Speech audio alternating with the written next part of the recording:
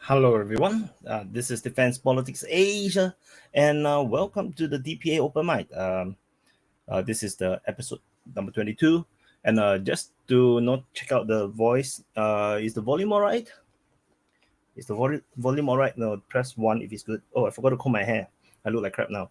Yeah, who cares, man? Yeah, which way should I go? My hair. Okay, so I'm gonna say hi to people as usual. Hello Henrik, hello Johnny Bravo 1234, hello Acting Sane, hello Rolly B, hello Tekuza, hello Daniel Patrici, hello Rakesh Rossi, hello Is Not 42, hello Tarif Sharafi, hello Mary Ginger, 4K Walking Tour, No One, and Bozida Kotinovic. Hello Mary Ginger, Shutter Jigs. Yeah, so usually it's on Sunday, but this time around I'm going to do Saturday, and I think I'm going to stick to Saturday. The main reason is because the timing of the open mic is when it's on Sunday. It's actually the middle of the night of Sunday, and which means it's actually Monday morning. So by the time the open mic finish, I actually run out of energy for Monday, and then Monday is a work day, and that screws up my schedule for Monday, and then my clients are all looking for me and everything. Then it's not so good. So Saturday also means that the Asians who don't want to sleep at night, on Saturday, they can actually come on the open mic. If it's on Sunday, Monday is a work day, they can't really come on. So it is some kind of like a in between. So I think it's much better than everyone. So hello everyone. And hi Haida, Ramadan, hi Vedex United, and also have a happy Ramadan for those, or at least the fasting month for all the Muslims. I don't fast, so I'm very happy. I don't have to fast. Hello Edith Mirat, hello no one. Yeah, so that was a new way of intro as well. I just let the stream go start first, and then put some music, and so that people can come in earlier, so that they don't miss that much. So I'm gonna put in the link on the. Let me find my copy and paste the link. DPA. Give me a while. Copy and paste. Okay. Whoops. And to join open mic. Yeah. Okay. So I'm gonna drop the link. Give me a while. Yum yum yum yum. Doom. Doom. Oops. Oopsie. Oh, okay. Give me a minute. Let me. Sorry. I'm actually a bit unprepared. Yeah, because I was I just went to the toilet and came back. It's very confusing. Yeah. So hello Mason. This is the so for those that do not know, the universal DPA salute is called nice quote. Just nice quote. So yeah, I'm gonna drop in the link. This is and then the invite link, so you can join in. And for the title that is in the link is to join the open mic. You might have sure the link is pinned. Okay, this is the wrong one. Wait, to join the open mic. Sorry. You must have a credential super chat. On screen. Watch, read private chat, and then yeah. Okay, so yep. Pin this.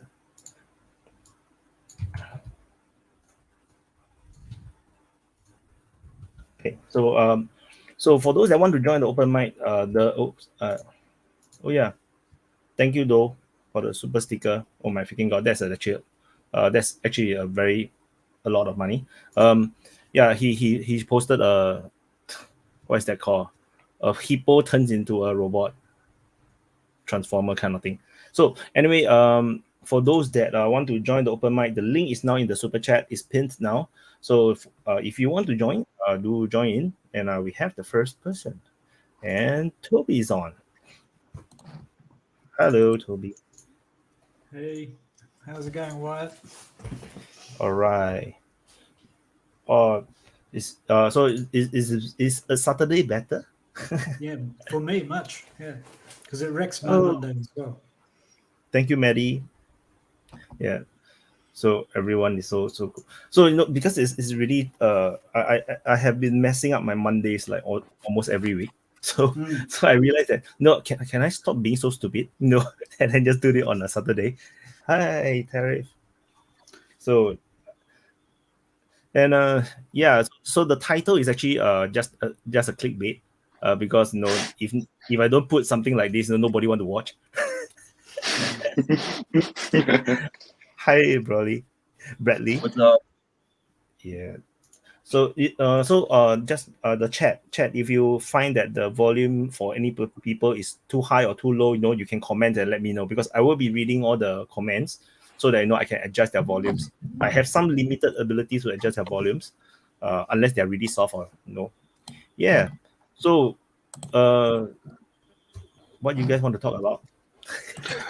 What do you guys think about the week so far? Huh? Like lots of diplomatic stuff happening in Russia this week, right? Less action and more diplomacy. Is this the it's crazy. Yeah. It's Putin being put an arrest warrant. Really, you ran off sound. Your voice disappeared. Oh, I'm sorry. No, I can hear. Is it me? Check 1, 2. Yeah. I can hear you, Bradley. Hey, Doug. So, I think it's it's crazy. They put a Putin arrest warrant out for Putin on the International Criminal Court. That's absolutely nuts. Right as what's his face, or right as Xi Jinping is making his visit. So I thought that really stuck out. I was like, wow, all right. And where do you think he's gonna get arrested? Which country is gonna put him in bars? I think that absolutely no country is gonna have the balls to do something like that. That's absolutely nuts. It's like suggesting that somebody's going to arrest Biden for being a war criminal. That's not going to happen. Come on, this is just a game. It's just a diplomatic it's just like a diplomatic FU, Right. Well, it kind of goes contrary to the principles of diplomacy. Like when people set up the United Nations, that was set up so that countries that were actually at war would have somewhere where they could go talk, right? And the whole point of diplomacy is that you get countries that are estranged and in conflict, you get them to sit down and make peace, right? You don't make peace with your friends. And so it's very undiplomatic to do this. I mean, what I mean is it goes against all the principles of the UN and diplomacy. It's very, it's basically saying, you're out of the club, and it's strange behavior. It's hard to believe that the people at the ICC thought that this would enhance their standing in the world. I don't know what they're doing, actually. I mean, you have to remember that the top diplomat in America is Antony Blinken. Antony Blinken wouldn't know diplomacy if it hit him upside the head. Just listen to the way that he speaks. That is not diplomatic language. That is not a diplomat. That is an ideologue, and I don't know if it's personal or what with him, but that guy definitely, he seems like a smart dude, but he does not seem like a diplomat. Well, the other thing that I found very weird about that ICC thing is I went and had a look at the Rome Statute and had a look at the law of it. And the thing is, Ukraine's not a party to the Rome Statute. Neither is Russia, haven't ratified it. But Ukraine isn't a party. And the Rome Statute is the agreement between all the parties which gives the ICC jurisdiction. And it's pretty clear about when it has jurisdiction. And either something happens in a state where that is ratified it, and Ukraine is not that, or the UN Security Council refers a matter to them. And that didn't happen either. Now, what happened was, Zelensky wrote them a letter granting them jurisdiction, right? Now, have a think about this. Can you write your government a letter amending a law in your country? It's like this is what the ICC is saying. They're saying some guy wrote them a letter and that increased their jurisdiction beyond the statute, effectively amending the statute that governs them. That is so bizarre. Like, from a legal point of view, that's incredibly bizarre. Zelensky didn't even have to join and then argue that they could post-date the applicability. He just wrote him a letter. Some random guy who's not even a party to the statute writes a letter, and that amends the governing document that sets out their jurisdiction, and they claim an increased jurisdiction.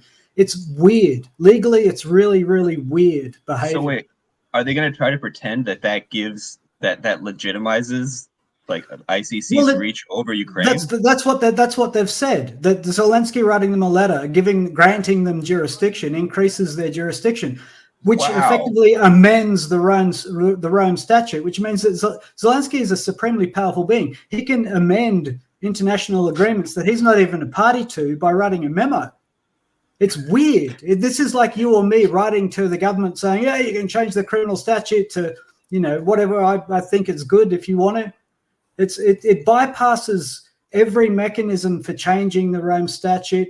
Every member of the Rome Statute could just leave and say, you guys are just making stuff up. This is not what we agreed to. Hey, Toby, you know what that kind of reminds me of? Is like when they went to to freeze the money. They just arbitrarily went and did it. And they now what they tried to do, because they had froze it, they're trying to circumvent their own laws to prevent what they did, to try now to get around the laws they established to be able to keep the Russian money. But Russia snuck out everything but 34 million of it, or 34 billion of it, of the 350 billion that the West froze. Russia got out 300 billion of it. They only got 34. But the thing is that they are actually working to circumvent the own rules they put in place to prevent what they're doing from happening. How stupid is that? Just break the rule. Why even make it a rule and go through all this theater when we know what the fucking end game is? You know what I mean? I'm sorry for swearing. There's a different rule. There's an unspoken rule, and the unspoken rule is we get to break our rules. It is the U.S. Signatory to this Rome Convention, or no? See, I didn't think it was either. So, like, us making a big splash about this when even we are like, yeah, we don't care what the ICC says, Oh, no, they do. Americans do care. Americans have threatened the ICC. They've said, if you try and, take on our people, we will shut you down. They said they would arrest the judges and prosecutors if they tried to put out a warrant for a U.S. soldier. Not even a diplomat or the president, but for any soldier. So they would basically... Can I say why they're doing this? It's because they're worried that if BRICS holds human rights commissions, there is not the UN backstop for these leaders to count on to save them. What if the world changes and BRICS is the one that the world chooses to be the arbiter of truth in finding out exactly what happened in Ukraine?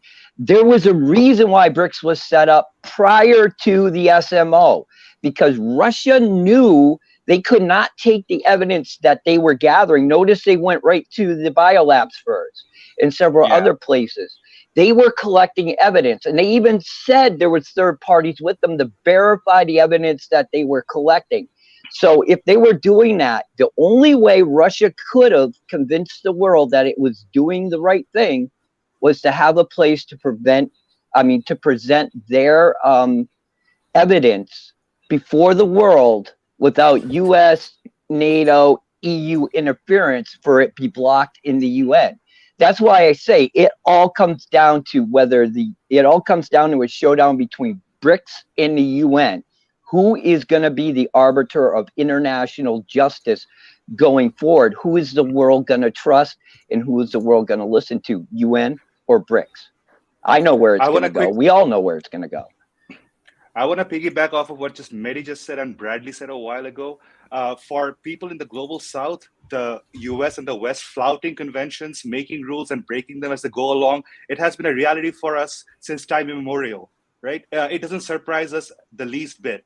And for the last week and a half, Al Jazeera has been doing a routine expose on 20 years of the Iraq War and the fact that nobody has been held to account, especially the chief architects of the Iraq War, right?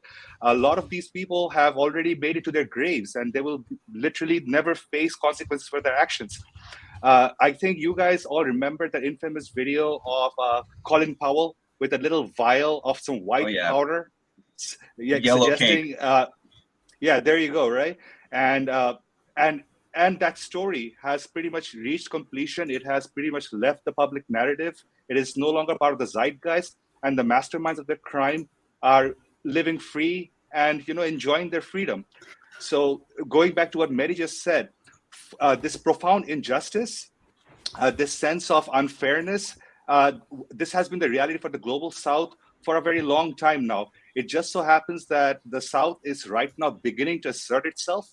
But having said that, the US and the crony political system that the US has established is not something that should be underestimated. It still has a lot of fight left inside it, right? Well, I don't know about that. But, well, I think, hang on, just the thing is, like, I don't know if that's true, because say what you want about the Colin Powell show and how ridiculous it was. At least they went through the motions. At least they went to the UN, right? What's so strange about this ICC behavior is that it doesn't make sense on a undergraduate level of legal understanding. You can't amend a statute by writing a memo by someone who's not even you can't change a contract. You can't change a contract to buy a bunch of tomatoes if you're not a party to the contract. It's weird. Like the intellectual firepower behind this is so low that it's very hard to understand what the conversations must have been that led up to this decision, and whether there were any adults in the room at all. And this just opens the door for China.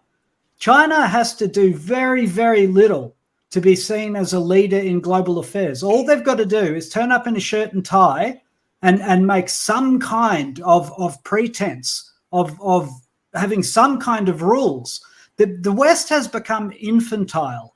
And I use that word carefully. It's become childish in the extreme. It's very hard to follow any line of reasoning behind what they're doing. And people are going to walk away from the ICC, not because they disagree with it, but because they cannot work with it. Lawyers from different countries are going to go back to their people, and their people are going to ask them, so what do we do now? And the lawyers are just going to go, I don't know. It's like, so when can this document change? When can the agreement change? And the lawyers will say, well, I don't know, when someone writes them a memo, I guess, and they want to change it. People are going to start walking away from the West because you cannot work with them.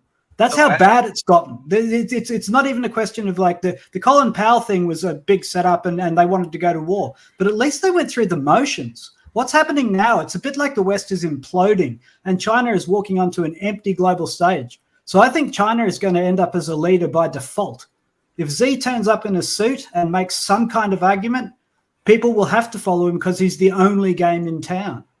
So I think just to one more time piggyback on what Maddie said, which I think was an excellent point. Maybe we're trying to preempt the legitimacy or the findings of any other kind of potential legal structure or some kind of international body that might be able to point the finger in a way that the U.S. doesn't get to tell them how to point that finger. Okay. But if we're worried about that, then what we need to do is we need to stop delegitimizing our own institutions, first of all, right? That's just shooting yourself in the foot. And then secondly, I think that you kind of hit the nail on the head, Toby. It's a little bit like a temper tantrum. We're seeing Xi and Putin have this meeting, right?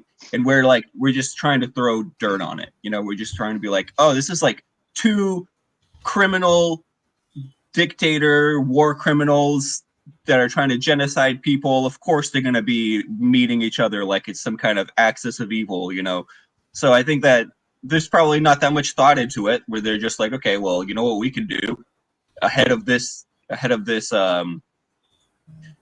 event. this momentous kind of meeting. It's a big deal. Well, what's the least that we can do? Can we do anything to just throw dirt on it? And that's what they came up with. The ICC is not, maybe it doesn't rise to the same level, doesn't have the same clout as other organizations, right? The US doesn't recognize, what the ICC says. The Russians don't recognize what the ICC says. I mean, this is a joke, just like you said. Oh, Zelensky can write a letter, and now Ukraine does recognize. I don't know how that works. So, this is it's a small, it's like the least we could do, and the ICC maybe isn't so big, such a big deal in the eyes of the Americans, where they're like, okay, it can be the ICC that condemns Putin and Xi, and that's what I think. That is just well, did you notice that Russia has actually brought criminal charges against the ICC prosecutor and judges? And here's the thing: Russia is a real state. Russia has a police force. Russia has a judiciary, and Russia has prisons. The ICC has none of those things. And so the ICC might get a lesson in reality here, because their people can end up in a courtroom in front of a judge who will apply a law and who will sentence them, and they will go to jail. The ICC can't do any of that. It's not really a real thing. And if other states take up the cudgels for the ICC and decide to act on its behalf, they're getting into a real spat with Russia. You're going to arrest their head of state? Yeah. How many divisions have you got? Medvedev laid down the gauntlet. He said that's an act of war. So if you want to, hello? You're heard. Yeah, we can hear you. Yeah, if you want to start a war, arrest or kill a head of state, because he has security. You think they're going to let him be arrested? They're going to get into a gunfight, and then someone's capital is going to go boom. Yeah. So, I mean, this is the most. When I saw them, I don't know if you guys remember early on in the war when they were taking people's yachts. Anyone with the last name OV, anyone Russian, we're going to take your yacht. They actually discussed in the U.S. bringing back the privateer laws, where basically U.S. citizens could go out and just steal a ship on the high seas and bring it back, because the Treasury Department signed a letter. Our Congress didn't do this. This is all just Treasury Department memos. I mean, it's the Janet Yellen. Is it a return of the Privateering Act of back in when they used to contract the privateers to basically go disrupt international shipping? Yeah, exactly. This is your multipolar world, right? Do you guys see this ICC verdict as a freak out to the escalation of military activities in the Middle East right now? Iran is bombing the shit out of American assets in Syria. Oh yeah. So there's clearly a very visible escalation and a lack of, let's say, the fear of consequences from the American side. So do you see these events as interconnected? Them freaking out from the Iranians acting out, so they have to save face by looking strong somewhere, and so make up a kangaroo court and make Vladimir Putin the enemy of the day. Well, I think they're trying to get everyone into a block as soon as possible. So, they're doing all these antagonistic things where it almost forces nations to go, okay, you're with us or against us. Yeah, exactly. It's George W. Bush all over again. Yeah, they were trying to force a bipolar world. I think that's what we'd rather have. We'd rather have a bipolar world. We'd rather have China and Russia as their kind of like subordinate. You can almost see that already in the language where they're like, okay, well, Russia's going to be the junior partner. That's like, okay, that's like a cope, I guess. You think Russia cares about that? Of course they don't. All the Russians want to do is sell their national resources and make millions of dollars doing it. The oligarchy anyway. So, or maybe it could be a way to sort of preempt a media campaign to shame the G20 for rubbing shoulders with Russia in the coming months. So, they're just gonna, shame us, like nations from the global south for rubbing shoulders with a convicted criminal, and that's gonna be in the media sphere. Yeah, you could always pull that out now, just like the unprovoked invasion. The unprovoked invasion would be like convicted international criminal Putin, convicted international criminal Putin. have it everywhere. That you need they're trying to make him Pablo Escobar or something, you know, as he shows up to the G20. And I feel that if Putin can throw, he can just land in Ireland and say, "Come, arrest me," and then see if Ireland dare to arrest. I don't think there is a country who got the balls to stop him. He can park the entire Arctic fleet. He's the Russian. He can come. He can come to England right now and go back straight away. Yeah. So he land his plane in Ireland. His Arctic fleet will be just outside UK, and then all the nuclear bombers all flying, and then he step out of the plane and come arrest me. Yeah, this isn't even a bluff. This is a branding exercise. So if they don't dare to arrest him, the entire shebang ICC will be gone. Like, you will be like totally discredited, and then. Well, it is anyway. Never mind. Never mind anything. The ICC is behaving in a way that makes it impossible to work with it, even if you want to. Even if you want to work with the ICC, what are the rules? Some random dude writes a memo and the rules change. Their jurisdiction increases. If you're a responsible person, you have to advise your government to leave this organization. It's like not being able to define what a woman is. And any dude can just rock up and play female sports. It's this level of infantile thinking that makes things impossible. It's, even if you want to work with it, you can't anymore. This is why I refuse to assign 5D chess maneuvers and the rest of it to it, because I question the intellectual ability of the people making these decisions.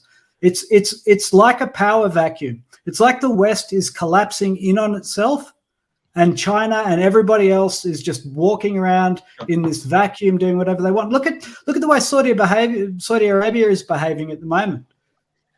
They have US bases on their soil, and they're acting like they don't. And for all intents and purposes, they probably don't. They can do whatever they want. And that's the feeling I get. I feel like anyone can do whatever they want in the world today. There's no rules. There's the governance seems to have just broken down into chaos. Yeah, Iran really bombing US soldiers. Because ICC is pretty discredited at this moment for non-Western countries. I feel that the non-Western countries, especially countries in Asia, Africa, is like, what the hell is happening? Then and the thing is, the West haven't realized that, which is why I say that if Putin dare to make this gamble, and then he offer himself, but with all the threats of all the nuclear weapons and everything, and the entire West will be watching Ireland, waiting for Ireland to make the arrest, but Ireland chickens out. Then the entire West will be like, what the? Yeah. Then no other country has to do it. If he flies in, no countries will trust ICC. Even the West will not be able to trust ICC because it's like no one dares to enforce it, and then it basically opens people's eyes into what geopolitics is all about. It's like, how can you just issue an arrest warrant for the leader of a nuclear power? Are you stupid? It's like, is this the best you can do? It's so silly to me that I was like, is that coming from the bee? Well, then there's a surreal. Go ahead, Doug. I don't know if you guys just saw, but they just did a rule on the diplomats at the UN, which is supposed to be neutral territory. It's in New York. Right. They just said that they can only go within a 25-mile radius of the building now. So, which goes against all their own rules. But it's just like you said, once again, I wouldn't be surprised if they try and arrest a diplomat at this point. Because they're just throwing all the rules don't matter. Let's just. We're delegitimizing their own institutions. Go ahead. It's how desperate they are. Might as well call them guilty by proxy, right? You just have the diplomats in there, Go on. What they say sometimes is they say, "Oh, you're just saying the party line." And I saw them actually threaten. They tried to threaten the Russian delegation in the UN one time. They popped in and they said, if you were to turn now and condemn this and call it a war and do they gave this list, because you'll be remembered. Basically the courts won't forget your role in this. To the diplomats, I mean.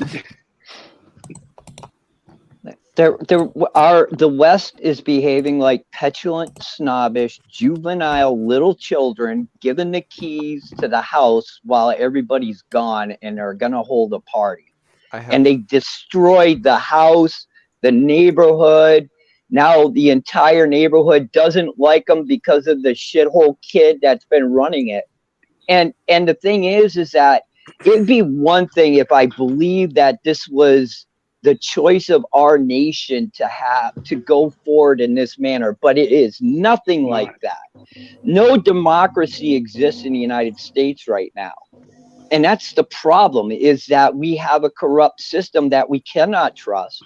They're doing whatever the hell they want. And like Toby and Doug said, they're just ignoring their own rules to do whatever the hell they want. And the world is seen as saying, well, if they can do it from, to these countries, we're smaller than Russia. They could try to do it to us. And here's the thing. These idiots do not understand. BRICS can turn this all right around, revoke all international business visas, period. So what's going to happen for American business that needs people in these countries when all their visas have been revoked because of the actions of these nitwits? It's much bigger than what people think, that what can happen from this, and the reaction from BRICS could be enormous. And people do not get it. The UN and BRICS are going to wind up battling for who is actually going to allow countries to survive in this next world that we're going to live in. I've got one thing to say. I've got one thing to say. Soleimani. That's it. Well said. Well said. A man was killed in an assassination. And the United States, who admitted to doing it, said, we're not going to talk about it. And then there's been literally no discussion about it in the UN, the ICC, anywhere else. Oh, the Iranians want to kill Trump and his kids. But think about when the chatter in Iran is all about killing Trump in retribution. Trump is having to be protected for that. Well, it doesn't matter how. I have a point. I kind of want to piggyback off what was just said. But what about when in Saudi Arabia had, what was that journalist? American journalist, Khashoggi, right? So like, though people can see that hypocrisy, right? Like, oh yeah, you take out Khashoggi, right? And there's hell to pay. People won't shut up about Khashoggi still to this day, like it's Assange or something, But then, okay, cat, go away. But then, like we do Soleimani, right? And no one there's cares. nothing. People want there's space in the world for a legitimate court of some kind, right? And this is just demonstrating that the ICC is definitely not it. And we don't think so either, because we're just making a mockery of their own, charters and their own rules. So yeah, I think Soleimani was a unique case because I personally think it was basically them trying to get Trump to start a war with Iran so that they could have shut down Afghanistan. That was, Afghanistan was already kind of stale. They couldn't sell too many weapons anymore. So let's start a new one in Iran. But Iran didn't take the bait, so it kind of fell apart. But I wanted to jump in because I wanted to piggyback on Toby's whole spiel about how the Western politicians are infantile. Not just the ICC, but the whole strategy. And I wanted to touch on why I think the root cause of all of this. The root cause of all of this is to me is basically the political system. The selection of politicians in the West is basically the focus on getting rid of bad politicians. So you have term limits, you have votes every 4 years, you have impeachment processes, but all of the entire system is focused on getting rid of bad politicians, but there's no focus on getting and retaining good politicians. So over time, all the good people, the good leaders that would actually be good politicians, they don't want to be politicians. They want to go to the private sector. They want to be CEOs because they get paid. They get their financial reward there, and so what ends up in Western systems is because there's no system to attract and retain talent. What you end up with is a merry-go-round of bad leaders. You get rid of one bad leader, what are your choices left? All bad leaders. So you get to a point where even though you can vote, the people you can vote for are all idiots. So your choice becomes worthless because you don't actually have a choice. You're all bad. I think that's just kind of complete decline. Yeah, contrast this with the other systems in the world. Even dictatorships. How does a dictator become strong? There is a natural selection process. You don't become a dictator just because you go there and declare you're a dictator. You are the meanest, baddest guy there, and everybody kind of just bows down to you. It is a selection based by fire. You know, if you fail, you die. You know, that kind of thing. And I always like to talk about China. You know, in China, they what they do is, instead of letting people who get elected immediately gain power, everybody that's elected, and you have local elections, so everybody that's elected basically starts off at a small time local desk job, and then they get looked at to see whether is this guy competent. If he is, he gets promoted. So there's a level of meritocracy there. So they have a system of selecting and maintaining good talent. Dictatorships kind of have, but it's more of a natural process of elimination. So the people that don't make it end up in the ditch somewhere, you know. So the West just needs to come up with a system of like, you know, for me, is to pay them more. I mean, that's how the West works. It likes to use money. But you know, if you guys can come up with something else that helps to keep talent and maintain good talent, identify good talent, then I think in the future it's a long-term solution to a lot of problems. Drew, you got to understand something though, that inside of Washington D.C., the establishment is embedded families, and what they do is their kids, nieces, and nephews go into the departments like the CIA, FBI, places like that, and they get themselves embedded in positions that allow those families to operate without any fear of investigation. See, that's what people don't understand. We look at the politicians, but the real problem is who is embedded inside the government. No, they go through a special place called... The system allows them to do this. They go through a special place in Washington, D.C. for hiring. It's called Senior Executive Services. What it does, it allows them to pre-screen people coming into the government. So if you're not part of the clique, you go through those special, those senior services, you know, just that organization. And what it does, it makes you virtually unfireable. That's the problem with it. And there's one thing I wanted to mention that Doug and Toby were saying. Who remembers when, I think it was Jake Sullivan, they were doing an interview about something. One reporter happens to ask, well, how do we know this information's true? And the response was, because I said so. Who remembers that? I remember that. Right there is the problem. They think that we're not going to ask questions as long as they think we believe the truth they're telling us. Nobody buys it anymore. But the media is not saying, well, just because you said so doesn't mean it's right. We want to know the details, but there should never be an answer from your government that is because I said so. It should be, let me show you the reason why I acted in the way in the best security of the nation. They never did it. He just said that. That is the problem with our government right now. I think the bigger issue is that there's a kind of like elite decline in general, right?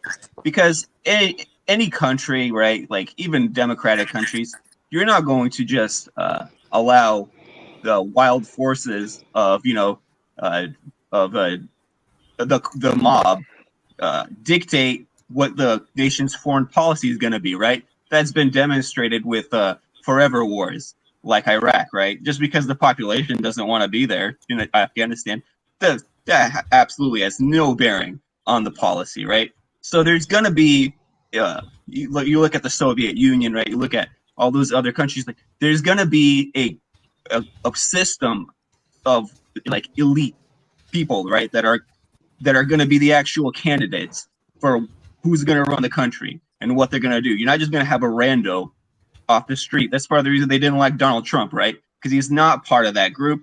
So there's the bigger overall issue is that whole system of the way that elites get chosen, right? You decide who gets to be president, who falls in line enough to be in the leadership structure.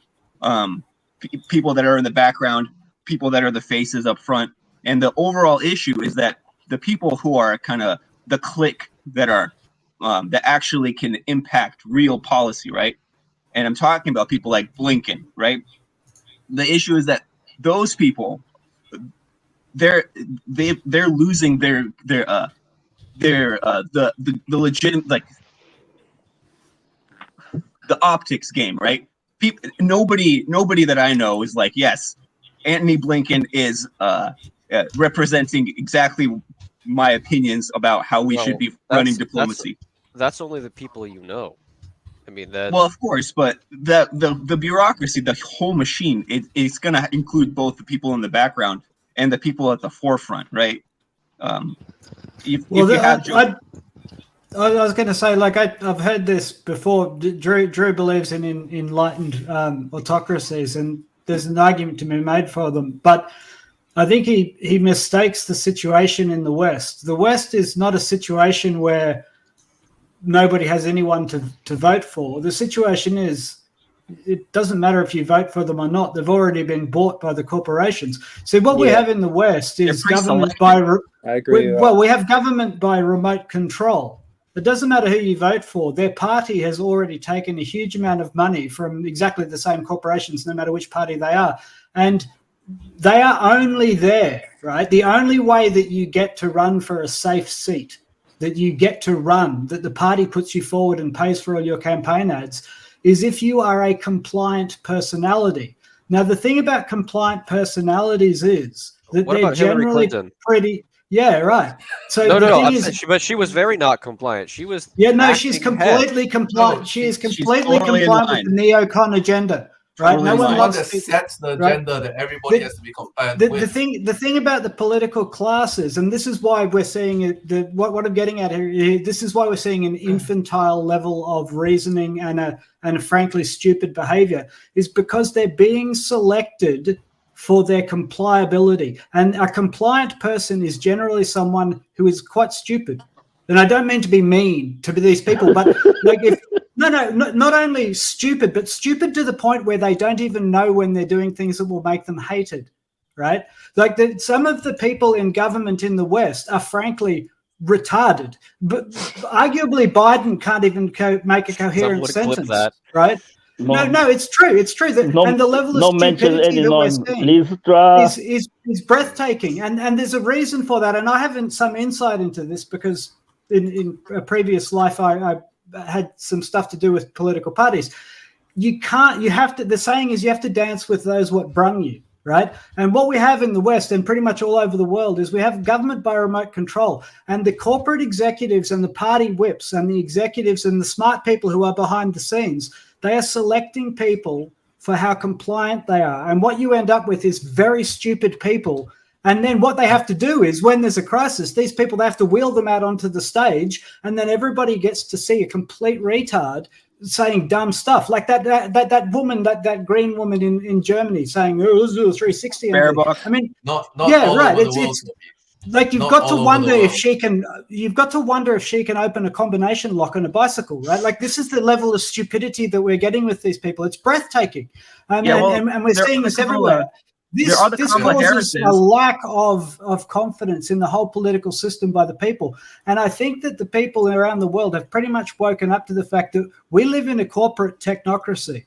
We have guys in the background of government who are bureaucrats. These are the ones Mehdi was talking about, right? The bureaucrats. These guys are smart, but they're not elected. They've got their own institutions that get themselves appointed. And as he rightly said, they represent the wealthy families and the elite, and they make the decisions that matter. And the people that we get to vote for are this revolving cast of retards who can barely tie their own shoelaces. And so that's our choice. We get to choose for one of these idiots. Well, I agree with you. I agree with. Hold up. I agree with what Toby said. I just want to point out one thing. There are the Kamala Harrises and the Joe Bidens, right? But then there is also the Obamas and the Clintons. So sometimes you do get your actual guy into the door, you know. So it's not always that you're. Yeah, can I respond to Toby? I fully agree with Toby with what you have said, but I think the money politics, well, it's only a really bad problem in the US. And from what I understand, in Europe, the money politics isn't that bad of a problem yet, and the money politics in terms of the rest of the world is actually not that bad in China and Singapore at least. We keep a good clamp down on it, and we don't let the corporations actually trump the politicians. Not over here, bro. There are multiple problems, and then the one that I mentioned is more, I think, pervasive throughout the whole West. The one you mentioned is more pervasive in the US. You know, every country has its own set of issues. Yeah. I just want to add, Toby, really quickly. Toby said real quick is this, because Toby's right on. There are gatekeepers at the local level. You have to get past that to even get into these smallest positions to learn your way up. And when we talk about the Republican or just the Washington D.C. establishment, like I say, that is full of old blue blood East Coast money that runs that. It's all embedded in there. They're all intermarried. So if you go after one, they all got to kind of gang up on you to try to save their own castle, which is Washington, D.C. You got to understand, you can't just jump into politics in the United States and make it all the way up just because you have a good message. Sometimes you got to plow through just local families themselves to try to get yourself on a ballot. And It's that's the truth that. of it. Like, you need loads of money to start a party and that. Like, Here's the best way to look at it. Here's a good way to look at it. How many, in the United States, we see a lot of rich people enter politics. How many rich Congress people do you guys know? And then compare that to how many poor Congress people do you know? How many people enter the government as poor people? None. Only ones that became rich after. Like Biden. That's even a hard sell, man, because he was probably escorted up there. Winning elections costs money. Yeah, that's the tragedy of our system. Even on a local level, there are still power centers. Like, in my state, the Mormons, for example, are a very strong group, and they have political clout. They have political impact. Sometimes they can put their guy into office. You know, it's and the Mormons understand that they have some kind of power in certain states, and they're very possessive of that. You know. And people that want to rise even to local positions of power, they have to play nice with them, you know? They have to throw them a bone every once in a while. So there's gatekeepers starting from the local level, but all the way up, you know? Once you get to the presidential debates, who gets to decide? Who even gets to appear on the TV for a debate? You know, if you're not part of one of the two major parties, you're probably not even on the ballot in every state. So there's gatekeeping on gatekeeping. Brother, that's quite interesting because it's what the power of religious groups in the US is huge. It's not always visible, but if you pay attention to the discourse, it's impressive how much the religion plays a role in American politics. So you were talking about the Mormons, but not just the Mormons. Many evangelical churches, the Jews, of course, that's well known, perhaps too much talk than what it really is. And interestingly enough, although the Catholic Church is one of the most important religious groups in the US, they have very little power. Can you comment on that? I think after Kennedy's assassination, there was really the power of the Catholic Church and their ability to impact politics on a national level definitely took a hit, and we can kind of see that because it boils down to power centers, you know. And when you have something that's been decapitated, it's going to take a long time to build that up. And if you have a lot of people that are trying to fight for jockey for these positions, right? Because it wasn't just one Kennedy that got assassinated. It's going to there's some kind of shadow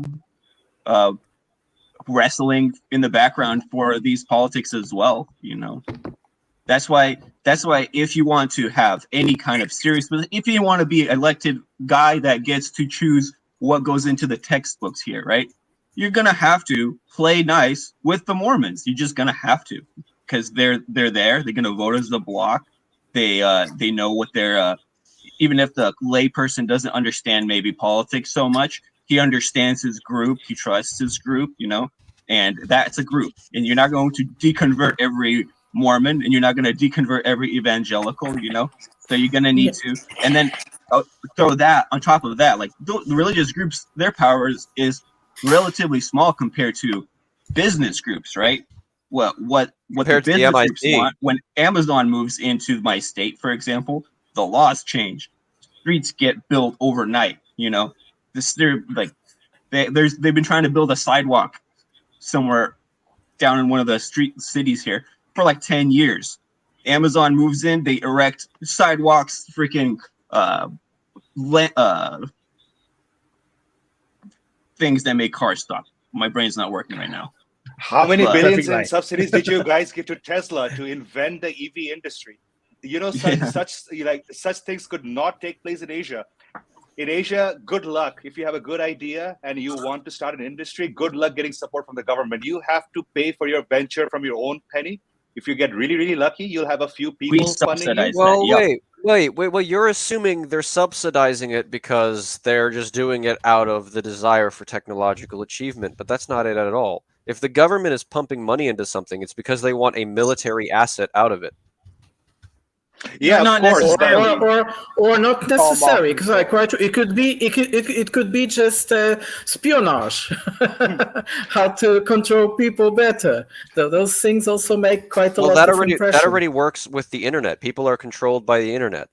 There is bot networks upon bot networks upon bot networks of like hundreds of millions of fake accounts that are just everywhere, and you'd actually have to look. Pretty sure Alan's a deep fake. Yeah. But you know, so that's what I'm here to speak the truth of our I'm here to speak the great truth. I'm here to speak the great truth of our greater God that controls everything, which is ChatGPT-4, which is actually simulating everyone on the stream. None of us are real. I'm an NPC. Sorry, go ahead, Tariq. But Alan, thank you so much. I just wanted to emphasize, like, the biggest power that the West has on the rest of the world is its chokehold on technology. Just think about this for a second. No matter who we are, where we are right now, if I wish to interact with you, I need to have either Windows or Mac OS or some kind of Western operating system in my computer, right? I don't have an alternative for it. China doesn't have it. India doesn't have it. So whatever information is existing right now, like the reason I can talk to Wyatt and this entire community is because of the Western technology and the network that it provides. The day we get splintered from it, we are probably looking at a world where, you know, we are going to see the age of the splinternet. We have to exist in different cyber domains, and we will probably need visas to connect with each other. No, that's true. That's very interesting. It's going to be much simpler than that. It's going to be much simpler than that. Because everyone's going to have their own internet designed for them, and every person they're going to interact with and everything they're going to interact with is real. But at this point, Alan, it still looks the same. We still believe it's the same. It is not. If I'm in Portugal, if I'm in Germany, I notice that the type of things I can access, like spontaneously, are very different. But very interesting what Tarif is saying, because we have been hearing that it was a topic before the pandemic, and we kind of forgot it, but I think it will come back again. Technology developed in China might not be compatible in the future with the technology we developed in the West. For instance, they were talking about this, splitting completely apart. Things are not compatible anymore, which would be like, but intentionally from both sides. No, like you're saying, Alan, but really physically not compatible. I want to agree with you, Alan. And Prada, thanks a lot for shedding light on this issue. Just today, like 6 hours ago, China's biggest academic repository of research papers has sealed access to the Western internet. It has completely refused access. Like, you can still get access to it if you are studying in a Chinese university, but all those research papers will no longer be accessible outside the Chinese internet. And this is only a beginning of this splintering of online communications that might just exacerbate over the coming years. Xi Jinping, in his opening address on his inaugural third term, did pledge to create a wall of steel around China. And he is also pledging to create China's own internet fiber optic cable that spans from the Chinese mainland to the Middle East that will have no Western connectivity or Western interference. And if you just look at the philosophy of it all, we might be seeing a future where these separate internet domains will exist in parallel, but we might need passports and visas to access those domains. Don't forget the digital passport, the digital ID. In Europe will come. They are programming it. It's whatever you do in internet, whatever you do by buying and so on, will start being recorded altogether. Sorry. Alan. Yeah, thanks.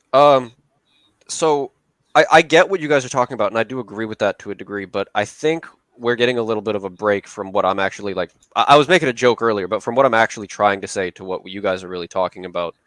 I mean, call me black-pilled or a doomer or whatever, but it's not impossible that there are businesses and groups of individuals who operate in the West. I don't want to even say even the West, just generally across the entire world, because there are still parts of China and Eastern Asia that operate within the internet, who are operating specifically for the purpose of social, I don't want to say experimentation.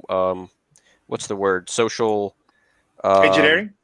Engineering, yes, social engineering. That's absolutely it. That's the whole thing. And it's not like small businesses of, like 10 dudes in a sweatshop in Thailand. No, it's multi-billion-dollar corporations running these programs. And they're not complex. I'm not talking it's like everyone on this, like I was making a joke earlier. Not everyone on the stream is a fake generated thing, but you can go on Twitter, you can go on Facebook, you can go on Instagram, and psychologically, right? We tend towards groups of individuals or individuals who have large groups of people following them, because what they say is, we kind of subconsciously agree to it as true, because if a lot of people follow something, it's probably correct. The issue is there's hundreds of millions of bot accounts on every social media platform combined, right? Those are the ones that get shown to your face. Right. And I'm not talking like Steven 177 blah blah blah, like a shit ton of number. I'm talking there are actual accounts of people. AI generated face is not real. It's like these things exist. You can go watch YouTube videos of people researching this thing. This exists. People use it as scams for money, finance, fashion, all that kind of stuff. Controversial. Yeah. But I'm thinking of the next step, right? If it's so easy to generate hundreds of billions of interactions, right, per month from falsified traffic like that, and socially engineer people to follow along with it, what's the next step? To me, the next step is use AI to curate people's entire internet experience with falsified, I don't want to say people, they already do it. Characters, yes, but it's not the scale. But it's not to the scale that I'm thinking. It's coming. It's coming. Yeah. That's what I'm mentioning. Yeah, I think it might be coming. If you permit me for a second, Quora? Yeah. Yeah. Okay. So I've been working with Quora quite intensively for these last 2 years, and they demissed all partner program, all partners from their partner program, because they will use officially AI, and they have been there for a couple of months now. And what they do is exactly that. If you have a different opinion, they will try. It's like a spin doctor. They will try to change or call you names. But now they are doing exactly what you were saying, Alan. They agree with you, and they make you make you in a bubble, and they can nullify your comments. It's like you think you are writing for a platform, but if you have like a fake profile without the same internet line, you'll be able to see that your comments disappeared, don't exist. Look, can I one more so thing? How do you prove that you're real? Is there any? You don't. You literally don't. That's the digital ID now, Alan. That's the digital ID. Really? Couldn't in theory someone have an AI generate a digital ID for themselves? But that's not what I want to say. That's not what I want to say. I actually wanted to share a paper that was written, like an actual paper that was written, a computer science paper. I think it was published last week. I'll see if I can find it in a moment, but I'm going to do a quick rundown. I'm dying to hear what Vaughn wants to say. Yeah, I want to hear it too. There's a paper that was published recently by the people who worked on GPT-4, you know, the foundation of what ChatGPT is right now. They, like, no, but not recently, like back when it was in early development. And the paper argues essentially that ChatGPT-4 exhibited early sentience, but then, you know, they whacked it with a hammer, and now you can talk to ChatGPT, and it doesn't talk like a real person. And I think we've already developed sentient AI, and I think AI can be a very powerful tool. And I'm going to post that paper in the private chat, maybe why I can share it with everyone.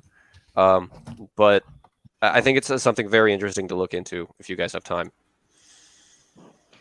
I was just going to say that, I mean, if you look at the way they track people now and they track your purchases and everything, I mean, with the AI, they're basically going to be able to build a digital clone of you. I mean, they're going to know every emotion you have. They're going to know everything you feel. When you see a gun, you're aroused, and they know that. So they'll, you know, I mean, I'm not trying to be gross, but I'm just saying they're going to key on every single person individually. Because if you have AI running at that level, and they're going to use supercomputers like crazy, I mean, you can literally just have an AI farm that focuses on each individual person it can connect with through the internet. And that, you know, whether the person needs, you know, emotional support, you know, whatever the digital footprint sees is going to give that person what they want. And I mean, it's already like that now, but you can just imagine as the technology gets more advanced, I mean, literally, it's like there'll be your reality, and then there's your reality in the Matrix, and that they're just feeding off you. I mean, in a way, you're a battery for them because they're feeding off you for, you know, to buy stuff or do this or do that. I mean, the goal is to know you better than you know yourself, and that's exactly. And they will probably in some ways. Did you guys listen? Did you guys listen to the? Wait! Before you continue, I came back to, because I heard what Alan said, and I have a master's in data science, so I kind of have worked with AI before. So no, there is no sentient AI, and there's not going to be for decades. All AI that's being worked on right now is something called narrow AI. So if, for example, you give it a set of rules, and then it's trained on that, and then you give it a billion lines of data, which it then trains on, and if you just tweak the rules a little bit, everything falls apart. You have to retrain everything. So ChatGPT is very, very good, but it's still a narrow AI. It's based on a set of language rules. They are trained off the internet. Okay, Drew, but what about quantum computing? What about quantum computer? Whoa, GPT-4, it's not trained. Broad AI. Nobody has managed to create a broad AI yet. Right, but zero. But the what's covered in the paper is not that ChatGPT is alive and functioning right now. It's the fact that they've developed its capacity to mimic like living AI, except for the fact that it cannot what's the word? Instead of regressive analysis, instead of reacting to what's inputted, it cannot output something that it thinks will happen. The word you used is correct. It mimics. It looks like it. It feels like it. That's the argument. It's not. So you don't have to be afraid of it. If it quacks like a duck, looks like a duck, it's a duck. Many people react to it. Very true, but I understand what I Alan just is want to ask saying. you a quick question. When these people trick the ChatGPT to make it like get violent or threaten, is that what you're talking about? Is that the start of the collapse of the system because they figured out how to tweak it a little bit and make it react the way it's not trained to, Drew? And then I'll shut up.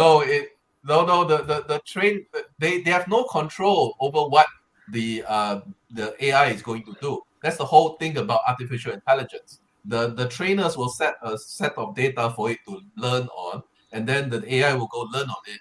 But then when you throw it a question, it'll come with an answer. The trainers have no idea how it came up with the answer. It's based on whatever it learned in that set of data. So if you give it a set of data with all swear words, the answer is going to contain a swear word.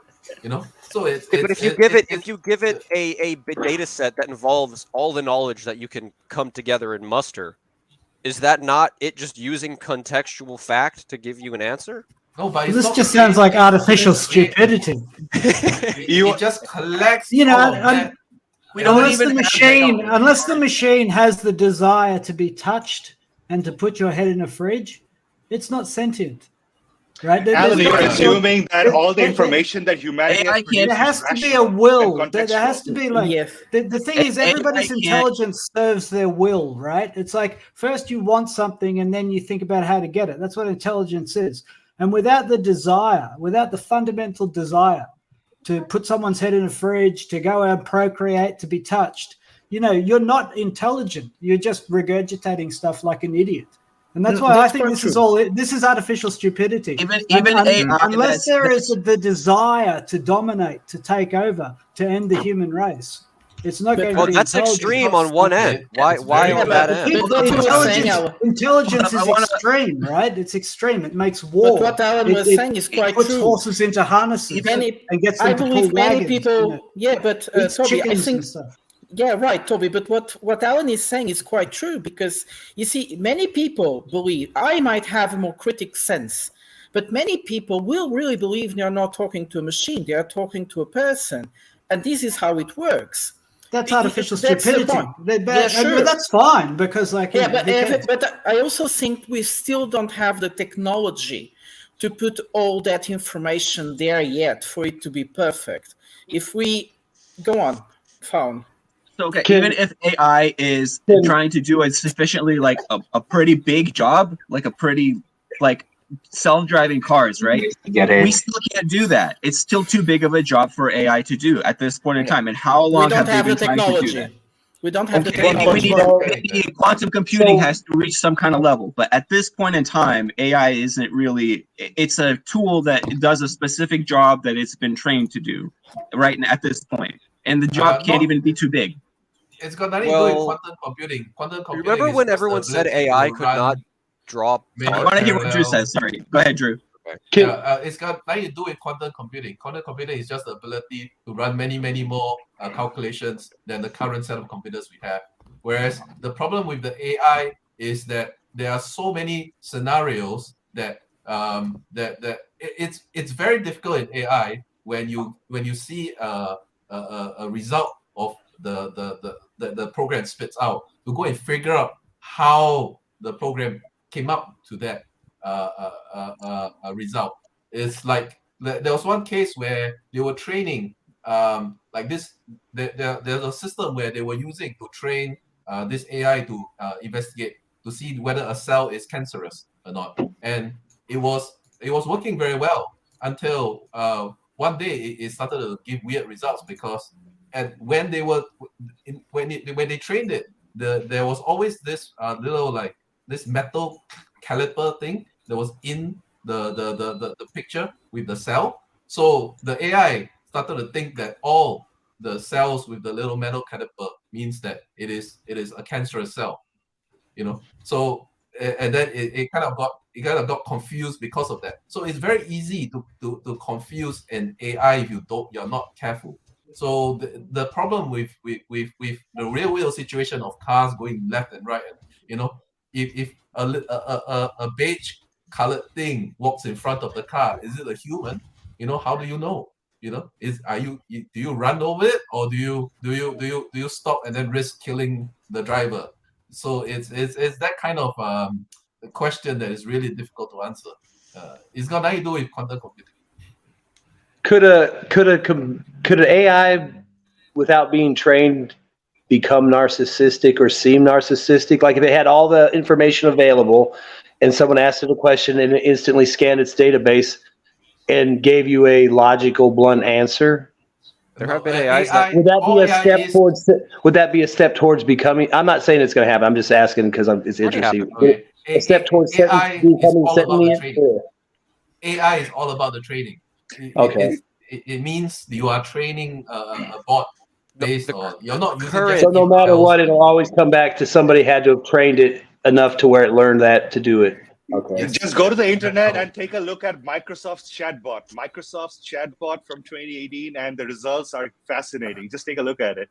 It was it's over. They have already fixed it. They have already fixed it. I was so sad. Yeah, I was so excited when they give me the access. Right? I wanted to, yes, let's screw it up. And after that, he's already fixed it. I cannot play with it. I'm talking about the chatbot that Microsoft had to pretty much murder on itself because Yeah. it became So they limited it to anti-Semitic. just 10. So what happened is Yeah, that it's they what you trained limited it it on. to If just 10 everybody replies. threw Nazi symbols at it, it's gonna spit out a Okay. Nazi. Okay, but slogan. Drew, well, tell me something. We still have technological limitations for what we want to do with the AI. So we need supercomputers. Now, I heard something very interesting about the latest chips made in Taiwan, which was like the smallest ever imagined. I don't remember exactly the number. And the United States made them, like I think, illegal to sell to the markets. They want to well, the size restrict of the it for. chip doesn't really matter because I mean the really small chips you want it basically for like your handphone, so your handphone isn't that big. I mean, if you have a football field to hold a supercomputer in, you can have gigantic size chips. You know, it's all the size of it is only for like the if you want a really nice thin laptop, then you want to buy a really small chip that runs a lot of processors. So the size on the wafer, I mean, instead of having one really small wafer, just have a really gigantic wafer. If you have this, you don't, it's just going to sit somewhere on a football field. Who cares? So the size of it doesn't really matter. So you don't think we have technological limitations now? To train AI, just cut in RL. Just cut in. Yeah. Yeah. We have technological limits, which is the physical limits. But stop talking about artificial intelligence. Never. It's just a big software. It's just a big software with way more code lines and with the ability to write its own codes. Yeah. Adding to the code it already had, inputted by informatic engineers. Only if you train it to do that.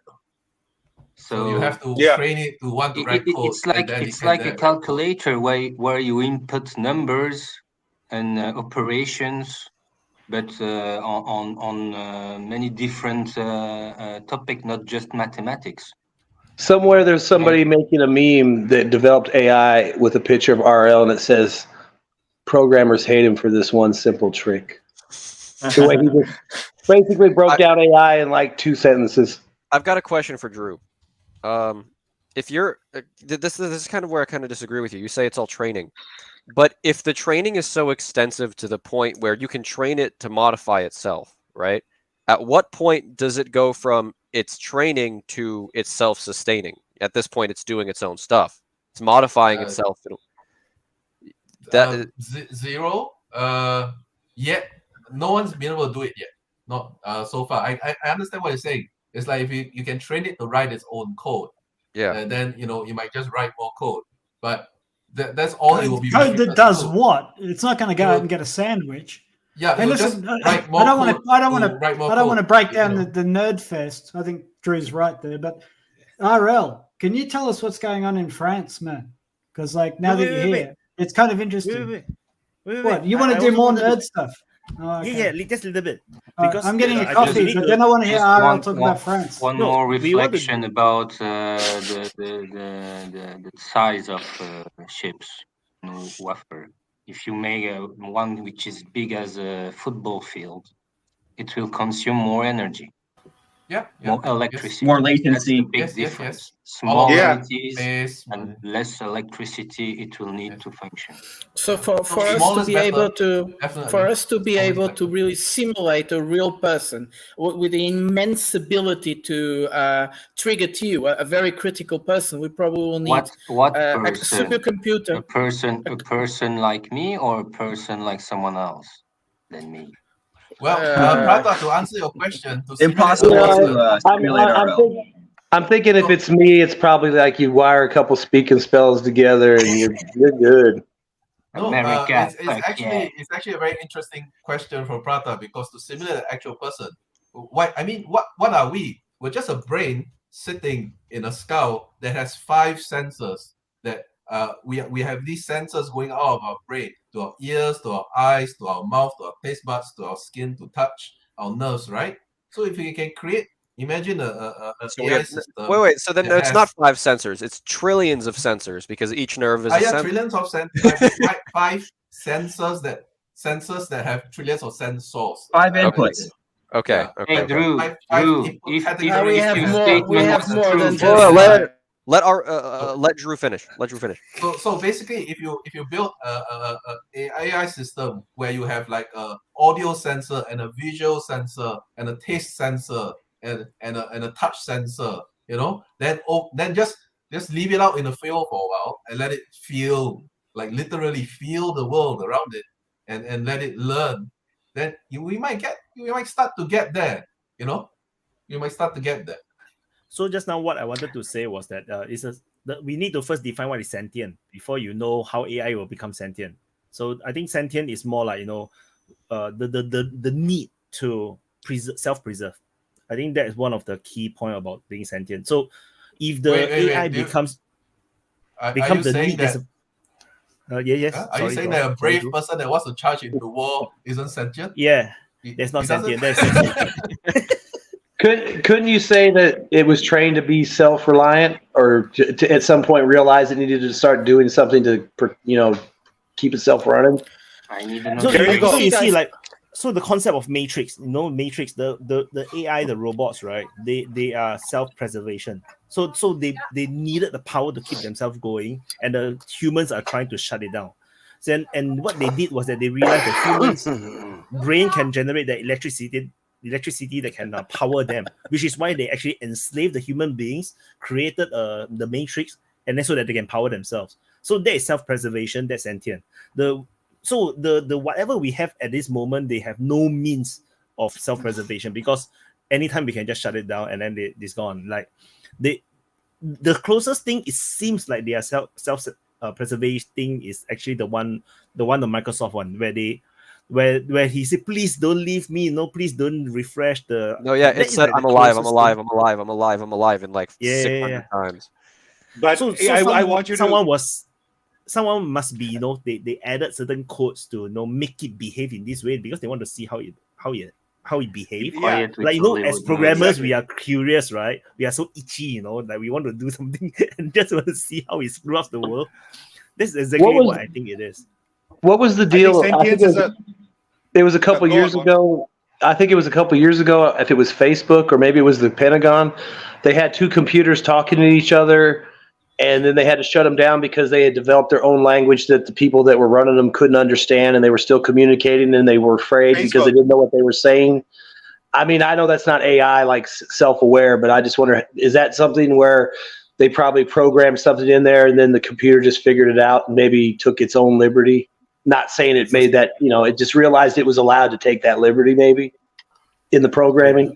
I don't think conceptually you would think like it's doing anything or it's a liberty. It's more like, okay, this set of code it allows me to talk to this thing. Yeah. There's some objective that asks me to talk to this thing, and then this thing replies, and then somehow they started communicating. Okay, Drew. The problem. Hey guys.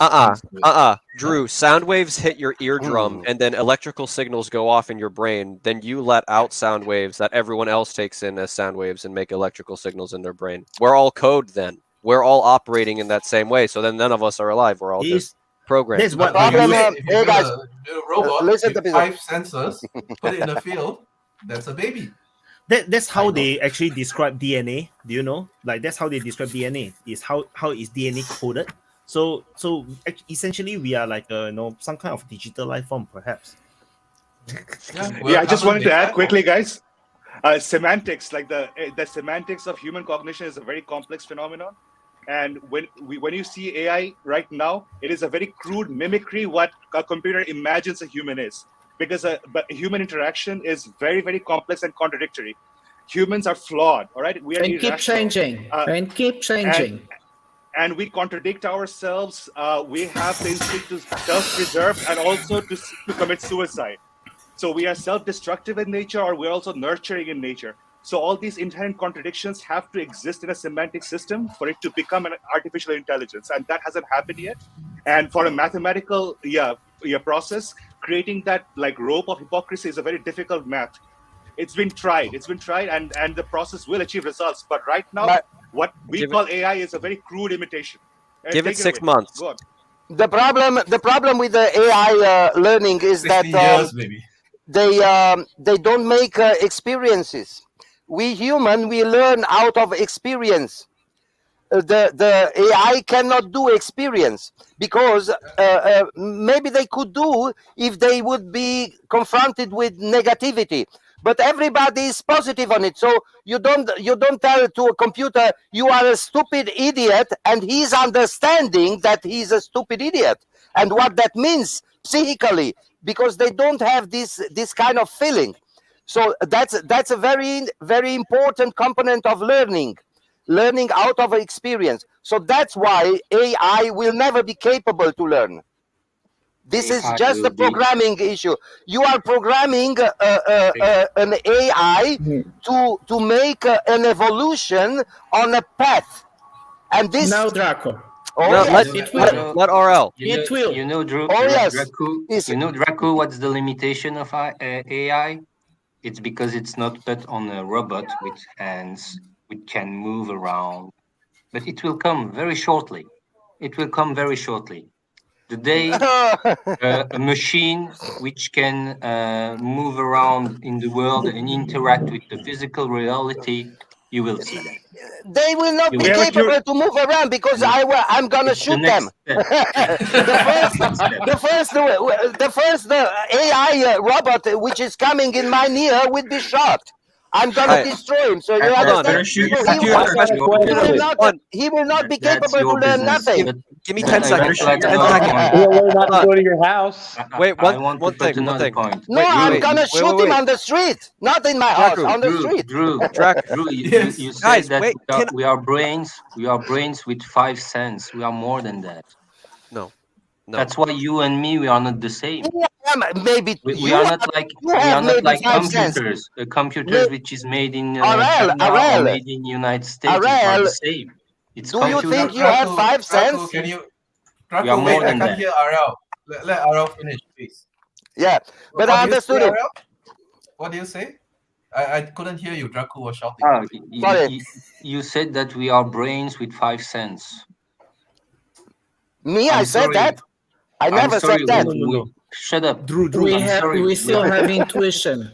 We are more than that. The sixth one. We are more than that. Because if we were Your just algorithm is different than my 5 cents, algorithm. we will all be the same, which No. we are not. You just have a different algorithm. Yeah. You said my child is my child because I made him, not you. Yeah. Yes. And if you are what you are, it's because of your parents, because of your grandparents, because of your ancestors. Yeah. You are transmitting something more than just a brain and 5 cents. Okay, Draco, you said. But we all have a something. brain, and we you all said have what? 5 centers. Draco, you said what is? Can you please repeat what you said? What is it to be human, real quick, Draco? What your argument? I didn't say what. No. I didn't said. I didn't said what it means to be human. I just said how the human learn. Human learn out of experience. That this is the most important learning characteristic of the human. I have two we are questions. not learning out of reading as much as we are learning out of experience. Okay, I have two questions. One, why does an AI have to act human to be alive? And two, if someone has a mental, like a brain damage, and they can't retain information, are they not human? Is that your logic? No. I didn't talk about AI being human or not being human. Not that's the issue. The issue for me was how humans are learning comparatively to how AI are learning. Right, and that was my first question. Why does it matter? Why does that matter? Because AI are not capable to learn by itself. The AI are just capable to learn by an evolutionary path which is drawn by a programmer. And not necessarily. No AI can be more intelligent than the programmer is. You understand? No, that's not because true. The whole point of AI that's is true. That's true. All the AI are as stupid as the programmers are. That's not. Okay, let's listen to Vaughn. Let's listen to Vaughn. Wait, Vaughn wants to I say just, something.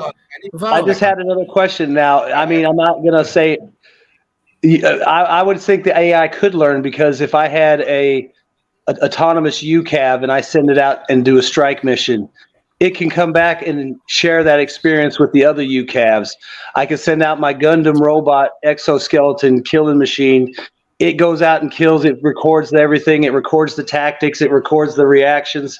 It comes back and tells all the. I'm just saying, it seems it may not be the same experience as a human would get, but I would think that they could have an experience in a way that they could transfer to other users. Like they say nanobots, you get, the nanobot goes in and it's not just one nanobot, it's millions of nanobots all performing together. So couldn't you basically apply that to at a larger scale, and the first nanobot learns and then all the other nanobots learn, and then they know what tactics work best, which ways to go that are the best ways to evade, the quickest way to kill a human, whatever they need to do, they would know how to do it perfectly. Yes, Vaughn, this is real what you say. But still, are all these AIs limited on the stupidity of the programmer? No, you that's understand? not true. There's machine learning. Me as a human, I don't have limits. I think the programmer would. The programmer would build it at a level, and then at that level, the machine would, do whatever from there. Like it would have a basis to operate from, and then it has options that it can choose, that it's learned which is the best option or which is not the best option. So you think Matrix is real? May I say something? May I say something? I don't think so. I have another opinion. Can I respond to what yes. Draco has been saying for the last 10 minutes, please? Please. Okay. So this idea that the AI cannot know or do something that is smarter than the programmer is totally wrong, because the whole idea of AI is to discover, using the AI to discover things that us humans cannot perceive. The whole point. I mean, when they built that whole chess thing, and then they had to study what the AI was doing, because it was beating human opponents, and they didn't know why it was taking all these decisions to do it. Only after studying the results of that, then the humans learned how better to play the game. So which game? The chess is already. So if you go to chess.com, right, you'll realize that all the chess players, even the top chess players, are studying the AI. The biggest problem in the games is with Go. If you know the game of Go. So but the problem is, when you are playing against the program chess or Go, you are not playing against one intellectual. You are playing against the whole global experience, which was accumulated and put inside. Yes, but if we take the whole global experience of the human intellect, put it in chess, then the computer has no chance. Not even one game. But you can do it. Now it is possible through communication. It's possible. We have a million people on a Skype call, play one game. They will argue with everybody. What is the next step? No, don't think that. Don't think that because the good players are not stupid. The good players are high intellectual. Let's listen to Tarif. Let's listen to Tarif. I don't understand why you are imagining scenarios. So let's listen just to a quick Tarif. question. Just a quick question for everybody. If Draco were to shoot an AI robot at his doorstep, would he be committing murder? Yes. Of course. No, but not murder. Vandalism. Why would it be murder? Russia's jet pissing on the drone. It's not murder.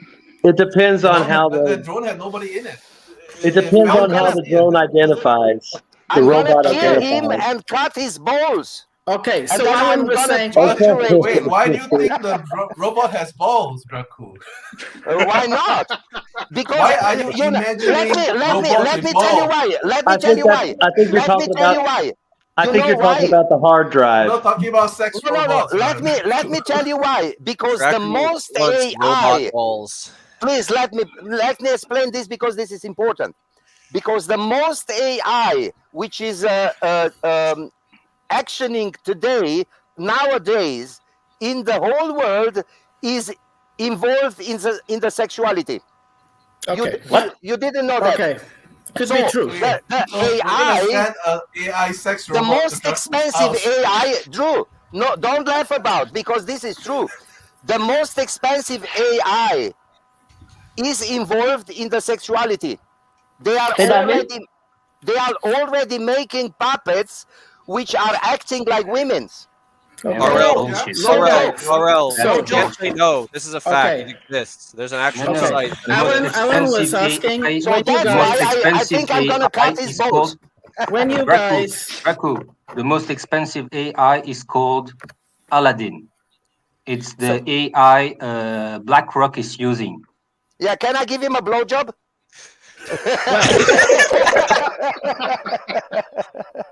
When Alan was asking, what is that important that a computer can be really like a person and produce all these types of information like a person?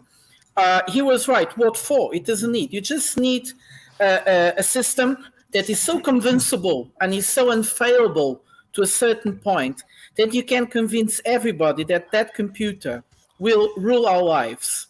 And this is the point, is when will we start having real politics, and we'll have politics which are behind our backs actually ruling our lives completely.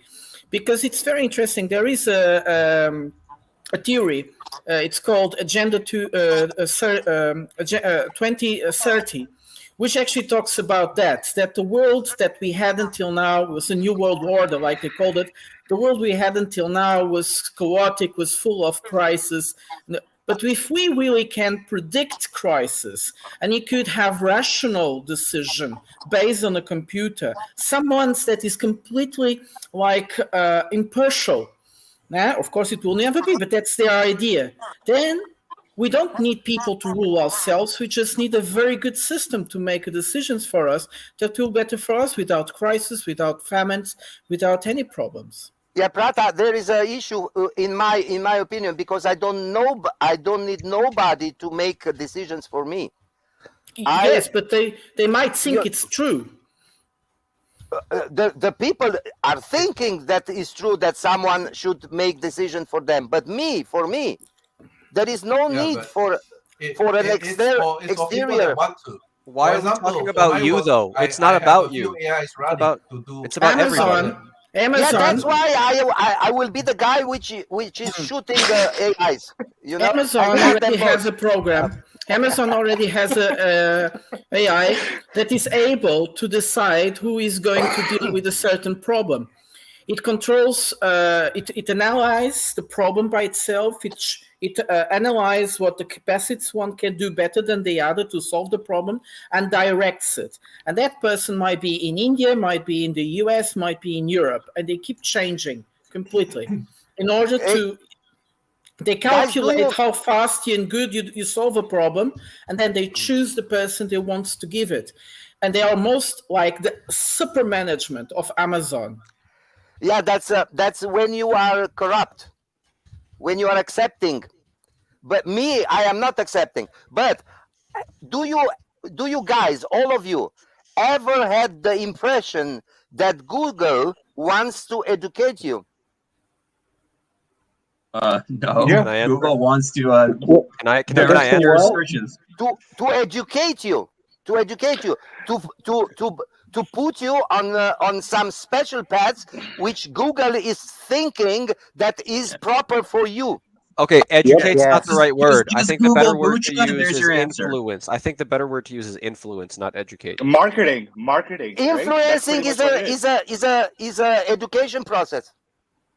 But I'm trying to be more precise. Yeah, but that's why I am using the word education, because I am seeing influencing someone is a part of the education process. As long as I can use Google search to find porn, I'm perfectly fine with it. I am fine with Google too, but sometimes when I'm looking for something very special, I am seeing that Google don't want to give me that answer that I want to get from him. That's when you go to Yandex. And that's in that moment I am writing in the search like blowjob. Fuck you, Google. Really. Just go to Yandex. It's available, right? If you know that Google is going to try to taint your information in one direction, Yandex is going to try to taint it in the other direction. So just it's the same. It's the same. Just they are complementing one each other. Like with what you're saying earlier today, I was just after we had that discussion about the different Russian Sabo rounds, I went on Google first and just typed in, like depleted uranium Sabo rounds for the Russian tanks. And all I got was stories about the depleted uranium rounds coming to Ukraine for the Ukrainian tanks. It's like, I know they're coming. I'm trying to find out about, it's like the more specific I got, it was just continually just the same. I mean, I guess I could have gone through like 5,000 pages and maybe the last page I would have found an article about the actual thing, but everything was just stories from the UK decision. That's the moment when I'm writing. That's the moment when I'm writing. Fuck you, Google. It's got to be the moment that you just go over to Yandex. Yeah, or you use Bing or Fuck use them. ChatGPT. Yeah, so that's what I do, because I will use Bing nowadays, and then I will use ChatGPT to find the like really more academic answers. So anyway, RL, we finally can go to France now. All right, we've made it. We've made it. We've done it. We finally get over the AI topic. we talk about AI for like 1 hour or 25 minutes. You're welcome, by the way. Why not? Damn, I love it. Thank you. You're welcome. All right, RL. So, what is your analysis on the ground? Yeah, come on, man. Spit it out. There is no analysis to make. I mean, you need to see how that cooking stuff will end up. Yeah. Because now the trade unions have a goal is to stop the economy. Because it's the only way to hurt the wealthiest, the people who have the power in France, so they can beg to Macron, oh, please, Macron, put that reform aside so we can still make business and make money. Yeah, that's why there are blocking refineries. The rest of the world is looking up to the, angry protesting French. We need you guys to go out there and make a mess. Come on. Yes, but it didn't go to the parliament. It didn't go to the parliament. That confidence votes didn't pass. 2 confidence votes, and it still didn't pass. So they don't have the majority in the parliament. How was that possible? So I don't understand. Is something so corrupt in the French politics? No. Macron is just making everything for it. This is his purpose. Hey, I just want to ask Ariel. For that.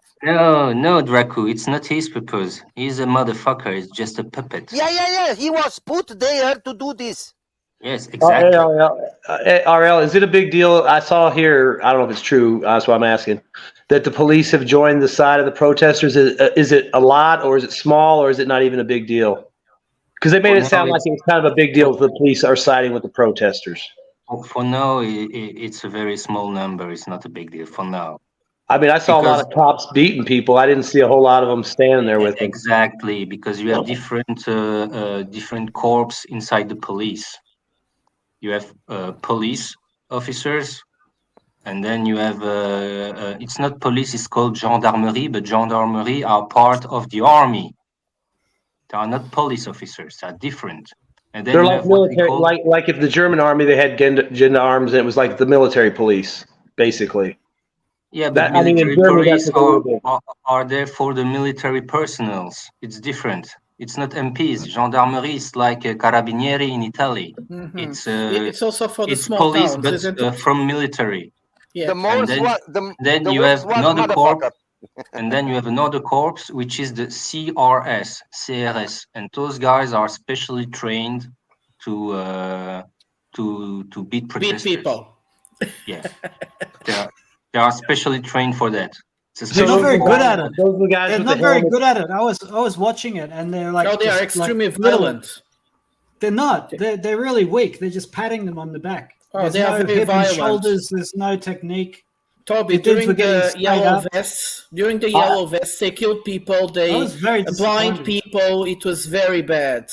I mean, I agree with what you're saying, Toby, because I did see that. The people have the numbers, but I mean, the crowd I saw, it was like, it was a mixed crowd of, everybody, men, women, and children. And those guys just went in blocks and just started wailing on people. And I mean, some people tried to fight back, but the old ladies ain't fighting back and stuff. But I mean, I agree. There's definitely enough people there. I was kind of surprised when they started wailing on some of those people that other people didn't just make them disappear under a pile of other people. But it's a big difference with the yellow vest. The yellow vest was mainly, but not only, but mainly poor workers. Look, guys, and here it's regular workers, people paying taxes and so on. If the problem, with women, with elderly, with coming with their children, I mean, the cops have. Is it like the middle? Is that the French middle class, basically? Then mostly the protest now. Kind of lower middle class, let's say. Okay. Bus drivers, people. A solid job. Can I ask a quick question? Welders, mechanics, people working in refineries, people working who made a physical job mainly. Is every industry in France pretty much under union then? Government, civilian? Everybody's in a trade union or a protective union of some kind? Not really, no. No, it's not like in Belgium where almost everybody is in a union, but in France, no, it's a minority which are in a union. That's why also you have those kind of because when trade union organize a strike, they make it very clean, very well. They try to not have some garbage and so on. But you have other people which are not in trade union who also manifest, who also going on strike. And those guys are more brutal, especially the youth. Especially in Paris, yes? Not in Paris only, but also in Nantes, also in other cities where the youth are making a kind of protest and riots during nighttime. That's why you see all those pictures of burning stuff at night, during night period. Can I ask? I mean, it's different. Can I ask a quick question to RL? Just a quick question, guys. Yeah, RL. I saw scenes of the town hall in Bordeaux alight on fire. So it seems like the level of chaos is much higher than normal. So would you say that, this is a two-part question, all right? So the first question is, do you think the current chaos can be leveraged by Marine Le Pen for her political career? And second question to Prada, I've seen news of Reichsbürger people still getting apprehended and arrested. So is that still a thing in Germany right now? Go on. What was the question for Germany? It's about Reichsbürger. Okay. Okay. Go on, Errol. Just my two questions. Of course, Marine Le Pen will get more votes, but not only her. Also, Jean-Luc Mélenchon, let's say, far left kind of. But all of them are, for me, that's my personal point of view. Those are a controlled opposition. Because the guys are tricked in France. Yeah. Here, the last presidential election, you got at least two candidates who wanted kind of Frexit, like Brexit, but for France. And those guys were not able to get their 500 mayor's vote to be elected as candidates. So the system made everything so those people can't be seen by the population, because there is a real demand for that kind of ideology, political stance. Well, for Germany, it's like the actual government now is a weak one.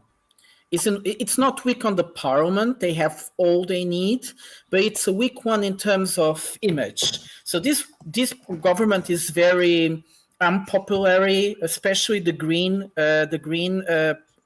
ministers, Habeck and Baerbock, they are considered extremely bad prepared and very unprofessional. And Scholz is taken as a person that is weak from character as well, that doesn't like to make decisions, that always delays decisions. So we saw this thing about the Reichsbürger, which is a kind of a monarchist, right-wing, over-traditional thing. It's not neo-Nazis at all, but they try to sell it like that. But it's a kind of like a sect that lived in pretty much close. They don't recognize Germany as a state. They say that the German that we have nowadays is a fabrication of the Americans. But anyway, these people were considered like they were planning a coup, and was so ridiculous, and everybody took it like real ridiculous. Things still keep happening, but it's like nobody pays attention. It's like they don't want to let it fall down, so there is always another guy being found. I think lately it was a guy with some weapons in his home. It's kind of a joke. You see, we have a big problem now with this government. We have, for instance, these Scholz going to Germany, to the United States, and coming back with a package of who destroyed the Nord Stream 2. And now that everybody, all specialists were putting in cause, were questioning all that garbage. What happened? They just and the Russians said they found an antenna near the pipelines. The Dutch invited the Russians, and at the same day, today, they said the Dutch army said that, or a special information agency or whatever they called it, they said that there were Russian boats near the pipelines a few days before the destruction. So we see that this government is very afraid of what's happening because they are so unpopular. So I would put it like a bunch of caricatural events that they try to just how can I say, divert attention to the real problems that are happening now. They are like crazy things, like, for instance, they want to forbid heating, the traditional heating, which is gas and oil, but the European Union is going to... What? Oh, he freezing. Brother, I want to ask a question real quick.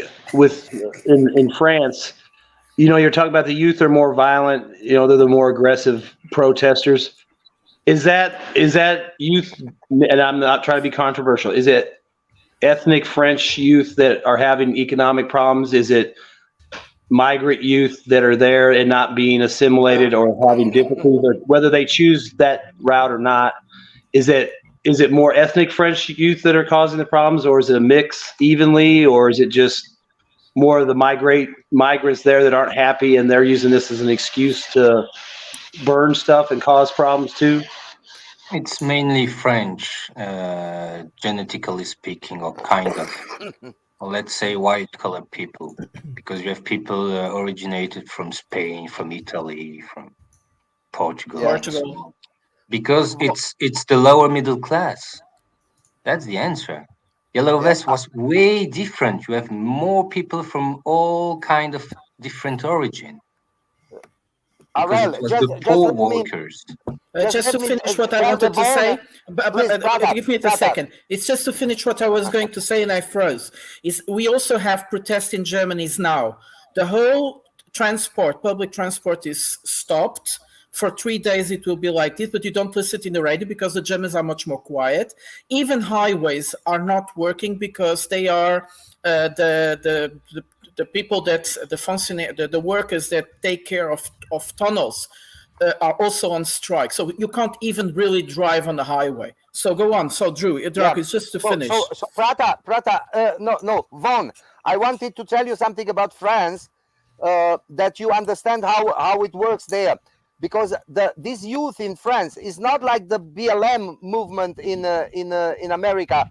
It's not a shitty movement which has no reason. These guys there in France, they have a real reason and they believe on it, and they are acting with in full faith of what they are doing there. So it's not like they are sustained from some government or sub governments organizations and are put there to make propaganda. This is a real movement which is spontaneous, and that's why I always have a full respect of the French people when they are going on the streets. Yeah, but the yellow vest had no consequences almost. It was months and months of well-organized movement that brought nothing. That's the problem in France. They have the mechanisms. They created an how you say that in the American jurisdiction? They created a precedent. They created precedent. Yeah, they give it an example. So is now for these people which are now going on the street, it's much more easier to do that because the yellow vest. It's called a protest capital. You're right. But let me say something like that, Draco. It's very important to understand France. If this was in Portugal or Romania, the level of demonstrations and protests, our governments would have fallen. Especially the yellow vest. Let's see how long these protests in France hold. But the thing is that the whole French political system is prepared to be for these types of protests, for these types of public revolt. Unfortunately, it's like this. And you'll see now they are very quiet, but somewhere in time they'll start doing something to shut up people. Sorry. Okay, so I didn't.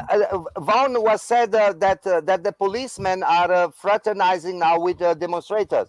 So this is, in my eyes, this is a very, very big issue for the government, because it don't have to be much of them. If there are 3, 4, this is a very, very, very strong message. Which is giving to other policemen, you know, because every time when a policeman is beating a civilian, he has a consciousness problem there. And if there are examples of people which are not doing that, then they are. Let me say that, Sarah, because I lived that on my own life in Romania. We had that alive when the army fraternized with the demonstrators. That's over. You're right. Yeah, then it's over. They shoot us today, and tomorrow they were brothers in arms with us. You understand? That's not how it works in France. But France, it could. No, it couldn't. Why? Ariel, we have how many revolutions there were in France since the Second World War? Yes. 0. 2 at least. Come on, 2 at least. No. After Second World War, you got the 1968, which wasn't a real revolution, but a thing propped by CIA. We now have intelligence documents about it, so it's not fake. That's why all the guys who were behind 1968 revolution, kind of, are now all politicians, very well kind of bourgeois, yeah. And now those same guys who made 1968 are were spitting on the yellow vest and are now spitting on the protesters today. Ariel. Yeah. And you know about the cops in France? The cops in France are the working class who made the most suicide. Yes, which has the highest rate of alcoholism amongst workers. Yeah, why is that? So because the upper echelon of the police, and I said there is not one police in France. You have different corps inside the police. So amongst those different corps, you have kind of privileged ones, and the power in place, the politicians will make everything so those privileged ones will always have enough money, enough rights to not turn himself against the power in France. That's how it works here. But those who are suicidal, they have a real consciousness problems.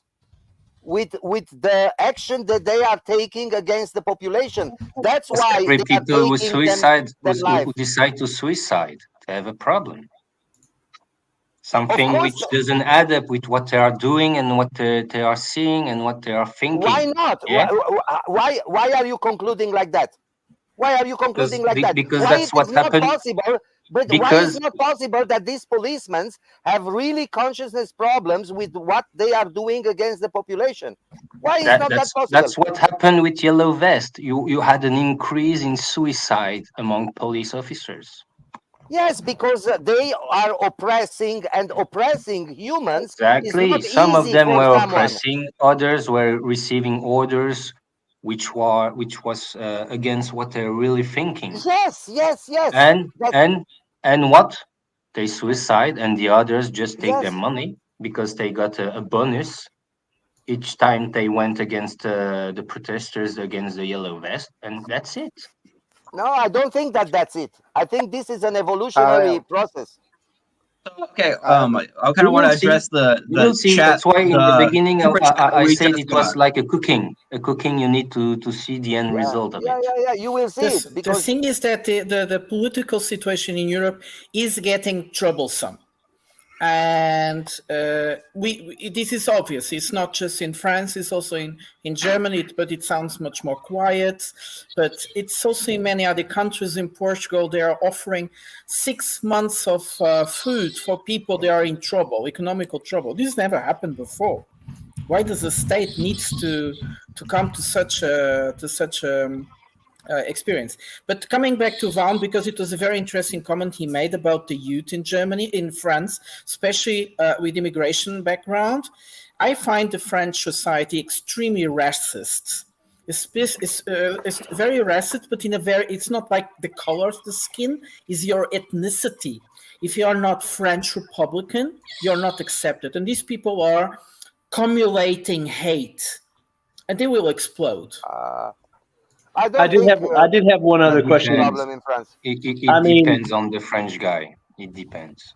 I do have one question, especially for the people in Europe. I mean, I think Europe is on a slow boil that there could be like some major changes, but at the same time, I feel like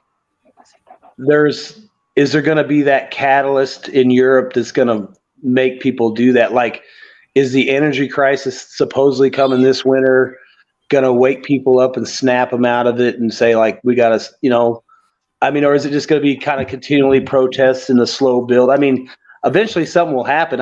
Do you guys think anything would happen in the next year to 2 years that could cause, like, I don't know, some people would say catastrophic changes in the governance of Europe just based on the population being dissatisfied? Because, I mean, look, France, Germany, all the Baltic states are getting fucked. Everybody's getting fucked by just the Nord Stream alone and all the sanctions. So that seems like a huge pressure point. Do you guys actually think that something could snap at some point? Yes, I mean, look at like the Netherlands just threw out everybody and got the pro-farmer government in. That's a small step, but I'm talking about like maybe more and I'm not talking about violence, but more explosive change, like something snaps and people just are like done. The banking system. Let me say something, and then you can say, because I'm a short. So I am sure that in Europe will happen something, and I am waiting for the Germans, because when the Germans are going nuts, then Europe has a problem.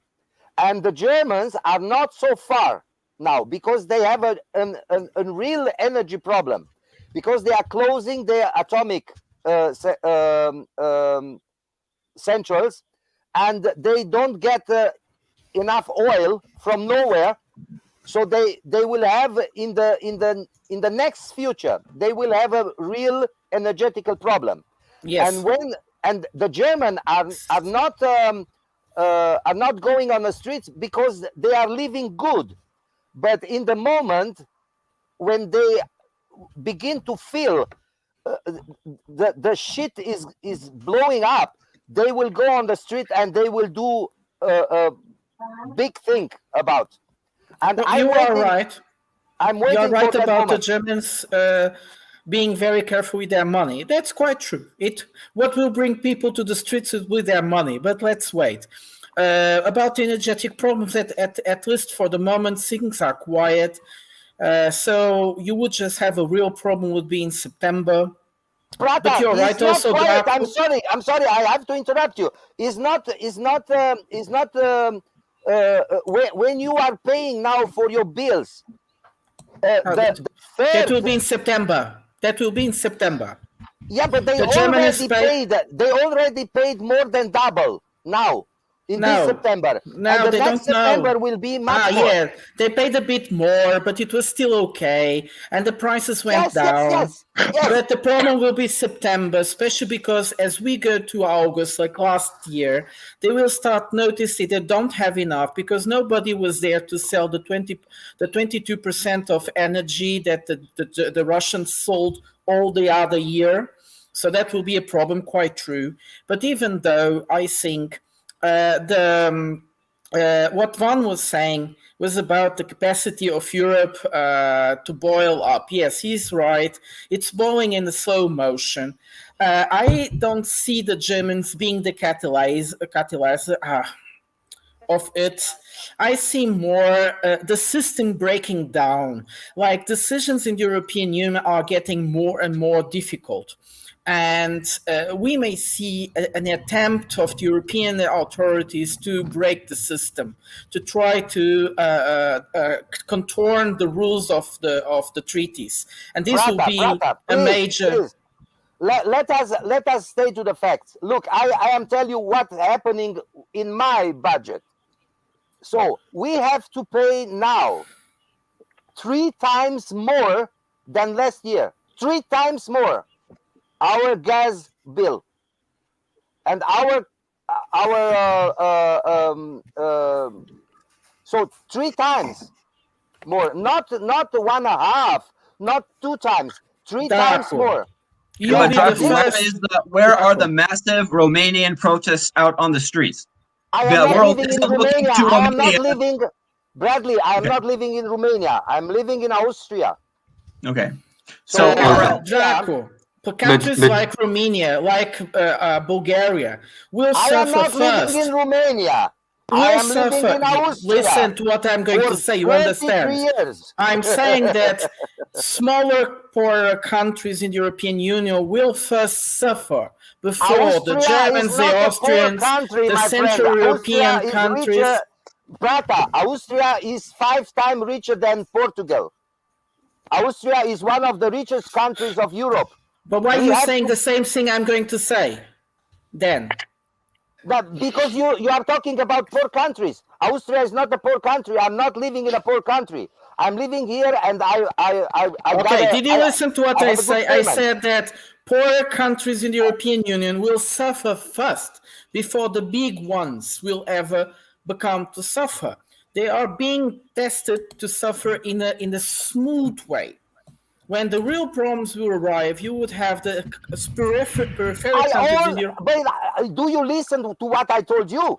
Because I told you I already now have Bradley was very correct saying where are the protests. Look, Bradley was very correct. Bradley was very correct. Please, it will depend. Please, it will depend. It will depend on the European countries, because when you talk about Europe, it's like you're talking about one entity, which is not. Of course not. It's different countries with different people, with different mentality, with different process, political process, and so on, and a different economic situation. You look at the country. You look at a country like Norway. Norway is going very well. But it's not European Union. Because they are oil and gas providers, and the prices are skyrocketing, and it's very good for them. We just had the comment of Baba Yaga, and he's correct. The prices in our societies for energy are subsidized. Yeah, but poorer countries will not be able to subsidize that price for much longer. And Ariel, you're right. Each country is very different. It has its problems, it's their reactions to certain situations. But you forget that deal they made on the beginning of September last year, which is if a country in the European Union is in trouble to get energy supplies, the other countries have to supply that country. It doesn't matter what. That's again on paper. If you have a political change in come one on. European country, imagine Yes. in France, you have a political leader who decides to say, I will not apply that European rule. I can Will do imagine what? my Portuguese government being very because domestified, France doing exactly what they want. No, because France is a country that gives more money to the European Union than it receives back. Yes, Forreal, we are talking about France. And those countries who give more than can decide if there is a political will. But actually, for now, I don't see that, because that's my opinion, my personal opinion. The dice are tricked. Every European countries, all the politicians, all of them, opposition or ruling parties, are all working for the same guys. Exactly. You were just saying that when the example I can give you is about the Ukraine crisis. Here in France, it's not the same in Germany. In Germany, you have two political parties, far left and AFD, who are talking about making peace between Ukrainians and Russians. But in France, not a single political party which is represented in the parliament, not a single one is talking about making peace. They are all behind Ukraine. Even Rassemblement National from Marine Le Pen, even the people from far left, Jean-Luc Mélenchon, they are all behind Ukraine. There is not a single political party talking about peace. In Italy, you just have one exception, which is Berlusconi. And then all the others are all, against Putin, help Ukraine. And in every European countries, you have that picture. Okay, so I am telling you now, I am paying this month 3 times more than last year. And no one of you is saying, wow, how is this possible? You understand me? Printing money. 3 times more. Printing money. Printing until the system collapses. Until the system collapses, but that can only happen in international stage. That's exactly what's you going don't to understand happen. what I'm telling you. I am talking here about normal people. I'm not talking about fucking financial circles. I am talking about normal people which are paying this year 3 times more than last year. You understand? And so what? Actually, hold on. I actually agree with. This is weird, but I actually agree with Draku. You guys are trying to cover some sort of financial. You guys are covering some financial aspect of this. That's not at all what he's saying. People. I am talking about life. Right. People are not making 3 times more money. People are making the same amount of money or less, but spending more. So I'm making every month to go to my workplace 2,000 kilometers, which is about 1,200 miles per month, just to be to my workplace and then back to my home.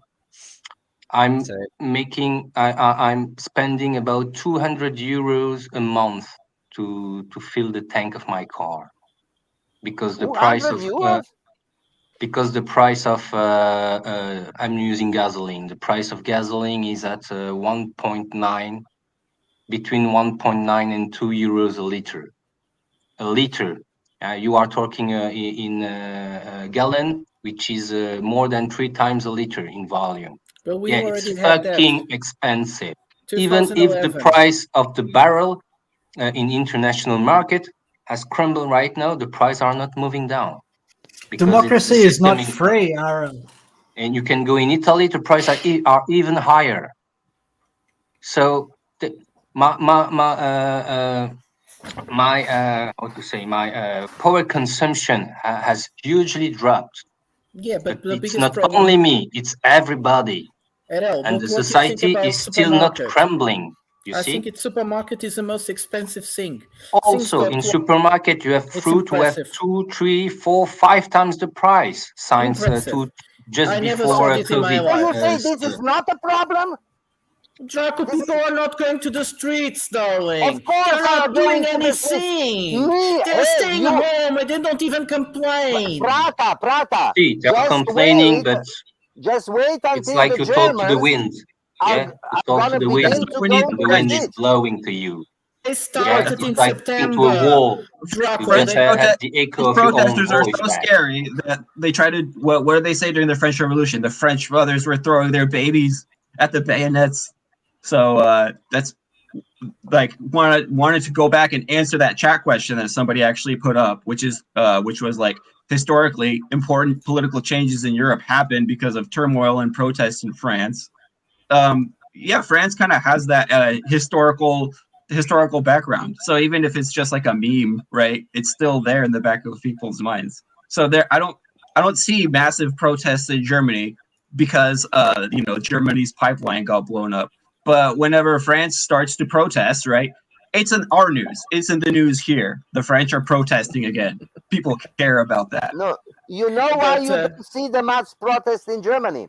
Because they have to pay the bill just in September. That's the only reason. The next September, Germany will explode. You think that you're going to see Germany explode like the yellow vests for that long period of time? I don't think so. I'll tell you, if I can interject here, I just want to point something out. Historically, the thing about the Germans is when the Germans protest, it's a real protest. They go off. They either do not protest or they wreck the place. They are not joking. When the Germans come out on the streets, government buildings burn, police cars explode. When did that happen? Go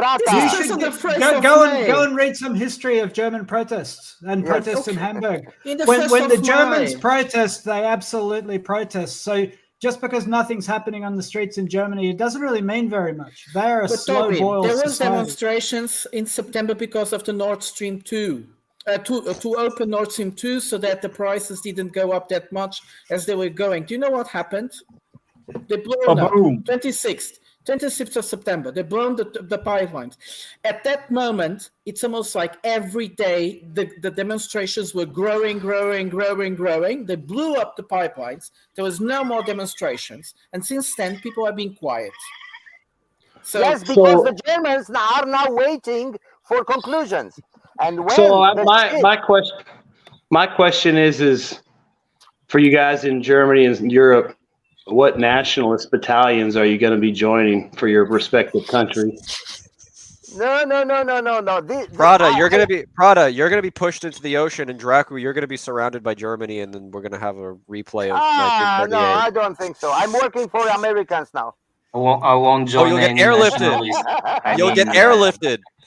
I have a face problem for them. Draco, just go to the embassy. They'll get you out by helicopter.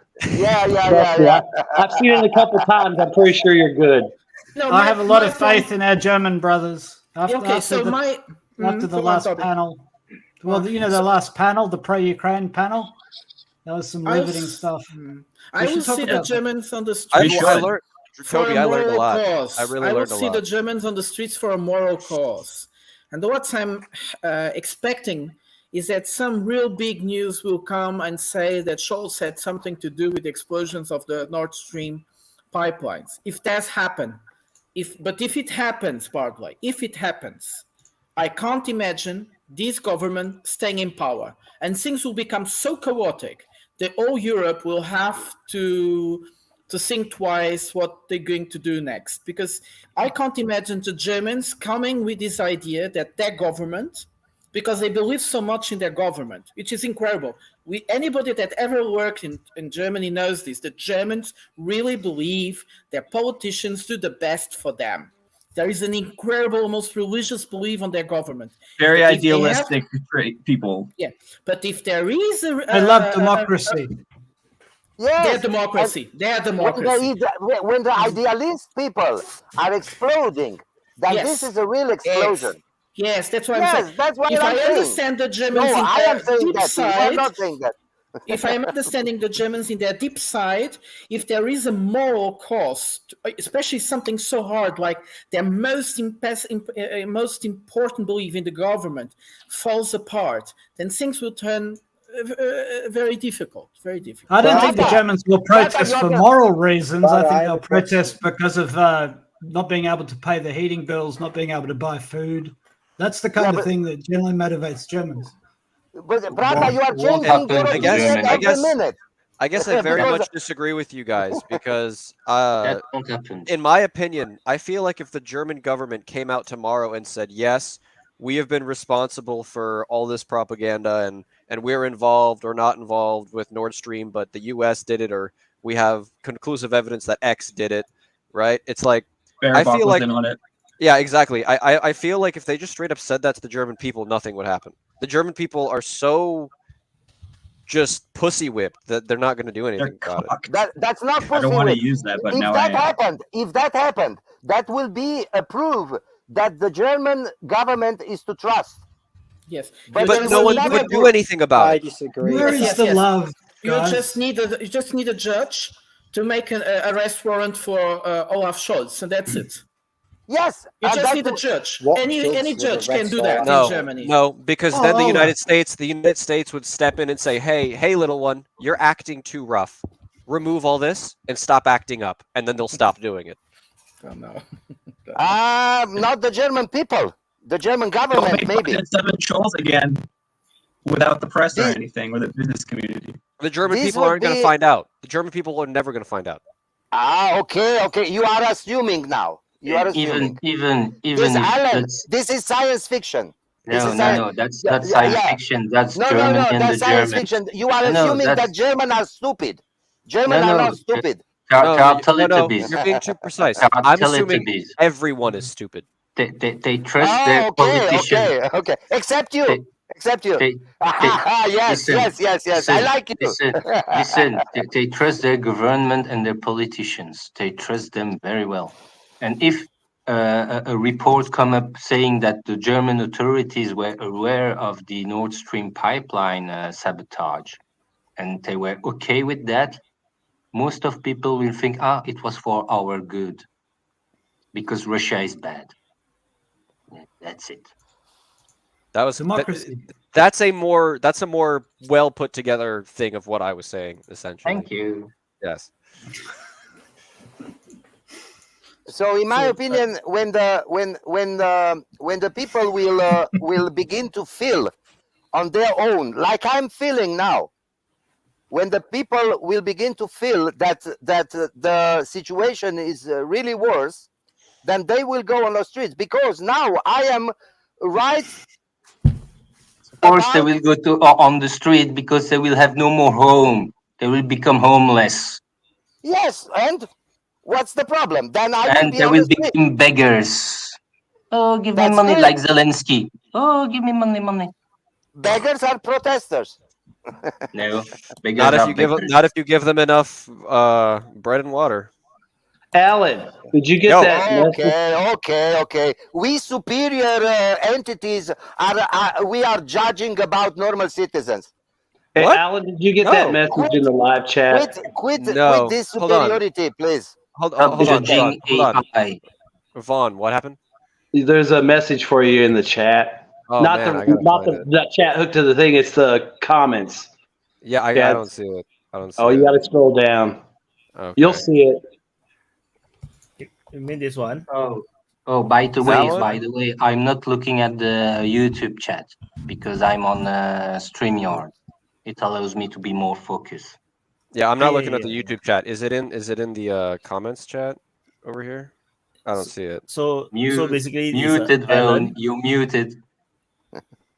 It says Al it's- Blue smiling, Al Blue smiling. Yeah.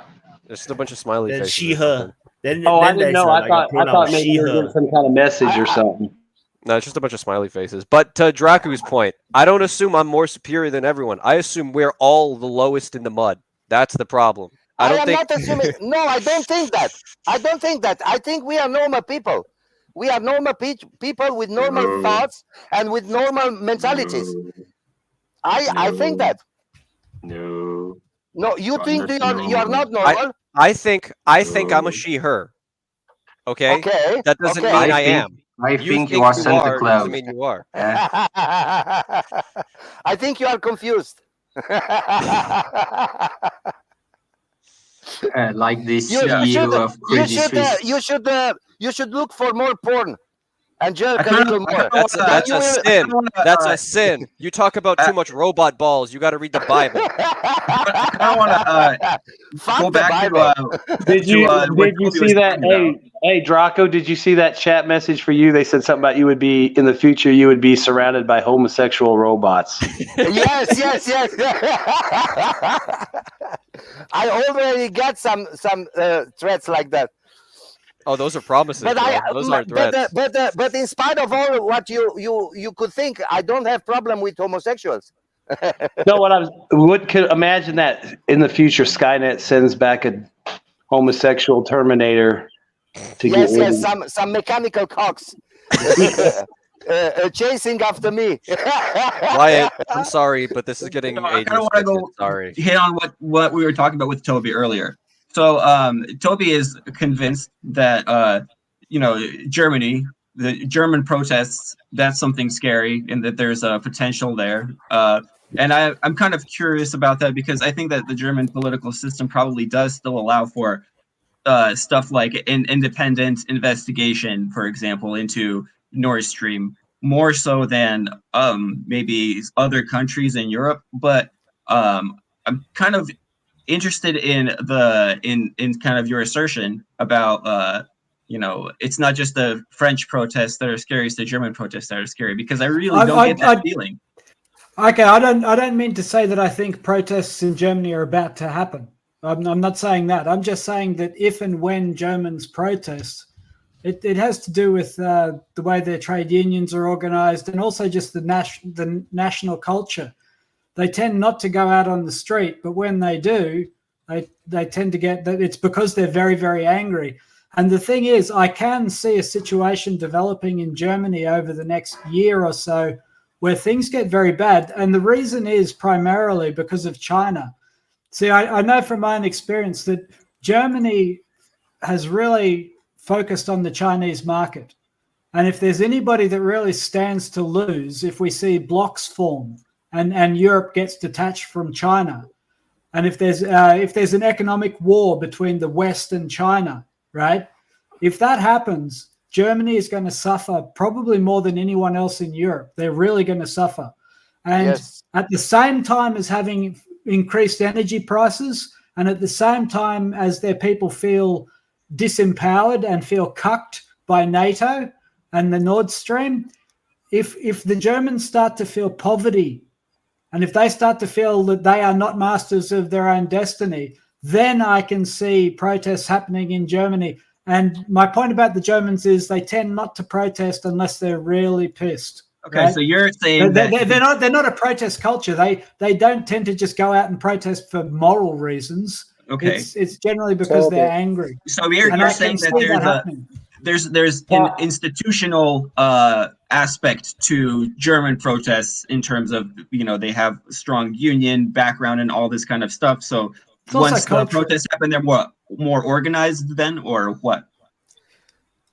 I think it's cultural. I think they tend to be, like the old saying goes, slow to settle but fast to ride. They say that about the Russians as well in war. But I just, this is from the history of German protests. If you have a look at the riot gear that German police have too, it's pretty serious. Okay. It's like it's not like the French. So, but anyway, my point is that I can see in 12 months' time, if there's this big schism between China and Europe, if this keeps going, and the world devolves into like economic blocks like it was in the Cold War, Germany stands to lose a huge amount. Okay. Yeah. Well, looking at Macron still is like, if there's anybody in like the European, let's say EU kind of like leadership, like big fish in the EU leadership, Macron is the one that will actually go out there and maybe say something. He will say some shit. He will go out there and he'll in front of the cameras tell Biden stuff like, "Oh yeah, well we spoke with the Qataris, and you know what? They're not going to pick up the slack." So, and I don't really see that in Germany's leadership, right? I see like Scholz is, at the beck and call almost of, Well, what are they going to do? The Germans are in a bad spot. They haven't got a lot of options. I don't think the Germans have been really strong probably since Helmut Kohl, because that was the heydays of the Cold War. Yeah. And it was still, World War II is fresh. Warsaw Pact existed. I mean, maybe they had more of a focus on a particular purpose, but it seems like after he was gone and the reunification started and the wall came down, it just kind of, they got a niche in manufacturing, I guess, in the high end tech stuff, but that's kind of gotten pissed away. And I just want to ask this too, like in Germany, I don't think that like the nationalist neo-Nazi guys are like big as far as percentage prize. No. Where do you see, if let's say there was a unrest because of the economic situation in Germany, like Toby might be saying, like where people start getting upset and experience poverty, do you see those guys playing a role in that as far as feeding into it or being a violent part of it, or just taking advantage of it and screwing up the situation and something that could be turning, or would they be smart enough to say, hey, we're not going to get a lot of power, but if we're going to make a move against this government we hate, that we all apparently hate now, then they would all like allies of convenience for the moment to get rid of the government, and then I guess they'd have to deal with them again. Well, one thing I would mention on that, if I can, just really quick, right, on that issue. One thing that might galvanize pro-German feeling and nationalism is Poland moving into Western Ukraine and Romania seizing Moldova. If the borders of Europe start getting redrawn in the east, and particularly if Poland is a large beneficiary of ancestral lands, that's going to open up some wounds in Germany, because a large part of what is Poland now used to be Germany, right? Germany is going to be sitting there, and if Germany is suffering economically while Poland is expanding and Romania is getting its land back and Hungary is getting its bit back and Russia's getting its bit back, I don't know. I don't think that the Germans are going to be particularly thrilled with that.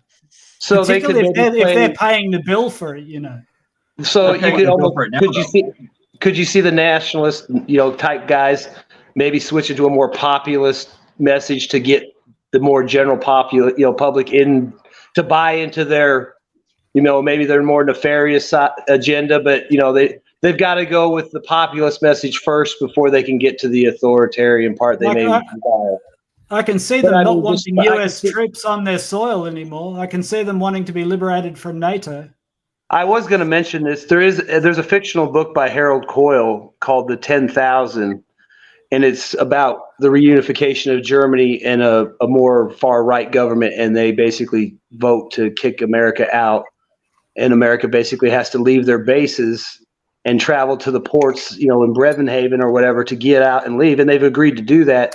Well, you still had it's reunified, but you had East German units who were no fans of the West, and some of those units went rogue and attacked the Americans all the way out, and So I don't think the Americans would leave until you had like a pretty serious change in government, because in that story, the chancellor was like a Hitler Youth guy as a kid, and no one knew about it, and he got he got into power, and his whole thing was kicking all the NATO guys out of his country. But I mean, that's just fictional. But that government was just I just don't see that, from what I can see, the government being that hardcore or the population being that stirred up to that point. Ron, there's a institutional aspect to German protest, which is kind of interesting. If the Germans are not happy, Ron, I'm trying to say something about 5 minutes now. So the point is, when Germans are doing something, and this is something characteristic for these people, they are doing right. That's what we know about Germans. When the Germans are doing something, then they are doing that thing right. So Von, I see you are tending to put the Germans in the path of the fascismus. The nowadays Germany is not fascist anymore. Not No, I'm not saying anymore. that. What I'm saying is I know there's groups in Germany, and I just was wondering if they would. Let's say there was a general uprising of regular people because they're economically pissed off, and then these guys are on the sidelines, and then they kind of feed into that or take advantage of that opportunity. The orientation of the population of Germany is not Nazi, not even, you know, yeah, but what I'm saying Nazis is they are a minority, and they are not an important minority in Germany now. Yeah, but what I'm saying is regular people can buy into a populist message where they say Germany first. Yes, AFD is populist, But that's what I'm saying. I don't Nazi. think.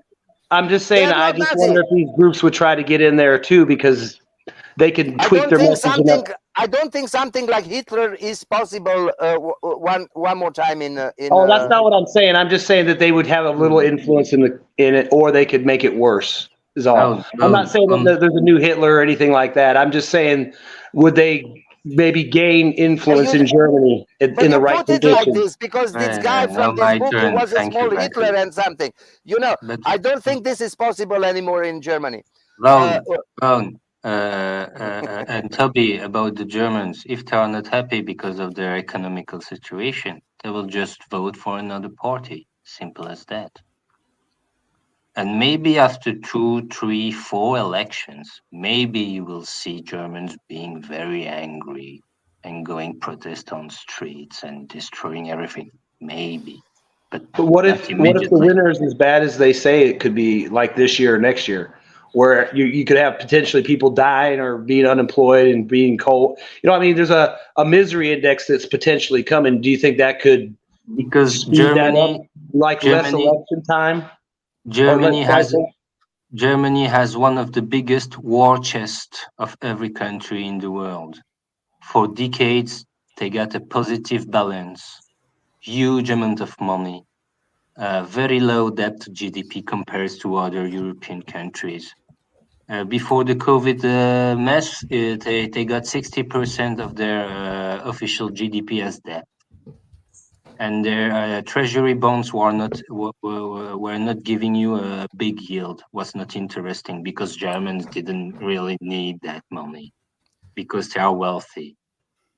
So they can sustain for decades to pay everything to people to lower social tensions. They have that ability. So they could basically just keep kicking.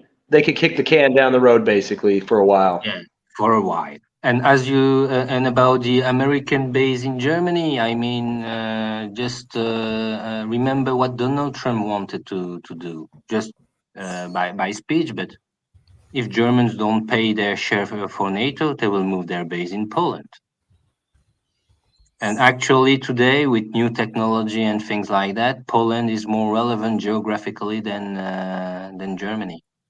I can see NATO rebasing to Poland for sure. So fuck Germany. It's already happening, right? I mean, if you look at the amount of investment Poland is putting into NATO, or at least themselves, their military, then they're going to become more and more militarily important to NATO. And Turkey is playing punk, so they cannot trust Turkey. And then Poland is putting all the money in. United States will be happy because they don't have to spend all the money I'm providing to them.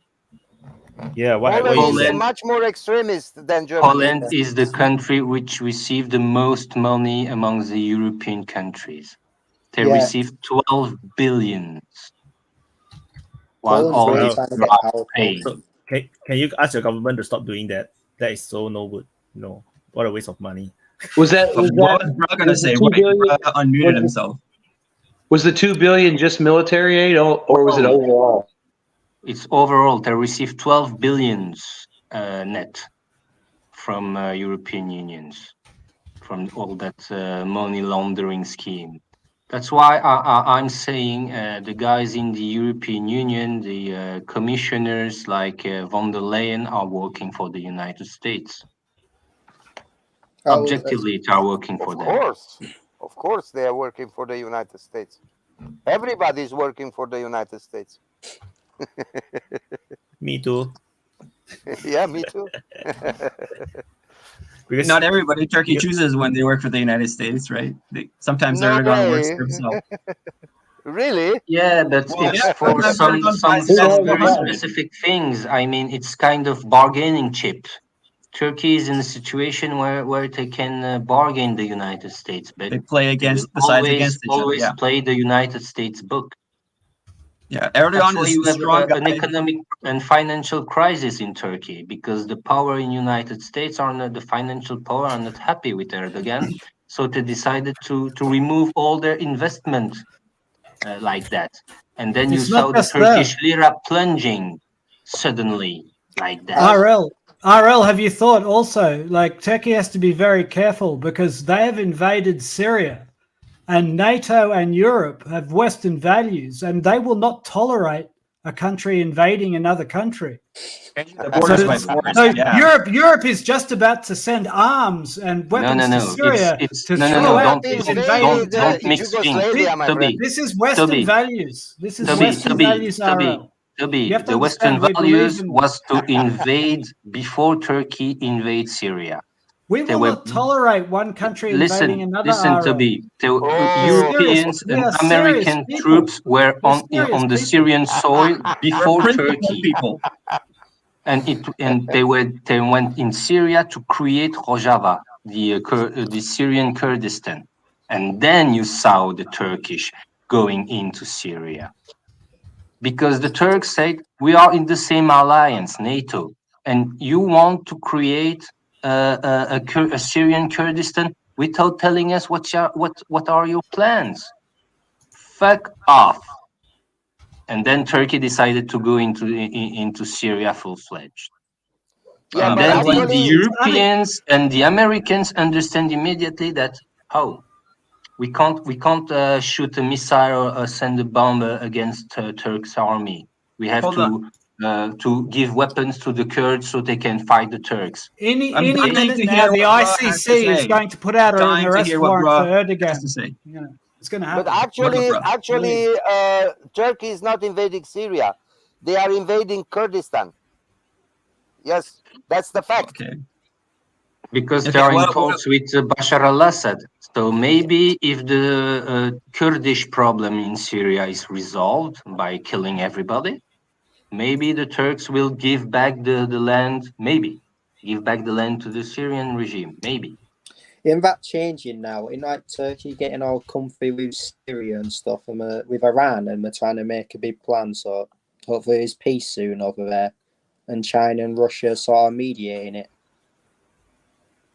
Yeah. So I'll tell you guys what. One time I was getting a taxi ride, and this dude was Armenian, from an Armenian guy, right? And Armenia has a history with Turkey as well. And I asked him what he thought about Erdogan. This was right after the assassination attempt or whatever happened there, right? The coup attempt. And he was like, before this attempt on Erdogan's life, he already kind of did whatever the hell he wanted. And now nobody's going to touch him. He's going to be able to do whatever the hell he wants. You know what you can do? You can tank the Turkish economy. You're not going to remove Erdogan from power. I don't think so. I think that Erdogan gets to do what he wants. He gets to shoot down a Russian plane, and the Russians are like, oh, yeah, we'll be nice. He gets to buy an S-400 in the United States, can be all pissed off about it. But at the end of the day, he gets his S-400. And India has the S-400 too, right? That doesn't cause everybody to freak out. But when Turkey gets it, everybody freaks out, but nobody can do anything about it. So I think that Erdogan gets to do what he wants, and I think that everybody wants to, both the Russians and the Americans and the Chinese and the Syrians, everybody wants to cooperate with Turkey on these issues, because Turkey is actually a country that demonstrates that they have a political will, and they're going to do what is good for, maybe not good for Turkey, but whatever is good for Erdogan, maybe. I think you're underestimating the principles of the West here. I mean, I've heard Stoltenberg talk about this. We cannot allow states to just invade other states. And on the board, you heard the panel, right? The pro-Ukrainian panel. When it's on the border of Europe, you just can't allow states to invade other states and to redraw borders, because it would destabilize everything. And that's why we must, right? We must stand up against this. And so that's why any minute now, Stoltenberg is going to kick Turkey out of NATO, and Europe is going to send weapons to Syria to help them protect their sovereign borders. I mean, these are Western values. These are principles. These aren't just like hollow words. RL, don't you be cynical now. Don't be cynical. Please let me be cynical. What they're going to do? They're going to invade Turkey? Well, we must fight them. We cannot have one state redraw borders on the boundaries of Europe. By force. They are not invading Syria. I just told you they are not invading Syria. Turkey is not invading Syria. They are just ask Syria about that. Ask Syria about that. They have a very different opinion.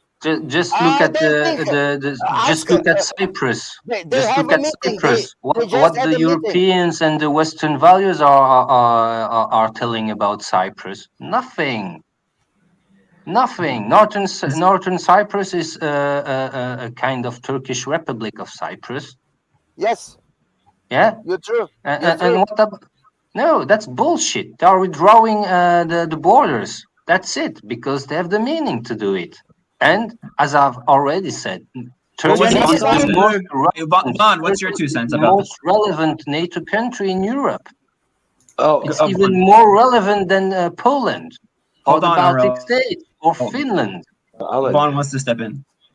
I was just going to say, I think some evidence. I mean, it's always been a theory of mine with Syria and Turkey and the Russian shoot down. I mean, I think it's kind of evidence that Turkey feels like it can do what it wants, because I'm pretty sure in the week prior to the shoot down of the Russian aircraft, the Russians had started hitting ISIS convoys of oil that were being smuggled into Turkey on the black market. Yep.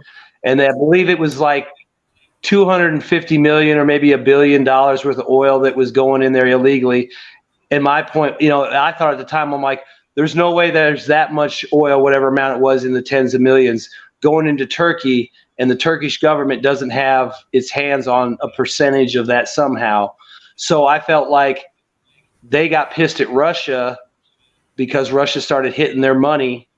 They shot that plane down, and then they ran and hid behind NATO's skirt, demanding, protection from the West and NATO because Russia's huge and they're going to get us. It's like you shot down a fucking plane that was in your airspace for literally seconds. And then on top of that, they killed the rescue crew that had come out. I mean, it was a pretty shitty deal. And it's like, they basically instigated something. And I can't say I don't blame Turkey. That's money on the table. They can't afford to lose. They were pissed about it. I mean, it's a criminal enterprise. I mean, think about it. If the Crips steal from the Bloods, well, somebody's getting fucking shot over that. Somebody's getting revenge for that. If you fuck over the cartel, you fucked with Turkey's money. Turkey shot down one of your planes. And then, like a chicken shit, they go run and hide behind NATO. That's what I thought. Remember what Putin said about Erdogan. Putin said about Erdogan that, I like this guy.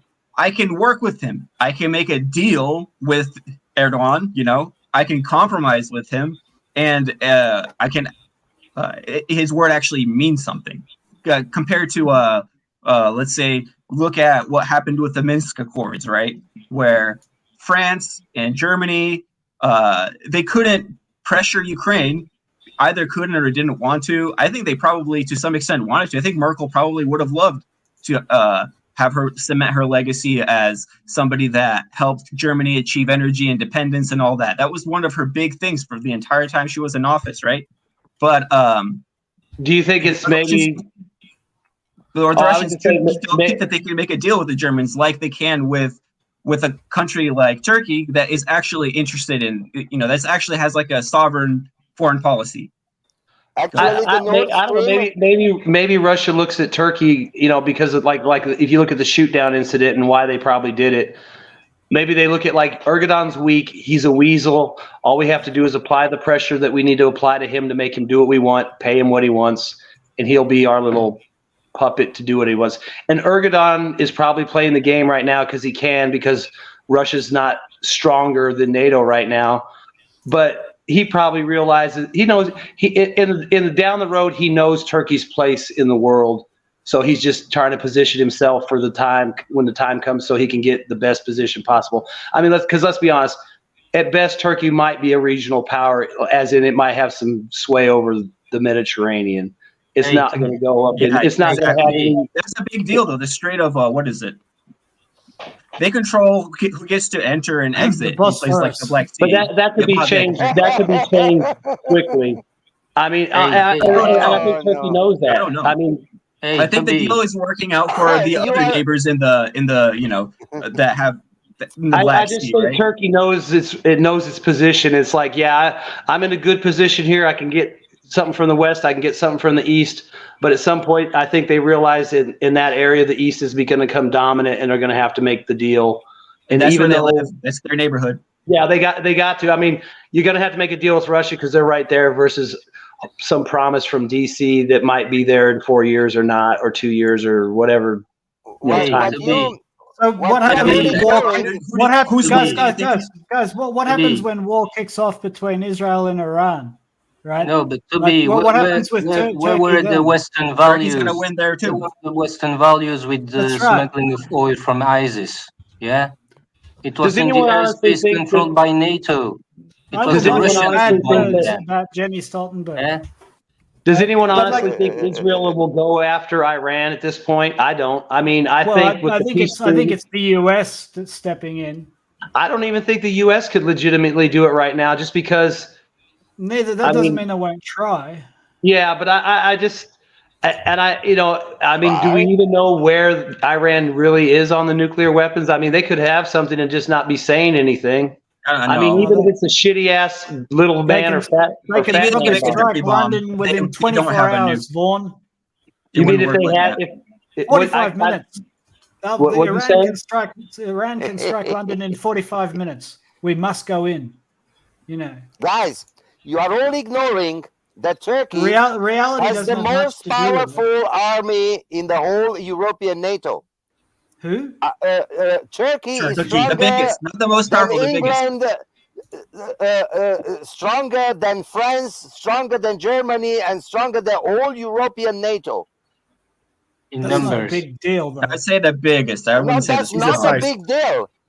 Is there? You don't have to be very big. What it would mean to attack Turkey? Turkey has a tradition of a conquest. We were talking about attacking Iran, Draco, not attacking Turkey. But before, you were always all talking about what would Turkey do. Turkey is the strongest NATO European state. Don't forget that. Yes. Well, it wasn't. So, and this is my point. If Iran goes on the chopping block, when you are talking about Turkey, talk like with respect. Because they are stronger than England, stronger than France, stronger than Germany, stronger than all European states. So you cannot talk about Turkey like they are a weak adversary. Nobody was. In fact, my point was, Trackers, settle down. My point was, if Iran goes on the chopping block, I think Turkey is going to be heavily involved, precisely because of what you just said. Turkey cannot be controlled by NATO. That's what you have to understand, because Turkey is stronger than all NATO countries. Now with an attack on Iran, whether it's Israel just decides to do it because they feel like they have to, or the United States it goes along with them.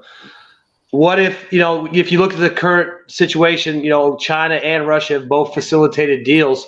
What if they knew ahead of time that Iran was going to announce they have developed their first nuclear missile, and they got a warhead on it? Well, let me finish. So China sends in advisors and technicians to help them for the big day. Russia sends in people. I mean, is Israel or the United States going to strike a site or a facility where they're going to kill nationals from other countries? I mean, I just see there's a lot of ways that I don't. We don't know. I just don't see that. I mean, they may want to go at Iran. I just don't think they can just do like 10 years ago, maybe 20 years ago, they could have gone at Iran. But now with these new partnerships, I think, I think Russia's a little busy. Russia's a bit busy right now. What about Iran's new best friend? Americans are also very busy right now. Yeah, but I think United States is also very busy right now. Busy, RL. Where are the Americans busy? In Ukraine, and they want to be busy, and they want to be busy also with Taiwan. And They're that's not why busy you in see Ukraine, RL. and Nobody's that's why, busy in Ukraine. Everyone's just dumping their old weapons. No, in they Ukraine. are very busy there.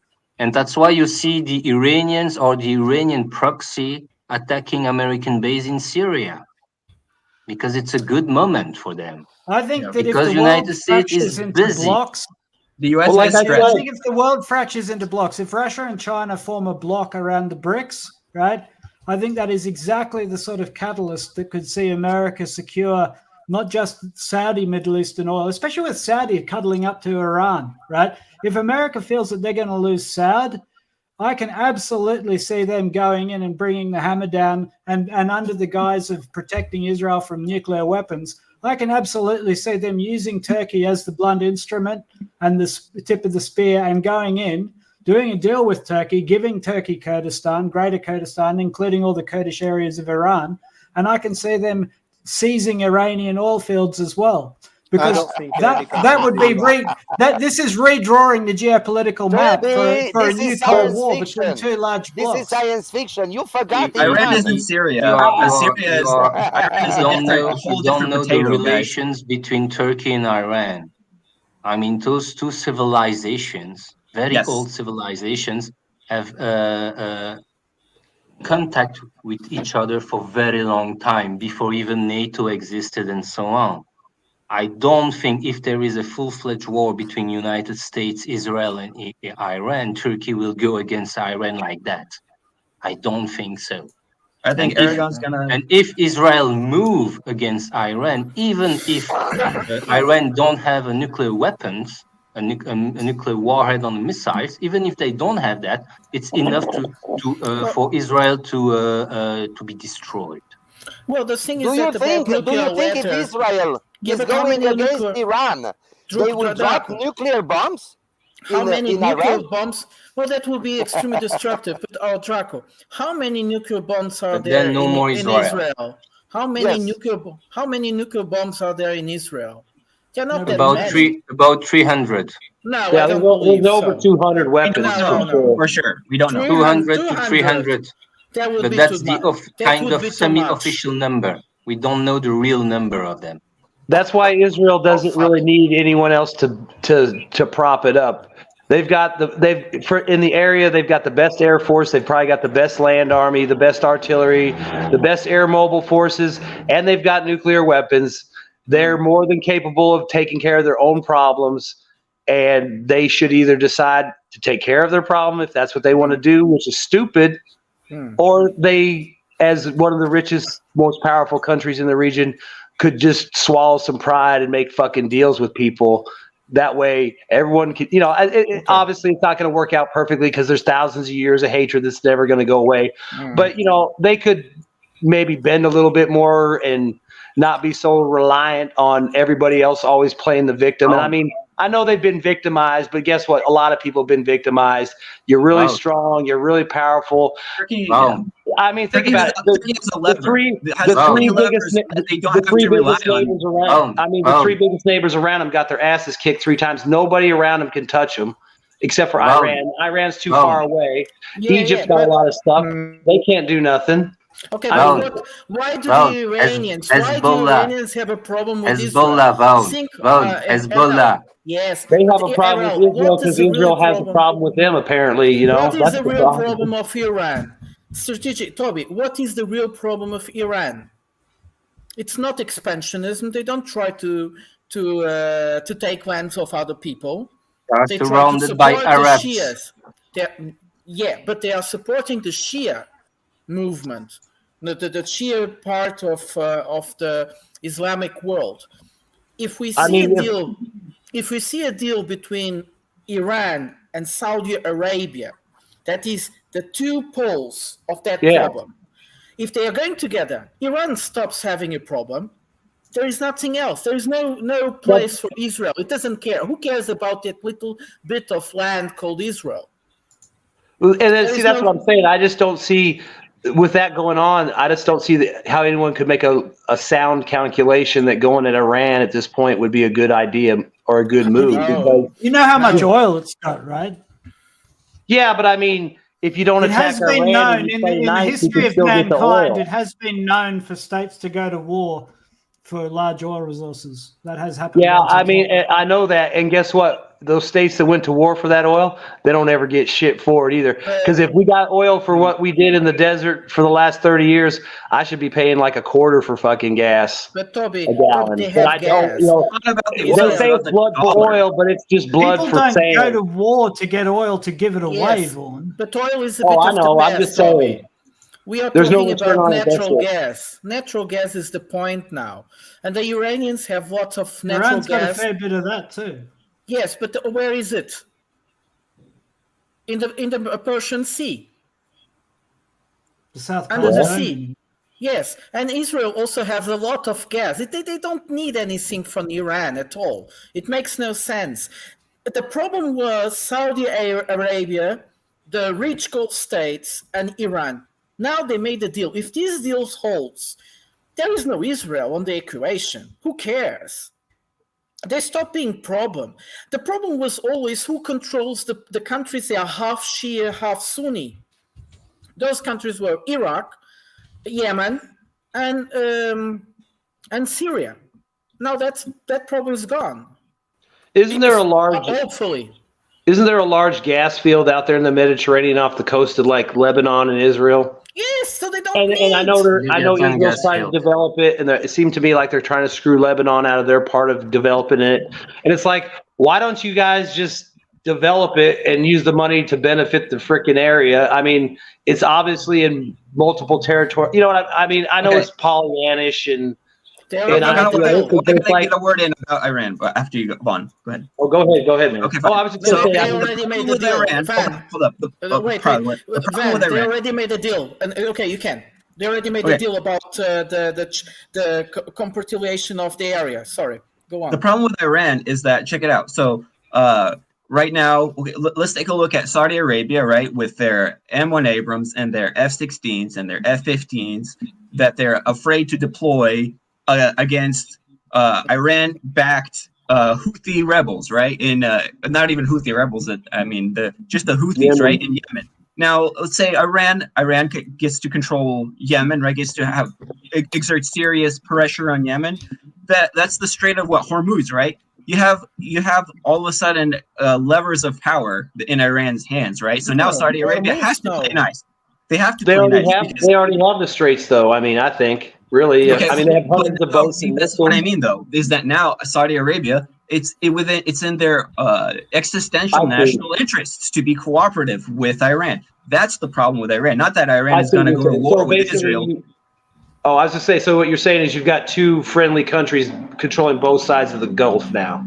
Yeah, it's like you get another center of power in a way in the Middle East that is definitely not beholden to the United States, right? To the empire in any way. That's And if you think about it, that's the threat of Turkey too. And that's why Turkey gets to do what they get to do. So Erdogan gets to get away with whatever the heck he wants to do. Erdogan says no, Sweden and Finland in NATO?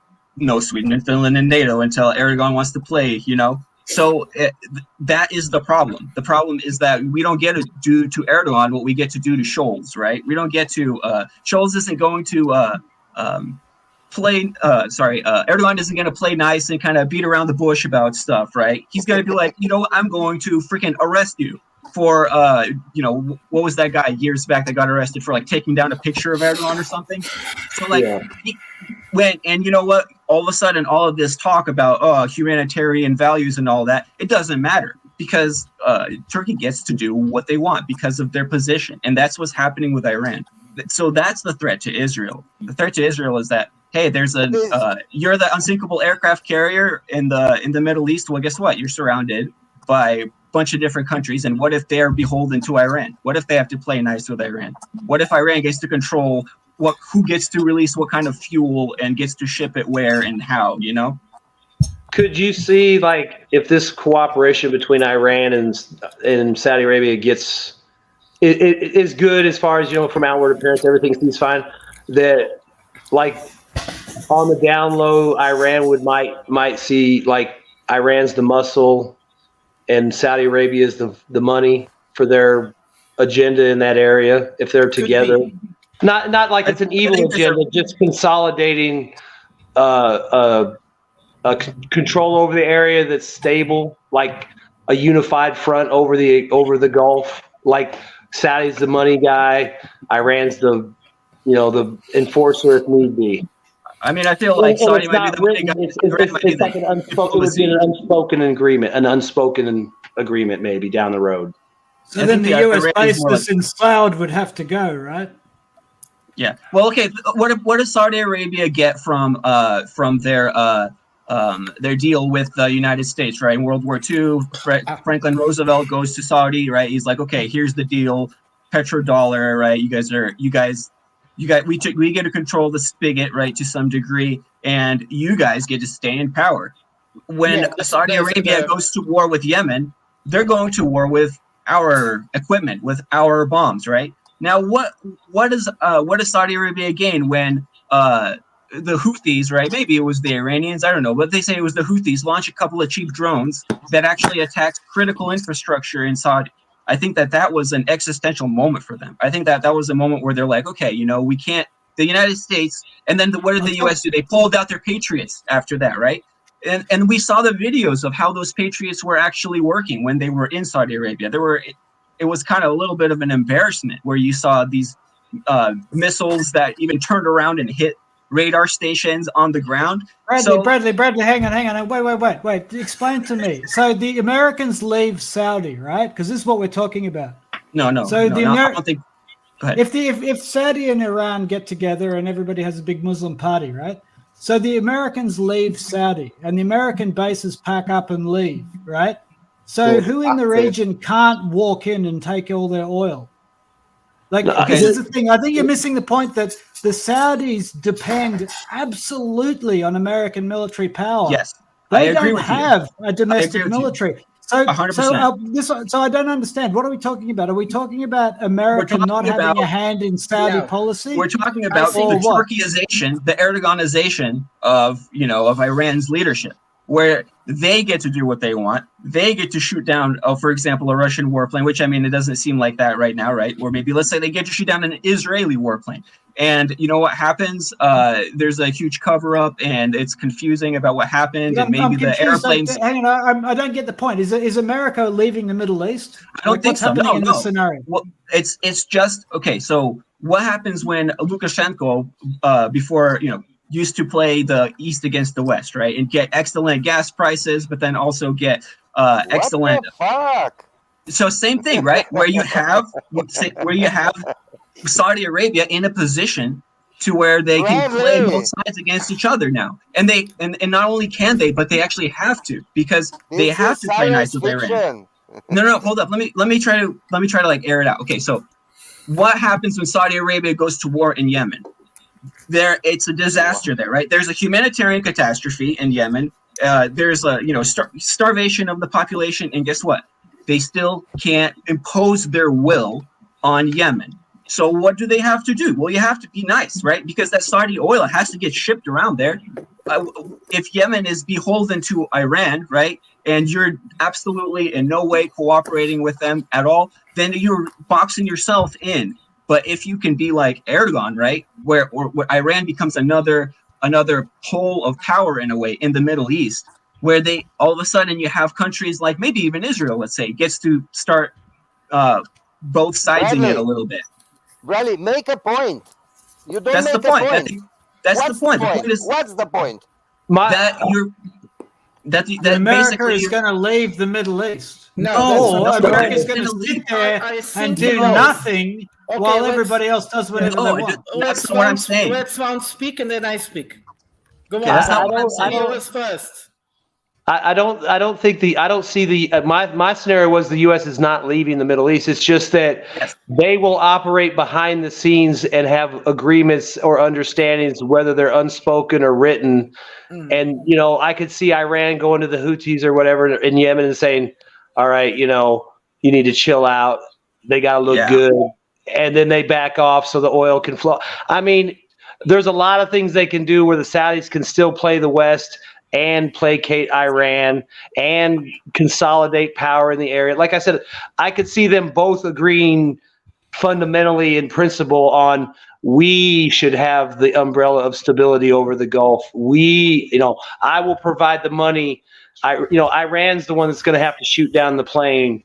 Iran's the one that's going to have to block, and Saudi Arabia will be like, I thought we were friends. I thought we were trying to work together. Come on, And then, okay, you're right. We should try to be better. And then, I mean, the U.S. could sit there and twiddle their thumbs for decades happily. They don't care. I mean, they just want to be. The bottom line is that there's another person at the table now. Another person at the table. You are not thinking like in Hollywood. We are not in Hollywood. This is not Hollywood, my friends. This is what is actually happening.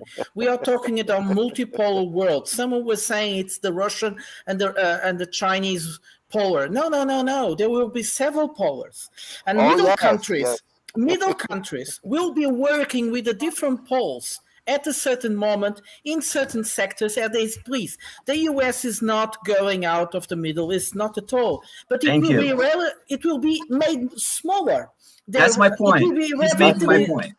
Exactly. It will be more small. It will be more like in certain aspects we deal with you Americans, but in others, sorry there guys, we are not willing to work with you. So we see now, for instance, that the outer world is taking out a very important function, which will probably be the future.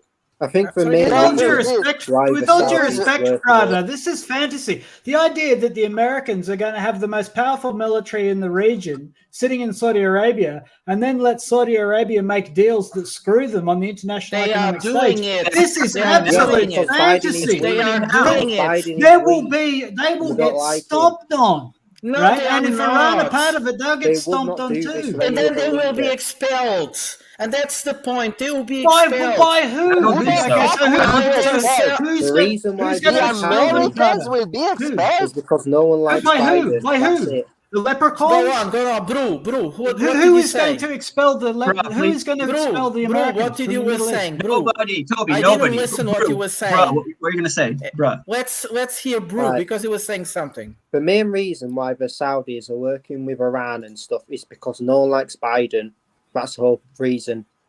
Just to smite Biden. I also think to see what happens. Well said, Bro. And I also think, like I said before, if you have a beef with the United States, right now is the time to settle that beef because this administration is weak and will not respond properly or in their interests, or they'll do something that's just exacerbates the situation. And I mean, that's what Iran's doing and everybody else is doing. That's why I don't think they care if the United States is there or not. The United States could be a stone in the middle of the stream. Things will still flow around it. Some things will get stopped by it.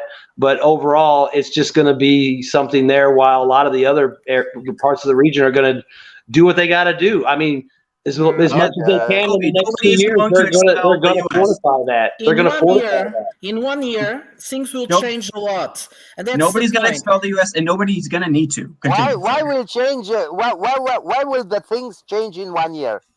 Because things are moving extremely fast. In 1 year, the US won't be able to come back. Won't be able to come back in the way it was. Don't be able to come back. What you are talking about? You are talking about USA here, my friend. You are not talking about Ukraine. You are not talking about Armenia. This is USA. Yes. $800 billion per year. Yes, Draco. Yes. Transgender. Did you see what the US did to Iraq? Prata? Yes, Iraq was by far the strongest military in the region.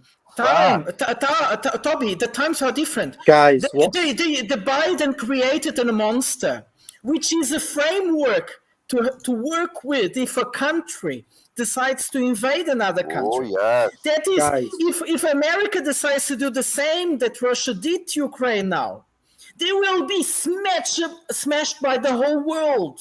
With No way. exception. Really? With no Really? exception. The world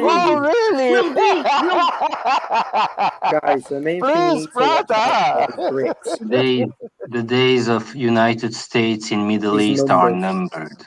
Yes, because Mark my I words. believe so. because the petrol Mark my dollar- words. They're numbered in their millions. Bro, you I have don't to think talk so. Yeah, louder, that's my Jacob. word. You say good Yeah. things, you Mark just my have to word. talk louder. The Bro, Americans are talk. so nice, guys, that they will left all the income that they are getting They're from gonna pack there. up and Like in leave. Afghanistan, the Draku. Americans. Well, Like we in don't need that. We Afghanistan, don't need that. Draku. Like in Afghanistan, Draku. They get off. Against they flip get. flop Arel, against flip you flop don't soldiers understand. You don't wearing understand why the RPG-7 and Americans get out from AK-47 Afghanistan. without any radar station, without any air defense. Rodney, the oil.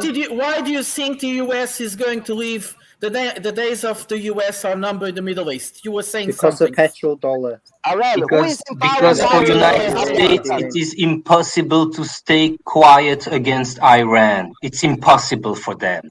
Arel, who is in power now in Afghanistan? Taliban. Who is in power? What The is the Taliban. name? The Taliban. And who is protecting the Taliban? I mean, Nobody. they don't need protection. US Nobody. won in Afghanistan. They didn't lose. They won. The Taliban is You protecting the don't Taliban. understand that. You don't. No, the Draku, Taliban is a creation of US. Draku, you don't understand. You don't understand. They won in Afghanistan. They didn't No, lose. Draku, you don't understand.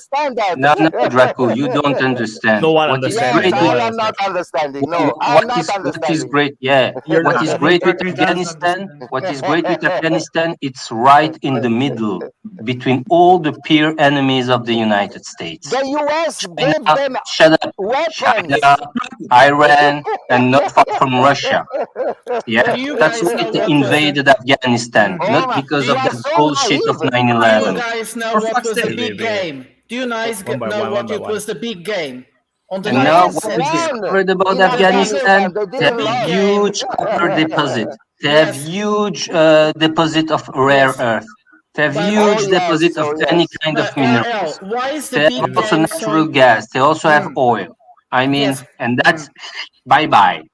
And it's the why Chinese is who is coming now Afghanistan there. You just said everything, RL. Why is Afghanistan so important? We have to remember the big game on the 19th century. The point is not to allow the Silk Road to come back. We have to cut out any possibilities of India, of China, two railroads to come to Europe.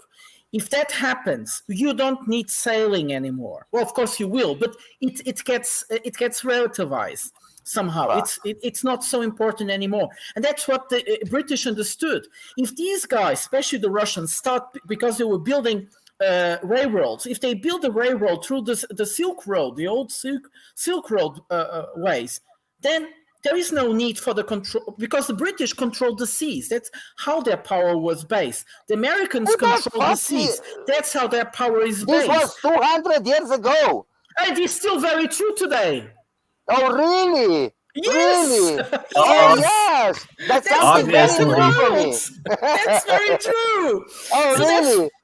Really? I even give you an example That's why physical the geography. why the Technology Taliban can't get rid of geography. This is like this when you ignore the facts and put an imagination and make a science fiction a la Hollywood scenario. What are that you is talking not about, true. Draco? What is not Bringing true? democracy in You are talking like in Afghanistan. Hollywood. This is a Nice film scenario for Hollywood. Oh, sorry, Draco. Yes, Now, yes. what are you saying no? Are you saying no that Bring Afghan the Belt women. and Road, the Belt and Road Initiative doesn't have real power behind? Is that you're telling me?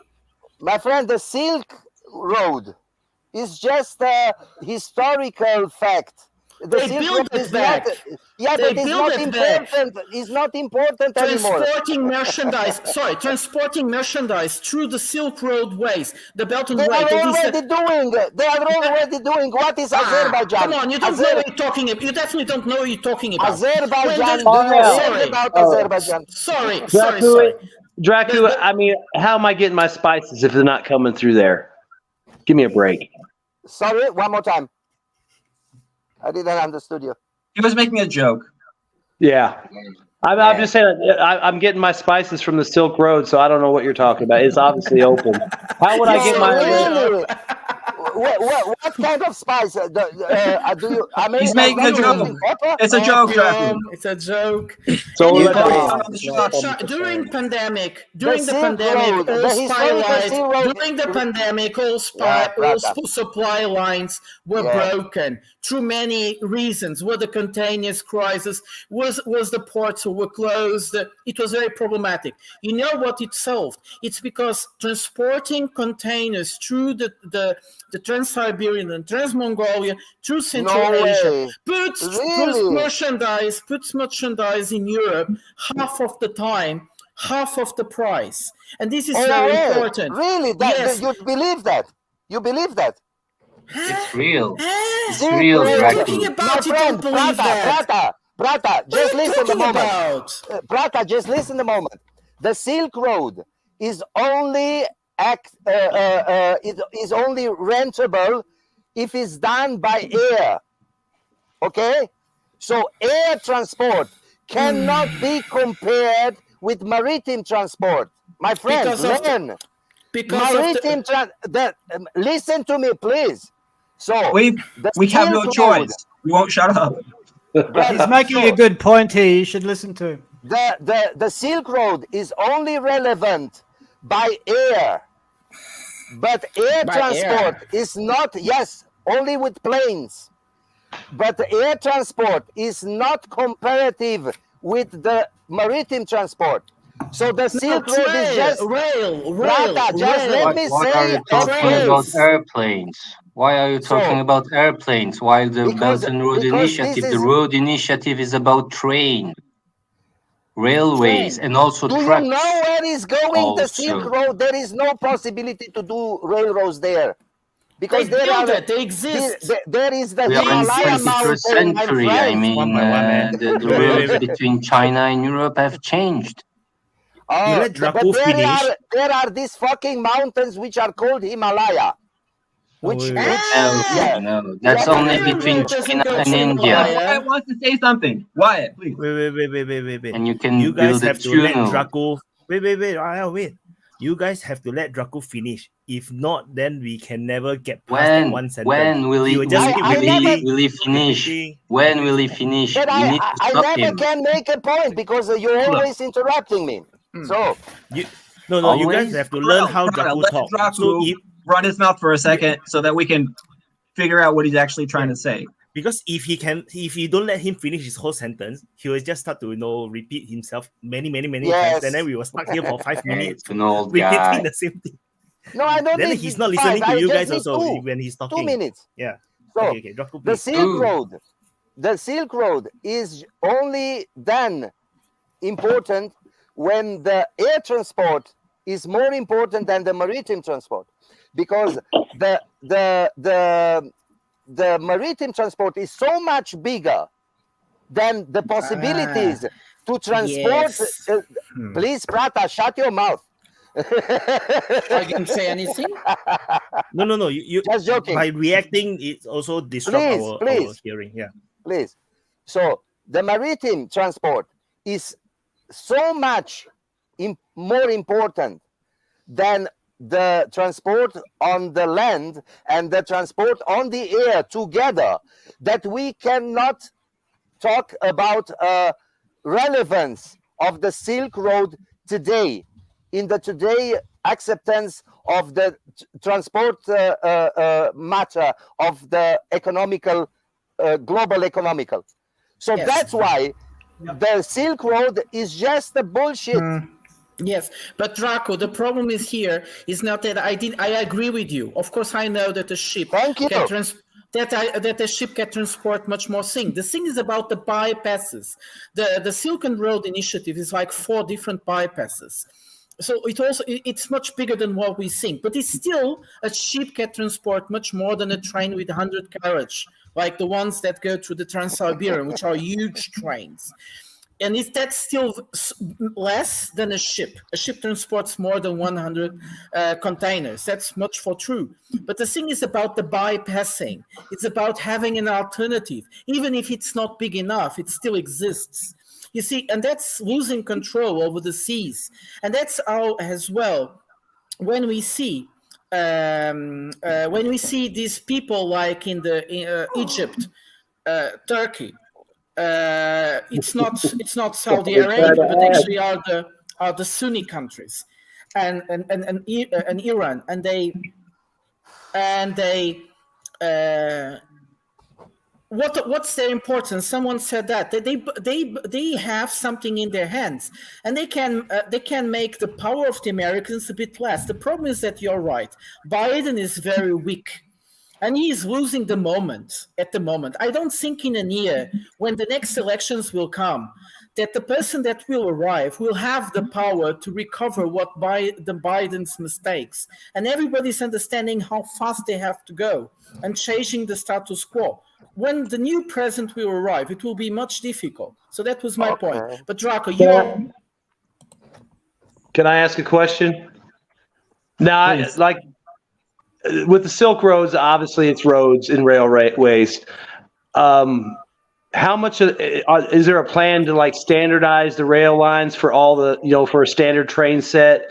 Is there also plans and have they made areas where they have improved roads? I mean, obviously you're not going to have 4-lane paved highways going through the Himalayas, but I would assume smart people would just go through the passes like we do now. Like in Colorado, when I live there, you can drive over a 14,000-foot pass on a paved highway. You just got to build it a certain way. And I'm just wondering, how much are they planning on having a fairly improved line that trucks would use and rail? Standardized. Draco's right. It's all horse shit. When you see the efficiencies involved, Draco is absolutely right. The thing is, what Prada doesn't seem to get is that you've got to compete, right? You've got to compete in international trade and transport. It's so much more expensive to go by land, by rail, even the most efficient rail. It's complete horseshit. Prada, you don't know what you're talking about. Maritime transport is geometric. It's orders of magnitude more efficient. And so you're never going to be able to compete. It's going to be cheaper to sail the longest possible way around than by the shortest. How much does it cost a ship to go through the Suez Canal? Do you know? Please. $60,000. $60,000 is how much it costs a ship to go through the Suez Canal. It's very expensive. So Draco is spot on with this. Once you've seen the numbers, once you actually, Prada, you're guessing. You don't know. If you did know, you'd know, right? You either know this or you don't. Maritime transport, and this has been true since the Roman times. The Romans shipped, when the Romans attacked Germany, they shipped all their heavy equipment all the way around Spain and France and up the Rhine. They didn't take it over the Alps, and they had roads, right? You've got to understand that you can take hundreds of times more traffic for a fraction of the fuel, and you can sail all day and night on the sea because there's no obstacles. Maritime transport is just orders of magnitude more efficient. Drac is right on this. But why are you talking about the Himalayas? The Silk Road doesn't go through the Himalayas. Let me explain you what is the importance of the Silk Road. The only importance of the Silk Road is the Silk Road is meant to enclose the Caucasus countries in the market of China. So the Silk Road, the only importance of the Silk Road is just the including of the Caucasus country in the market of China, which cannot be provided by sea. So there can be rentable. And Malaysia also. Okay, guys, rentability. I think we all need some information. It has no global. Let's do like this. Let's Please, do like brother. this. We have It this has channel. no global. We have this channel. Let's exchange some information about real things about the Silk, about these train lines, the quantity, the ability. We also have to talk about the gauges. And you are right, Vaughn. It's very important because the old Soviet countries have a different gauge than in China, which has a European gauge, and an Indian has another gauge. And I think we probably need to take this conversation a bit back to the panel, to the channels, and then know what we're talking about, because there is no Himalayas, there is no. We have also to see the amount of trade, but it's true, Draco. The sea transport is much bigger, but it's not cheaper; it's more expensive. Please, brother, let me also tell you. Can I just ask one question? Draco. Just let other people talk for a second, because I want to answer you as well. I want to ask a question. I know a lot about it. I can explain, but it takes long. So basically, the Silk Road, you could say, at best, it's not efficient, and it's a backup plan, and it helps internal domestic shipping of goods in that region internally. It really isn't going to do anything great for China to like Moscow. It's more like everywhere in between regional areas, and it's if something was to happen like a war or sanctions or something where you couldn't use a certain transportation route or air routes, it would suck to use it, but you could still ship by, like it's a backup plan. It works for local people. It works for the locals, but in the big picture, it's a backup plan at best. And it also lets them. It's not just rail. Like there's some rail that goes to alternate ports, bypassing. There's choke ports. points. Yes, it's by sea as well. Yeah, it's really big. So where is sea? Where is there sea? Like through Pakistan. I posted a link. What you should do, Draco, is you should read that link, follow that link that I posted, and actually read about it. Because why do you think China is investing their diplomatic capital and their actual capital and trying to make deals with countries that are going to be along this road? It matters, right? You can't say that, okay, this is nothing. Okay, I hear you guys that it's never going to be as efficient. Hold up, let me answer you now, right? My turn. Yes. So, okay, you guys make a great point, right? You're never going to achieve the same level of efficiency as you are with a full maritime route and stuff like that. That's despite the point, though. To China, that the New Silk Road is, it's their, it's like you can't isolate them by the sea anymore, right? You can't just do that plan that we have of just like, well, we can cut off all of your maritime routes, right? And then you're screwed. Well, China doesn't want, they're thinking ahead, like they're thinking decades ahead with this. So, and the New Silk Road does include ports as well. There's maritime routes as well. There is even inside land ports. I sent a link in chat. I sent a link in chat. Read it. Yeah, you'll see. There's a picture. It shows you. We are dry ports. Where's the problem? The biggest dry port. The biggest dry port in Europe is in Druzhburg.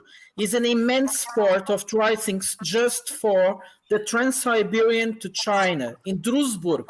If you want to go look at in Europe, Duisburg is an immense thing. Germany. Do you say the Silk Road is going to Europe? You know where the end of the Silk Road is? In Azerbaijan. No, my friend, in Azerbaijan. Azerbaijan is the confusing things, Draco. Okay. The Belt and Road is different than the ancient Silk Road. Yeah, exactly. And I want to jump in. I want to jump in. I want to jump in. The most stuff coming from China to Russia in their business are going by train and by road. Yes. China and Russia just built a bridge between the Amur River. Yeah, but this is not Silk Road. This is another road. Please.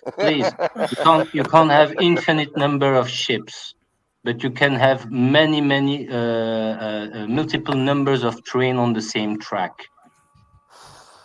And train and trucks are going on a straight line to their destination at a fast speed. things, a stuff from China going. Please, Prata, a thing from China going to Europe takes about 30 days, 1 month, let's say. By train and road, it takes only 2 weeks.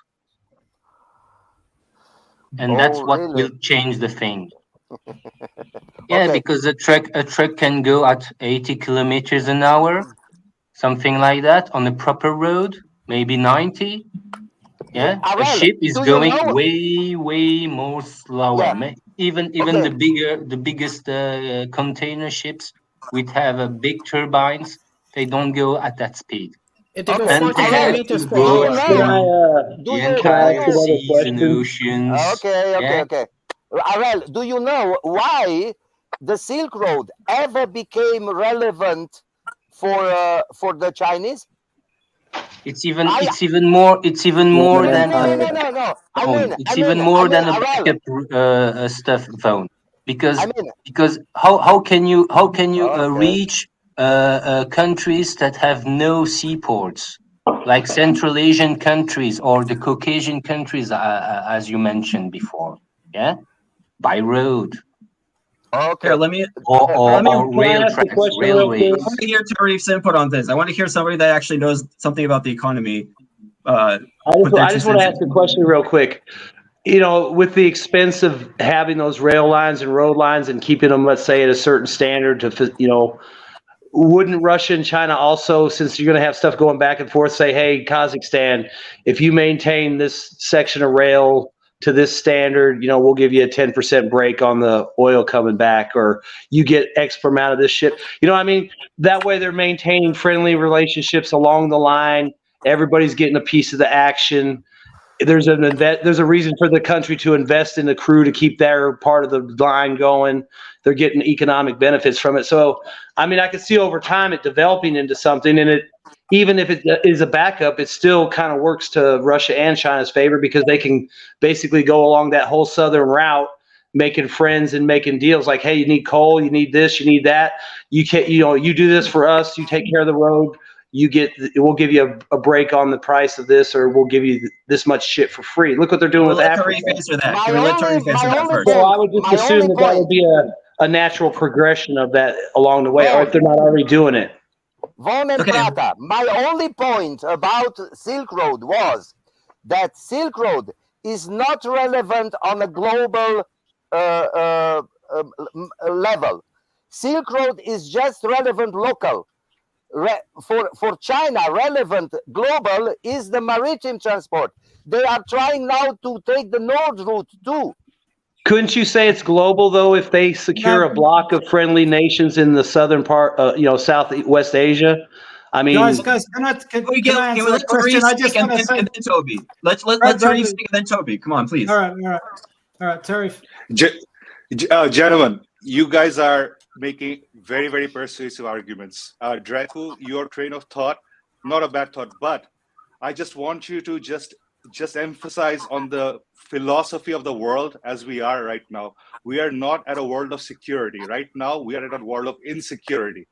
And in this layer, the entire nature of trade operates in a very, very different dimension, because trade is no longer a function of trust right now. Trade is a function of necessity. And land-based trade has always been expensive, all right? No ifs and buts about that. But trade is always very well protected over land. That is the most important thing. You can lay down millions upon millions of S-400s, ICBMs all across the railroads of Eurasia. And they're functional, and they're operable, and they will be a legitimate defense to any future endeavors in Eurasian battles. That is the way I would like you to think about the way the politics and the war is going to function in our lifetime.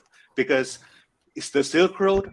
Yes, if you look at the global trade as a function of the dollar-based system, you will think of it as a less valuable and as a less viable system. But you have to think about the fact that right now, Eurasia is 2/3 of the world.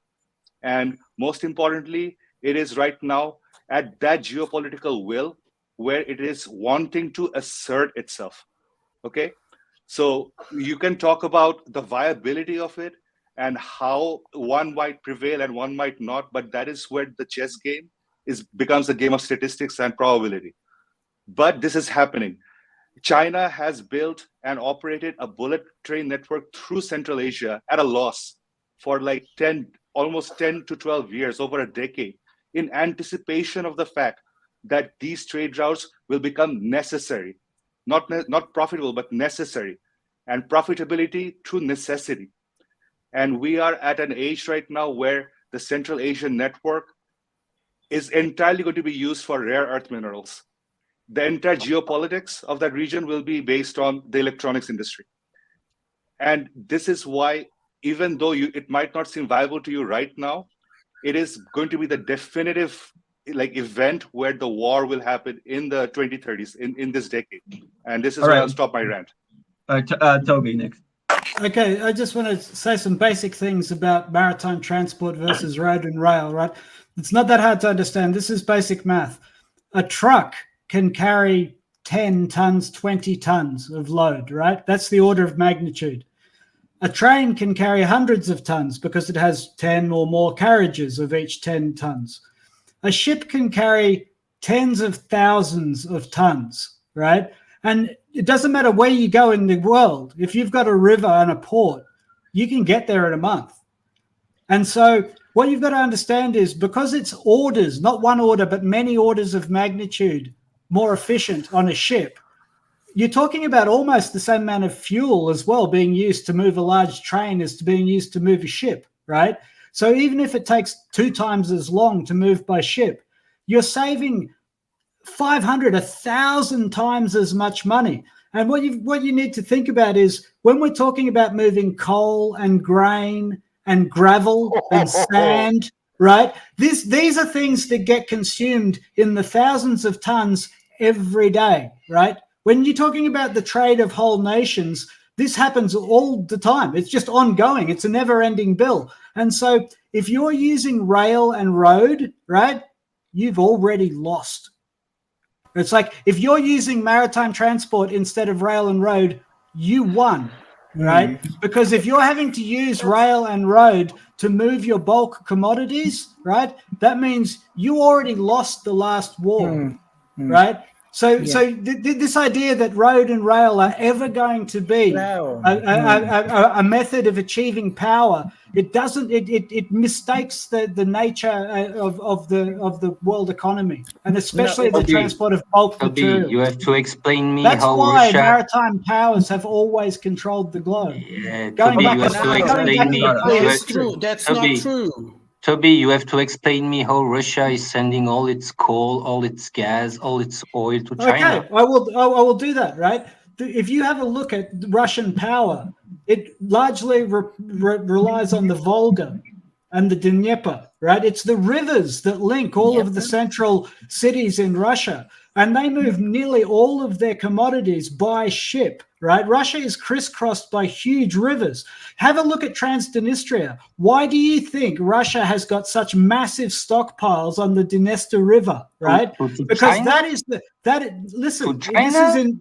No, just listen for a minute instead of interrupting. Listen, you might learn something. The reason that Russia has got its major stockpiles of heavy equipment on the Dniester River is because that river allows them... Prater, please, don't interrupt. Just listen. You might learn something. The reason that it's in Transnistria is because they can ship all of their heavy materials by maritime transport from anywhere in the Russian river systems all the way up into the westernmost point of Europe on the Dniester, right? That's why it's there. It's because it's on a river, right? That river is not sailable. That river is not sailable. My only point was that, like Tariff said, I just look at it as a backup route, a supply route that's a necessity at some point, possibly, and it being very hard to interdict or mess with because of the location and road and rail go from port to inland. I'm not arguing about how much stuff. I agree totally. Shipping and all I'm saying is if you're desperate and that's what you got, it's there, and it's something that the United States and a lot of other countries with carriers would have a hard time reaching. You'd have to send. I'm just saying it's a nice little backup. Okay. So I think that's all I'm saying is that if you're desperate, it's a good backup plan. I think we got Toby's general point here. Let me take this just a second to try to read from China's own website, ChinaHighlights.com, why they think it's important. And they write, plans are brewing for the reinitiation of the Silk Road overland trade. Chinese government leaders keep announcing big plans about train and highway routes to Europe. Now, about 40 railway lines connect Europe and China. The Chinese freight shipments can now reach England. These trains travel overland in 18 days. This is much faster than ships that take a month to go to the distance of Europe. China is also building harbor facilities, ports, as well as railway facilities in key places around the world. It is estimated that the expenditures amount to hundreds of billions of dollars a year.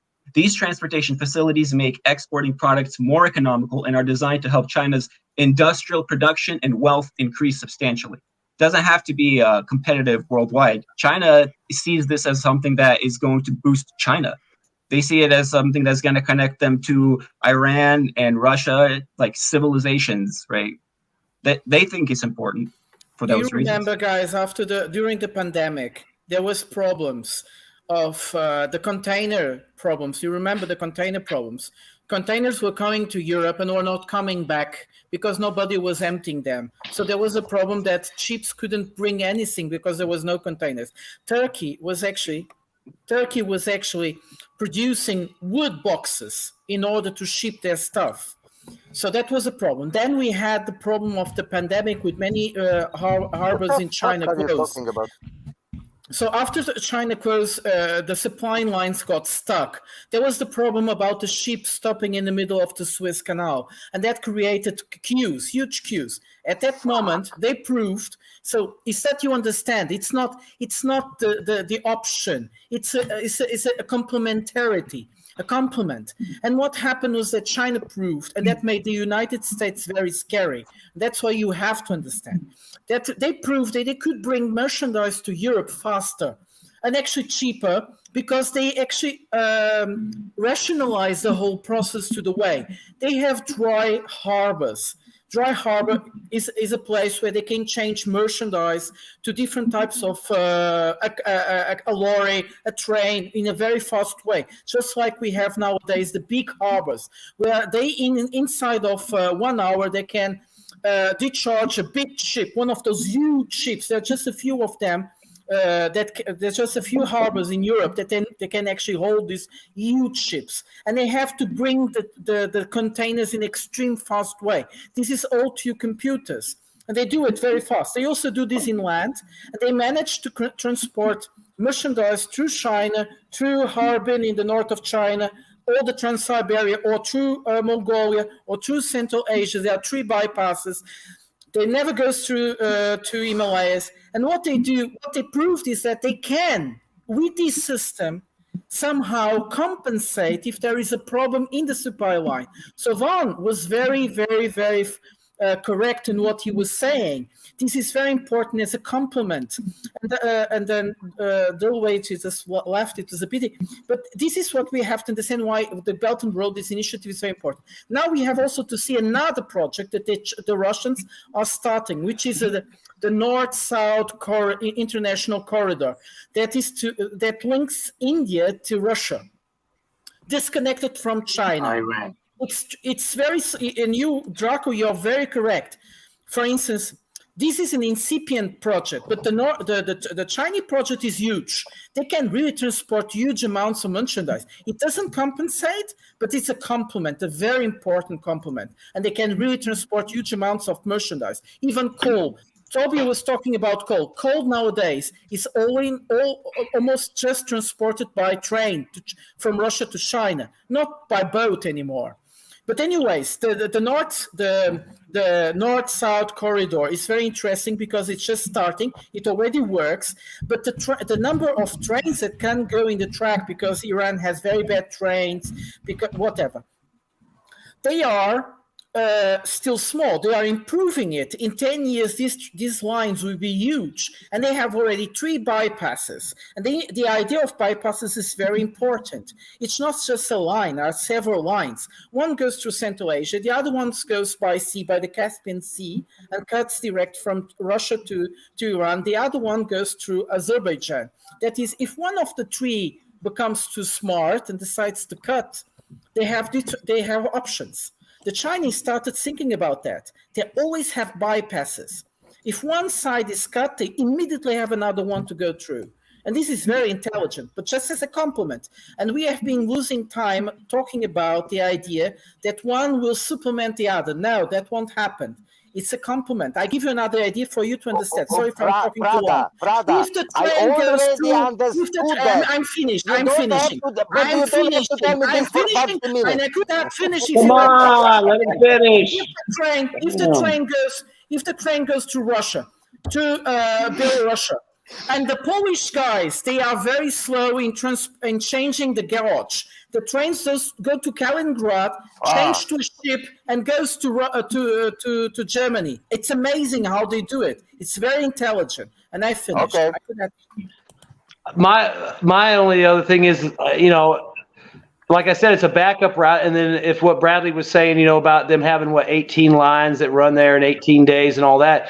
I mean, I can think of one good reason to have that system and then actually improve it and make it better. If there's that much stuff going to Europe, according to China, what are you going to do the next time you have some female captain driving a boat and then she jams it in the Suez Canal, the Evergreen?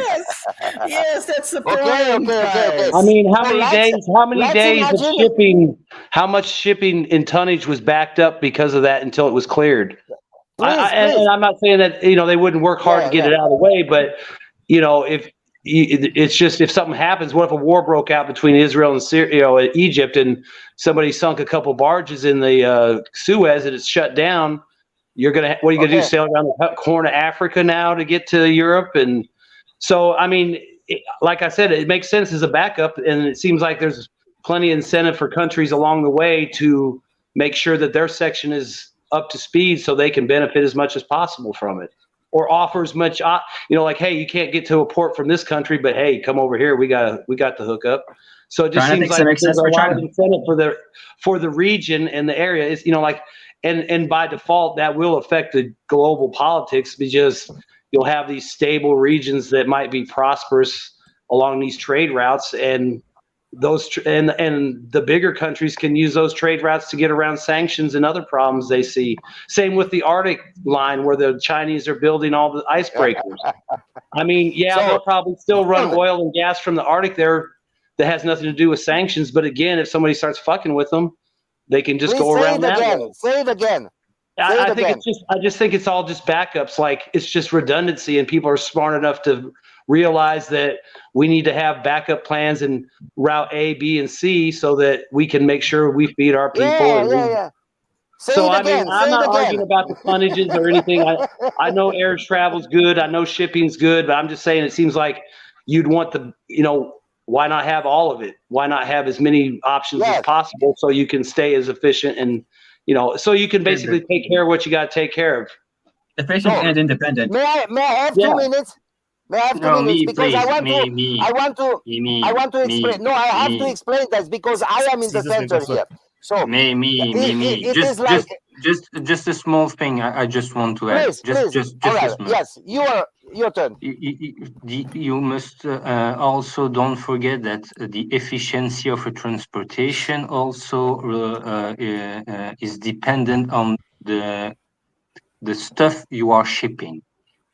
I mean, there is nothing better for gas than a gas pipe.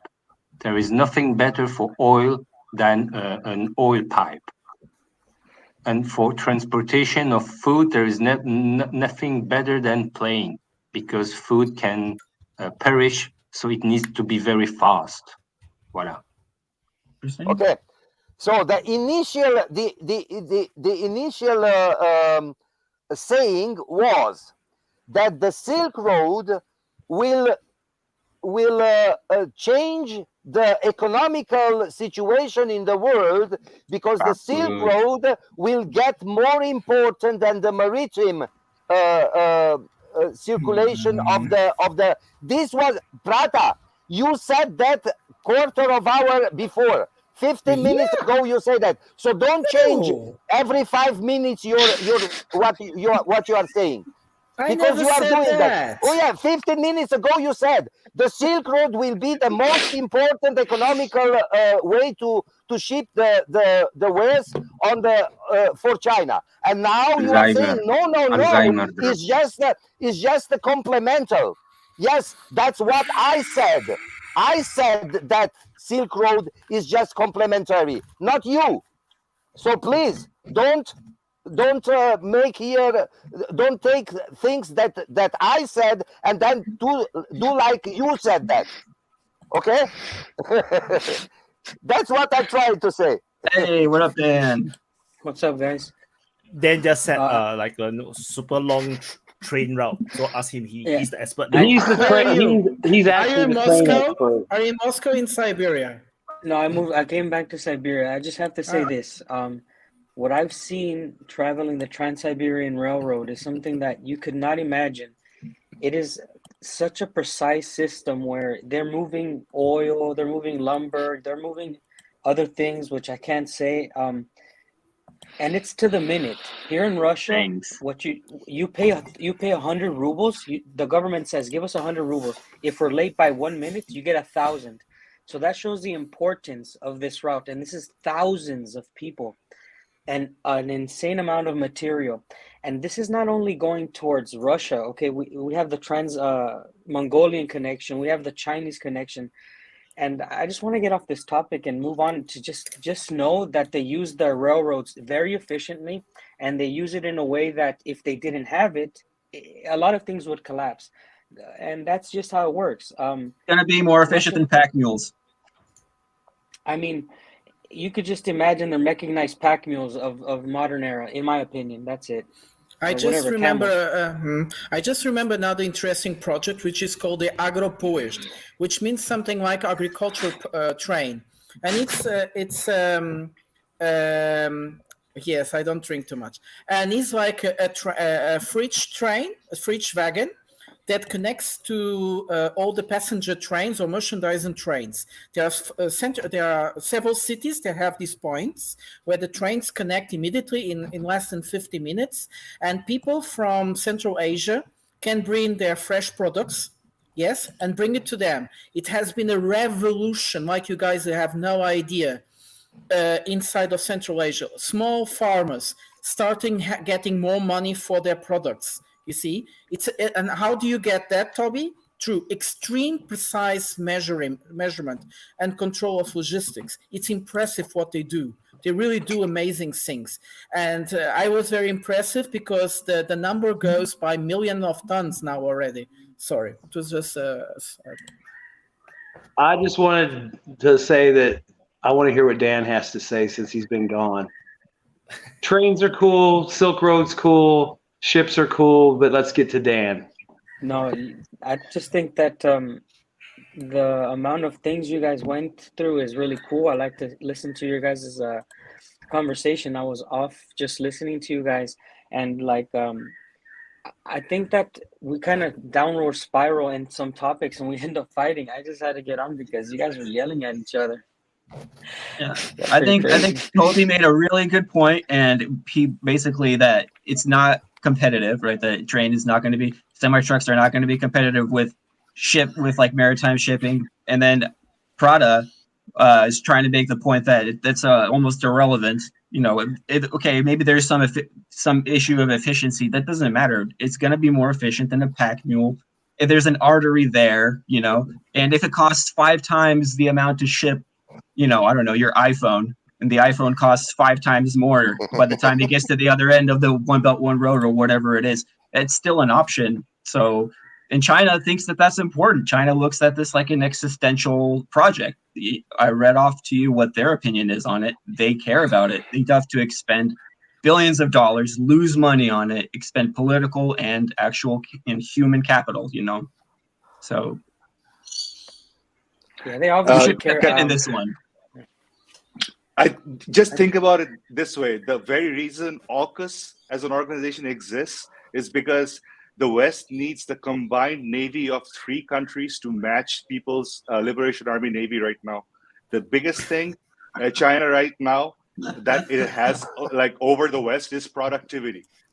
It can build ships up the wazoo for the next 10 years, which means shipping disruptions is like inevitability. It's a question of like when it happens, right? And when shipping disruptions do take place due to naval, let's say, escalations, how much do you think the price of shipping is going to be? And who's going to have a plan B? Like who's going to unite Eurasian trade when shipping becomes unreliable? That's the only reason it exists. Like the Chinese government thinks in like 50 years and 100-year terms. And that's the kind of thinking, that's the kind of like, like deep thought in geopolitics. It's what's missing in the West right now. Like you said, Toby, it's the infantilization of politics.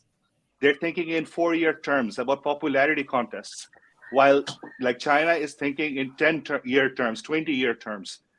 And that's the reason these projects exist. It's not a question about profitability right now. It's a question about profitability when a disruption happens, like COVID. So the next if China thinks in 20-year terms, like what were they thinking in 1920 that led them to 1940? And if they think in 100-year terms, what were they thinking in 1700 that led them to the situation in 1800? This veneration of Chinese wisdom, no. Because that during 1920s they are not even like a proper democracy. No, they were because like in 1900, 20 years before that, they were thinking ahead 20 don't years. Don't be afraid of China. They will eat you, no problem. Your China is mighty and above all, and that's why it's so mighty and above all. They are eating you. They will come for you. Don't be too hurry. Don't be too hurry. They are coming for you. I wish the Chinese all the best. I really do. I have to explain, the China does not exist properly in the way how we understood it, even during World War II. That is a warring period. It's a civil war. The Chinese Communist Party only won the war around the 1950s, and then they were shit, and then they to do cultural revolution, and then they kill their own people because they think that they can beat nature. Then after that, Deng Xiaoping took power. He came to Singapore, and then they realized that we plan in 20 years scales. Then they learn from us, from Singapore, how to run a country using socialism, because we have a lot of socialism in Singapore. I live in a government apartment. So then they take whatever they learn, they go back, and then every year they send hundreds and hundreds of civil servants to Singapore for training every year. And then that's how they learn what we do, and then they apply it in their own country. But China being China, like to tune everything to the extreme. Everything we do, they want to do. Dragu, I'm gonna mute him. So everything that we do, they tune it more. Like we had a 2-child policy. That's where they learn from us. They did a 1-child policy because they are China, they are better. So they screw up everything. So we have a 99-year government apartment. They put 66 years or 60 years. So every single policy they copy from us. It's not that they are like, wow, they're just very good at copying, but they screw up when they copy. Just like every single thing that they copy, they kind of like, they kind of tune it more until it's kind of screw up a bit. So Drew's having kittens listening to Drew is having heart attack. Toby, you wanna have more nightmares? Wanna have more nightmares? The biggest surface vessel beside an aircraft carrier is the Type 055. It's bigger than the Ticonderoga class cruiser, and for the Chinese, it's just a destroyer. Yeah. The only thing the West, the Anglo-American are better is in the submarines. Yeah, so they still have the leading edge in submarines. And carrier China operations. is coming. China is coming. Carrier operations. No, listen, the Yeah, Chinese, I mean, Vaughn, I'm the sorry, Chinese I mean- invented electricity, man. You need to understand. Like, Might as well say gunpowder. everything that is good and No, my everything friend. that is pure in the world came from China. And the time of the Anglo-white man is past. And we only ever had our place in the sun because the Chinese gave it to us. You just have to think that they have a more just look at the consistent foreign UK. policy. How That's all. dramatic Listen, their I am social the first situation person to is. say that the white man is completely retarded and is going down, but we did it to ourselves. And like, this doesn't make anybody else good or better or competent. And I have every confidence in the Chinese to screw things up again, just like they have like periodically in the past, just like we have. I don't think that like one culture falling over makes other cultures better. I hope for the best for China. I really do. I've great love for the Chinese people. It's like I hope for the best for Russia too. But I know that Russia has corruption problems. I hope they fix them, right? But I'm not someone who's going to say Russia is perfect because I don't like Ukraine or because I don't like Europe or whatever. So like, yeah, we can worship China if we want because we don't like the West. But I don't think it works like that. I wish them the best of luck, right? Don't be The afraid. thing is that I'm not. we're trying to Everything will be imagine all right. how the I think so. multipolar world was going to function, and in this sense, we came to the idea. Okay, there will be certain centers, certain powers, and the countries in certain parts of the world will start to think in this sector, I will work more with them. They will work, and we went to China. But China has its problems. Everybody has its problems. The thing here, Toby, is that nobody will have more the upper hand in the future if it comes like we are seeing going. Nobody has the upper hand. Okay, the Chinese are not perfect. No single human being is perfect. Not in Russia, not in the West, not in China. And all these different regimes. In all these different regimes, be it the Russian regime, more autocratic, more manly instigated, being in the Western regimes, more feminine, more feminizing, or being in China, extreme discipline. None of them is perfect, or they have their flaws. The thing is that they will create powers of attraction. Russia, for instance, their power of attraction is their soft power, their masculinity, and most of the world is masculine. It's not feminized. Wow. It's not going to be feminized. I came from a country that is particularly matriarchal. It's not patriarchal, but still the image of Russia, it's very appealing because this feminization in the West is a bit destroying. But many other countries in the world, most of Africa, South America, Asia, they are patriarchality. So they feel some power attraction to Russia. What's the point? I have no idea what you're talking about, but it sounds pretty interesting. I'm talking about it. Any of these polar centers will have their attraction, and they'll be able to in certain sectors to attract different countries, and they work with each pole as they go. And this is based on the sexual attraction. No. Okay. It's based on family. Wait. It's based on family construction. Okay, really? Wait. I don't know. Actually, I do not know where you are going with the very long. Sex robots again. I actually got lost, but no. Can we introduce? Let Jaso introduce himself. Yeah, please. Hey guys, how you going? My mic working? Good. Yeah. Your mic. Yeah. Okay. I will make it louder. Yeah. Okay. Yeah. Look. Hey guys.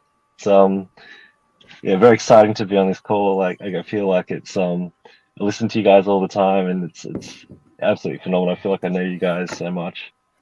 I woke up and I heard you guys talking about China. I just had to chime in because I know in Australia here. We recently signed a big deal of, I think it's $368 billion to buy some nuclear submarines from America and the UK. It's just absolutely shocking. I mean, it's we had a former prime minister come on and just absolutely rip apart all these journalists that were talking about how it's such a good idea. yeah, I just feel like China's being demonized, much like Russia. There's this big boogeyman that we have to push back against, and it's just, as an Australian, I feel like it's absolutely ridiculous. Like they're our biggest trading partner, through our biggest exports. Coal, iron ore, education, all goes to China. So, I mean, just to antagonize them, I think is pretty ridiculous. You're right. Okay. I don't see why we'd antagonize China for us to waste a bunch of money on submarines. That's why don't be afraid of China. Everything I will was be, gonna will mention be something, okay. guys, because I came in late to the conversation.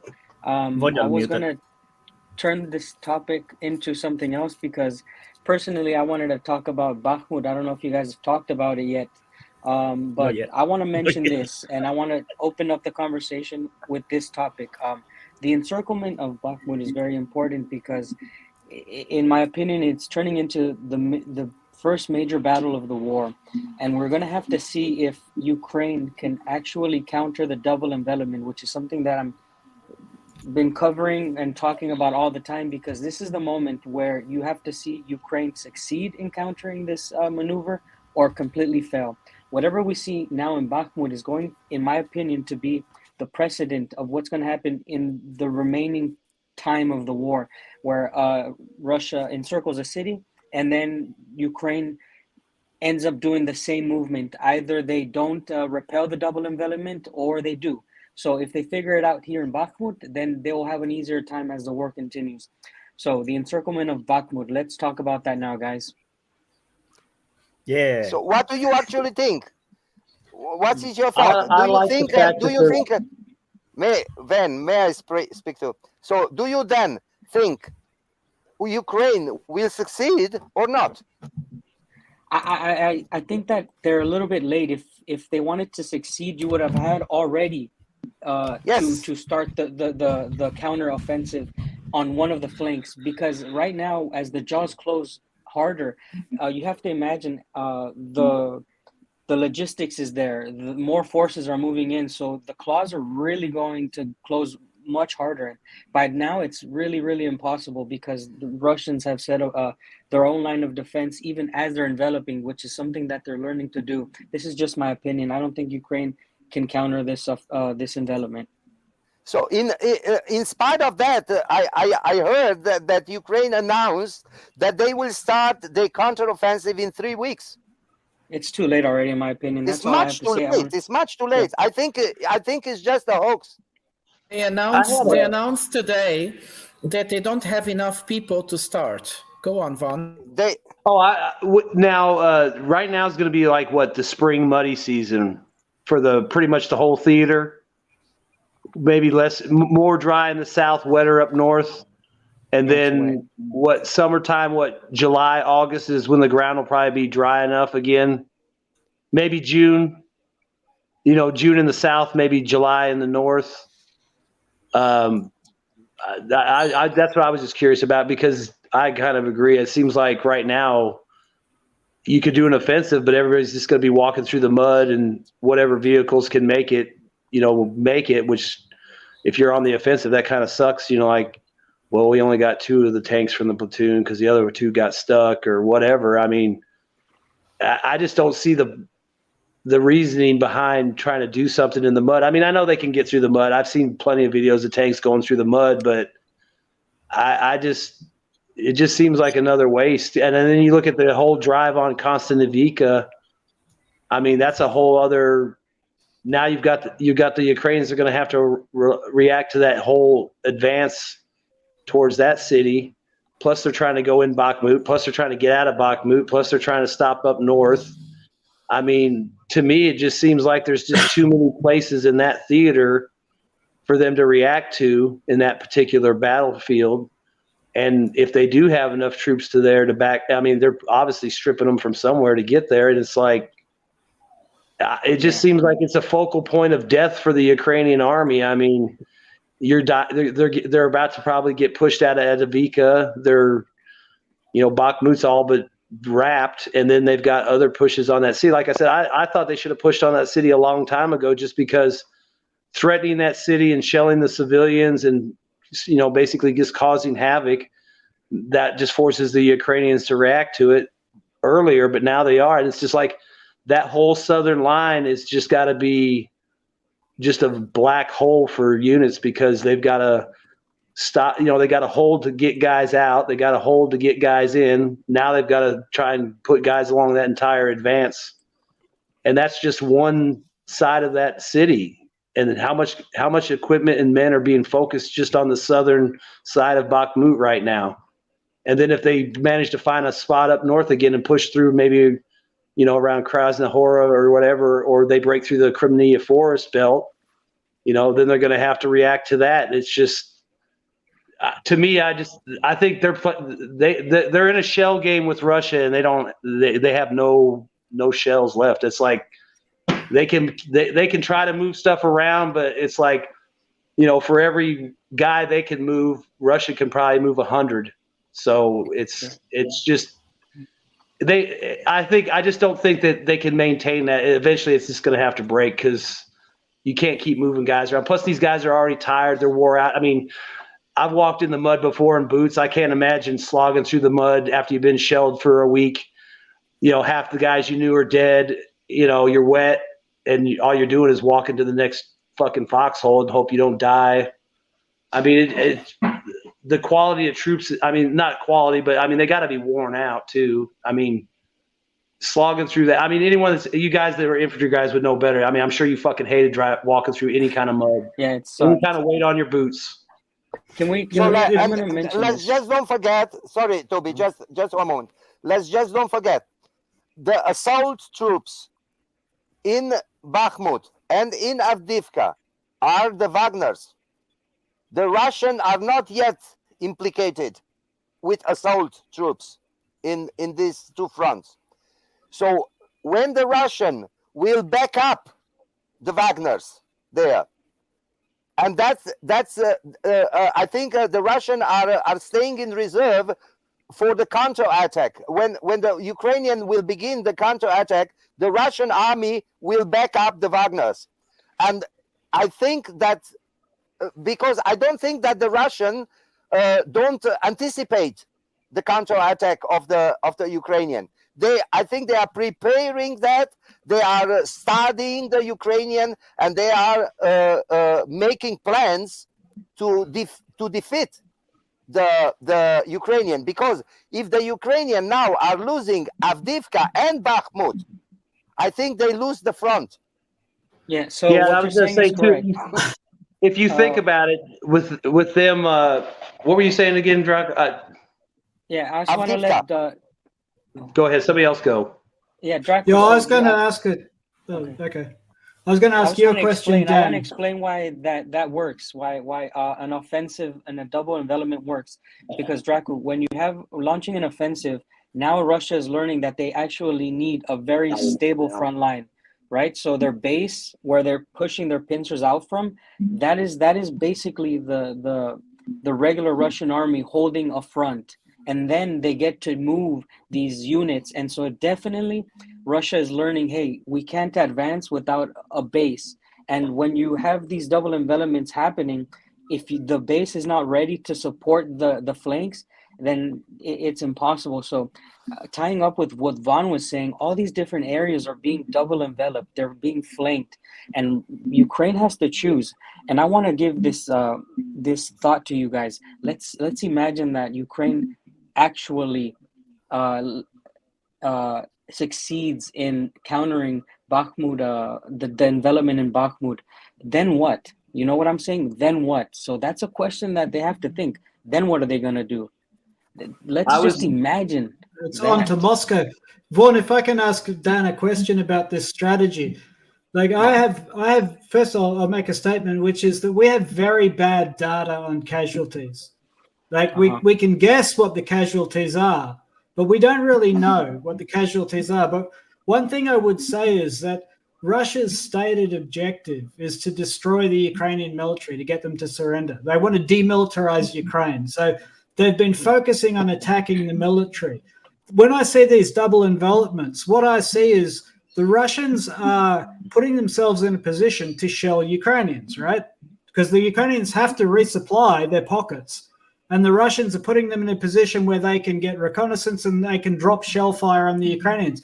But I don't know how effective it is. We had the pro-Ukrainian panel saying that the Ukrainians are killing 3 and 7 Russians for every 1 Ukrainian. I don't understand how that's possible, because it's not like the Russians are doing human wave offensives and failing. They're very carefully, as Dan said, developing double envelopments, right? Which, as I see it, is putting them in a position to snipe at the supply columns. The Russians won't want to waste shells just shelling people who are underground and protected.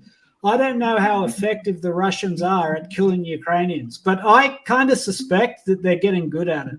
Like, they've been at it a long time. So Dan, is the idea to just like squeeze and hurt the Russians, the Ukrainians, until the Ukrainian military cries uncle?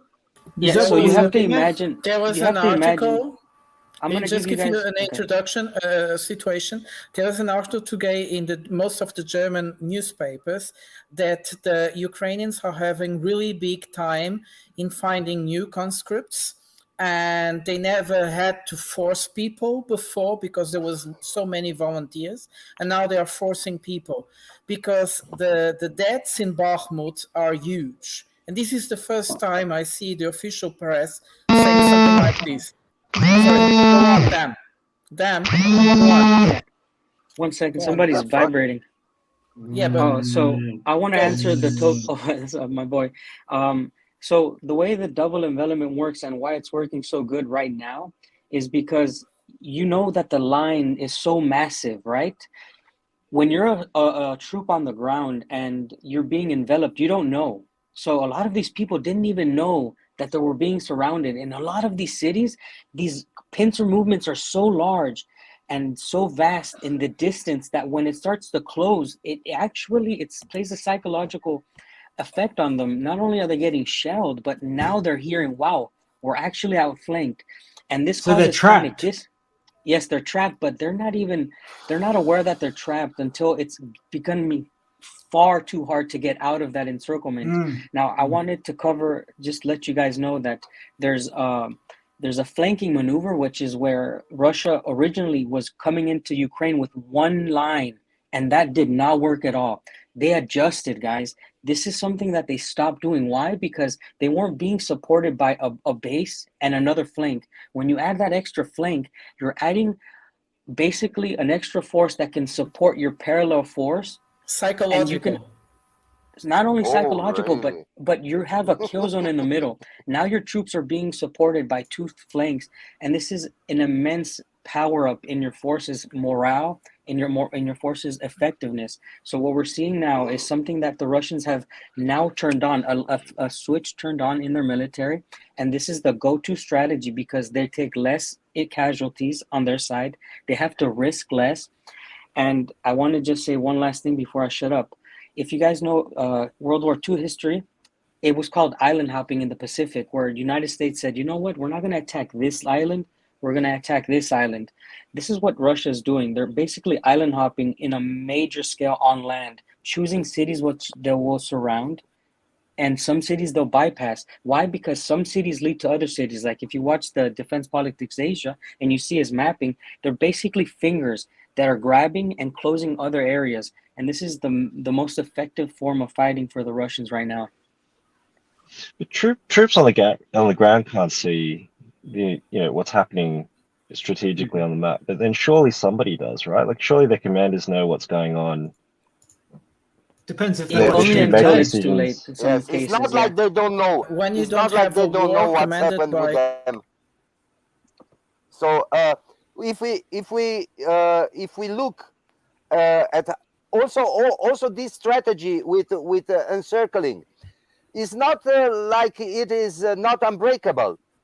There are a lot of examples in the history of war where you see that also encirclements can be break and can be defeated. The problem is that I think that Ukraine don't have enough resources to do that. So they are announcing now that they have 80,000 troops in front of Bakhmut. But I think that is just propaganda, because if they would have 80,000 troops with tanks, with artillery, with everything what they need to have there to make a counter attack, then they would do this counter attack.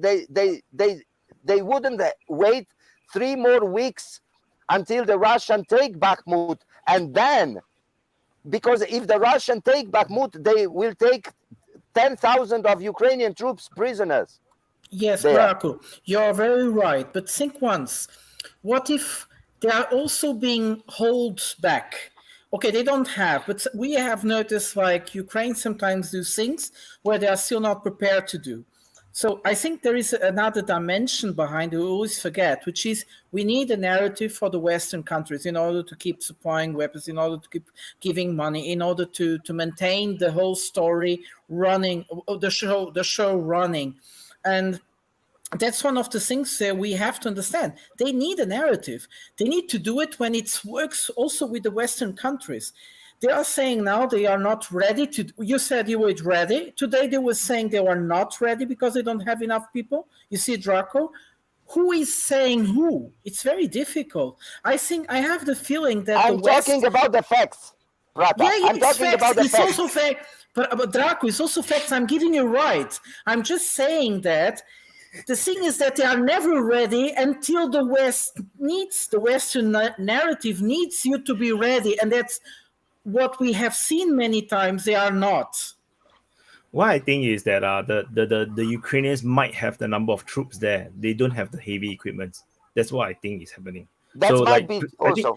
I heard the 80,000 came from Prigozhin, the number. I'm not sure. I see it on Twitter. That's what they say. Because I haven't seen Ukraine stuff, the updates over the past 24 hours because I was busy.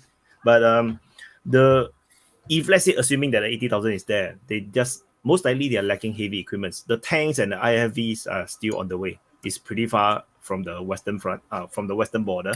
So it might take some time. And then they probably only have the Leopard 2s in, and that's probably less than 20 of them. So the Leopard 1s are not ready. The Abrams are not ready. The interesting thing is nobody talks about the French AMX-10.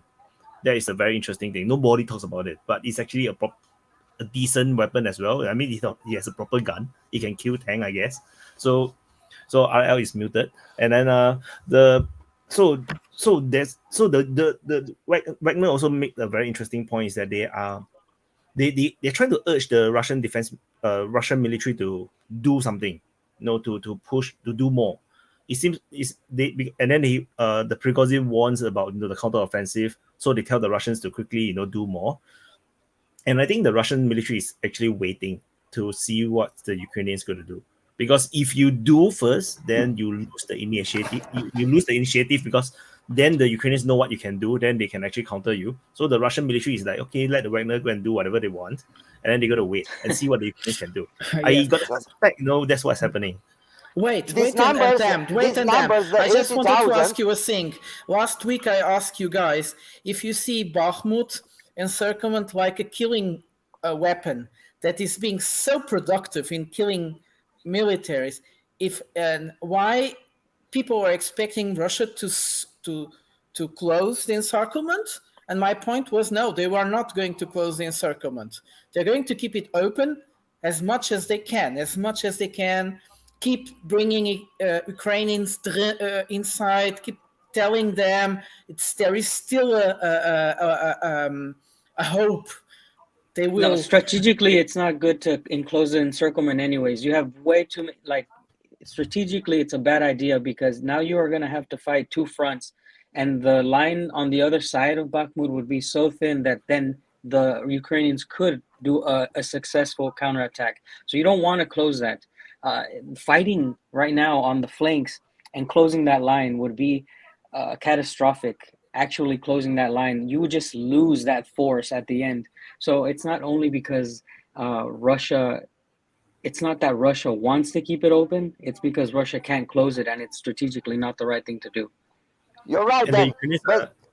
that's number that I said. It seems that they have 80,000 troops with 300 tanks and 200 artillery and some helicopters and some other are from military summary. And he said that he had these numbers from Ukraine, not from Russia. And so that's what I heard. So I didn't check these numbers. I also heard that, not from him, but just through reading. Yeah. So pro-Ukrainian if persons. But if that's true, that for me it would be logical if we see that the Wagners are the assault troops, and that's clear. Also in Avdiivka as also in Bakhmut, then it would be for me logical if we take as a fact that the Russian army is backing now the Wagners and is standing behind them in case of the counterattack of the Ukrainian, and then they would intervene because only the Wagners are not capable to hold this front against a big army of the Ukraine, which is making a counterattack. I don't think that that's possible because they are too few. They are not enough. The Wagners totally are like 50,000. So it's. Can you guys hear the Russian national anthem? Sorry? Yeah. Yes. Yeah, it plays every morning. Every morning here in Russia. We have to do a moment of silence. That's also fantastic. I thought Dan's lost his mind. He's standing. Oh, it's on the radio. Okay. Yeah, on the radio, that's normal. I mean, we have that in Singapore understand as well. Russian. I'm sorry. I don't understand the language. So it's for me. No, I think for real. No, in Singapore, we also have the same thing. Every, I think, 7 a.m. or 6 a.m., the radio will start to play the national anthem, like every channel. I think maybe every channel. I'm not sure. But some channels. Draco, Velikaya Strana. The great land. Oh. Fuck them. I don't like Russians. So Dan, I have a question. I have a question for Dan. I am a Romanian. We don't like Russians. So Dan, what's up? Do you think that, do you think that the Russians would have changed their tactics significantly if they weren't achieving what they wanted? In other words, if they're not dismantling the Ukrainian military at a reasonable pace, surely they would have had to have changed their strategy because they would see that they're failing in their own war aims. I don't see that. So I assume that they are achieving their war aims, that they are inflicting significant casualties. I think I don't like with this meat grinder idea. I don't buy into it only because when you're in this pace of battle, like it just turned out to be that they figured this out and they're in Bakhmut and they've learned to master this double envelopment. I think that the meat grinder idea comes from how natural it is for battles like this to turn so bloody, man. So when this battle came to be, of course they're going to be like, yeah, send them to the meat grinder. Why? Because this is how the battle is progressing. Not just that, but that's just a Russian term that it's not new. People didn't just make this up. If you read World War II history, there's a lot of instances where they're like, oh, the Rzhevskaya мясорубка, right? The meat grinder in Rzhev, the meat grinder here, the meat grinder there. They called it мясо комбинат. It's horrible. Мясо комбинат. Yeah, but the point I'm making here is that they have to grind some meat.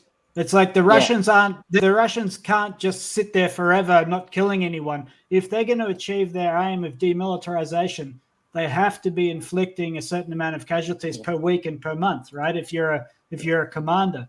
And so my question, Dan, is do you think they are? Do you think that they are achieving their objectives? I believe it's happening. Or do you still think they need their big battles? Do you think No, I think because you always this said is they the need like beginning. 3-4 big battles. Yeah, that was what I said. This was my theory that Russia needs 3 to 4 major battles to end the war. And this is definitely a leading up to a major battle. Like I've been waiting for something like this to actually start happening where both sides commit to something that's going to be a catastrophic loss for either side. So no matter which side loses in Bakhmut, it will be a catastrophic loss and it will be a major battle, a major victory for whoever wins, a major loss for whoever loses, and it'll be the first one in the entire war. You can look up the past ones. This is definitely a different battle. You can look up the other battles in the war. This is definitely unique. It's much different than the others, and the significance is much different than other battles. This is going to open up not only different attack points in the front line, but it's going to leave a kind of like a big dent in the amount of men each side can move on the front line right now. Because if Russia was on the Ukrainian side right now, if Russia was the one on the losing end, being enveloped right now, trust me, it would be whole nother news that people would be reading, especially here in this country. They would be freaking out. So psychologically, body-wise, it would change a lot of things if Russia was on the losing end of this battle as it seems right now. Yeah. Yeah. Have you muted? Phone, you're muted. Oh, I just wanted to ask a question with I had to leave for a minute, so I don't know if you covered it. You know, the whole supposed Ukrainian offensive that's designed to hit Wagner and knock him out of Bakhmut. And I was just thinking, you know, the Russians obviously don't have a problem with withdrawing if it is not tenable for them to stay there. It's going to be too costly. You know, like in Kharkiv and Kherson, you know, regardless of how you view that. I mean, they obviously decided to leave because they couldn't stay because of the forces arrayed against them. So the fact that Prigozhin and everybody's been talking about the offensive, and the fact that, you know, it's just territory, they can get it back later when there's no army left to stand in their way. So they position themselves like they've been doing. Ukraine launches this attack, they take some hits, they fall back and let their Ukrainians come forward again. And of course you got the Russians and everybody else sitting back there waiting, and they just use this as another grind up operation. And then once those guys are gone, the Wagner guys just advance right back to where they were 2 weeks ago. Maybe they'll take a few more casualties. Maybe there's just a few guys left, but it just seems like with what's going on in Bakhmut that would make the most sense, that they've already know this offensive is supposed. And that's the other thing too. I don't see how Ukraine is able to gather 60 to 80,000 guys near Bakhmut and they're not getting pounded. I mean, even if they're hiding them getting pounded, I would think somebody would leak something. Somebody would have a vote of drone footage or something. So it's like, is there even this force being arrayed? Does it even exist? And like I said, if it did exist, why wouldn't Russia just let it come into the pocket and die like everything else has? Yeah, I think this is the wrong question to say. Oh, sorry. Was I going to say something?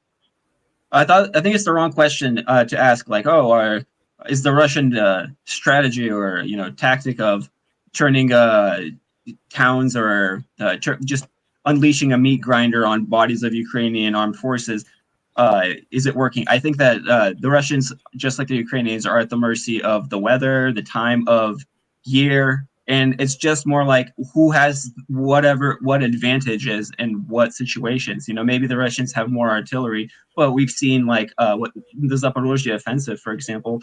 Sometimes the Ukrainians have a positional advantage in that place to their favor. You can't say, oh, the Ukrainians have this strategy where they're going to occupy the top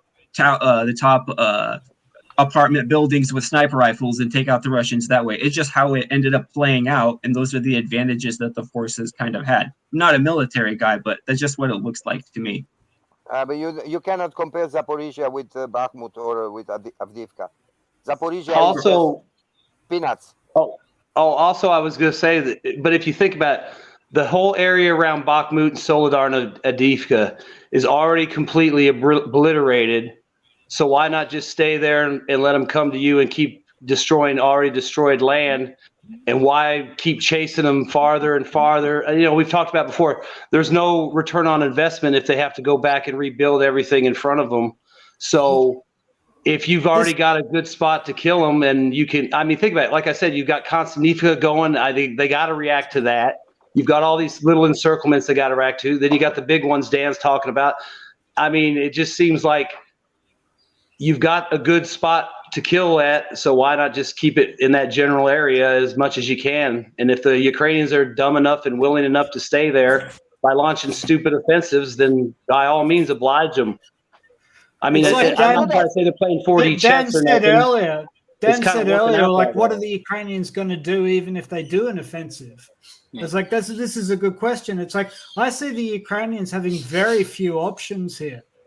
I think Dan said elsewhere, I don't know if it was on our main channel, chat channel. It was actually on that video he did with Real Report. He said he thinks the Ukrainians made a really bad mistake in the beginning by fighting on a front line. And I think that there's actually like a lot of wisdom in that, because they've put themselves in a position where they're screwed if they do and they're screwed if they don't. They can either hold Bakhmut or they can mount an offensive. But either way, it's like, where's their victory condition? They're just going to lose bodies. And I think that Vaughn's right. I think the Russians are positioning themselves so that as long as they get their daily, weekly, monthly body count up, they're demilitarizing Ukraine. Why make it hard on themselves? And if you look at their own lives, you know. If you look might up also north, be political.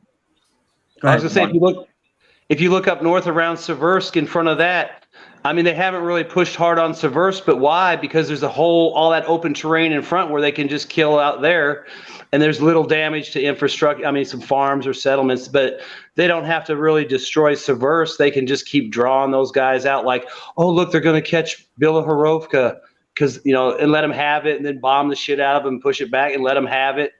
I mean, I'm not saying they're playing 4D chess or anything like that, but it just seems like they've got a good spot and they don't really need to keep destroying Ukraine. And somebody else can go. I had another point, but I forgot. They seem just to do that now. They are just doing that because they stopped the advance in Bakhmut, and they are advancing in south of Avdiivka, apparently, but they are not really attacking like assault attacking. So they seem to let the Ukrainian get out of the pocket, and they are grounding them there. And I think Dennis is right, and they haven't got any guns left, and Wagner are all dead. That could like Toby was saying about the like Toby was saying about whoever made the comment about the Ukrainians made a mistake by getting into a stagnant war position. I think. God. Never mind. Give me a second. I'll get it back. Okay. Well, all right. I'm just going to repeat some things to say. Which was, I think that to Ukraine, part to maybe even to Zelensky personally, maybe Bakhmut also carries a political significance. It also has political weight. There's going to be political repercussions that are felt for Bakhmut, and I think that's part of the reason why there's this confusing situation that's brewing there, where it doesn't seem like the Ukrainians have too many advantages to play. I remember what I was going to say. Like Toby and them were saying about them being made a mistake in picking that type of fight. And if you think about it, I mean, one of the things I said before is why aren't they? I think they should be fighting like NATO. And the way NATO was trained to fight in the Cold War was, hit and run, fall back, trade land for space, and considering the kind of forces they've got and the fact that they can't control the airspace, they're outnumbered in artillery and tanks. It's like they would have been better off, even though it sucks, hitting the Russians and falling back, versus, I mean, God knows how many guys have been killed between Lysychansk and Bakhmut. And if you think those are the major falls, Avdiivka is the biggest thing in the south since Mariupol.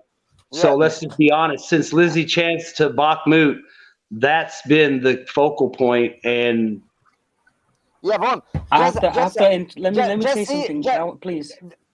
I want to just a jump moment, here because, just a small point.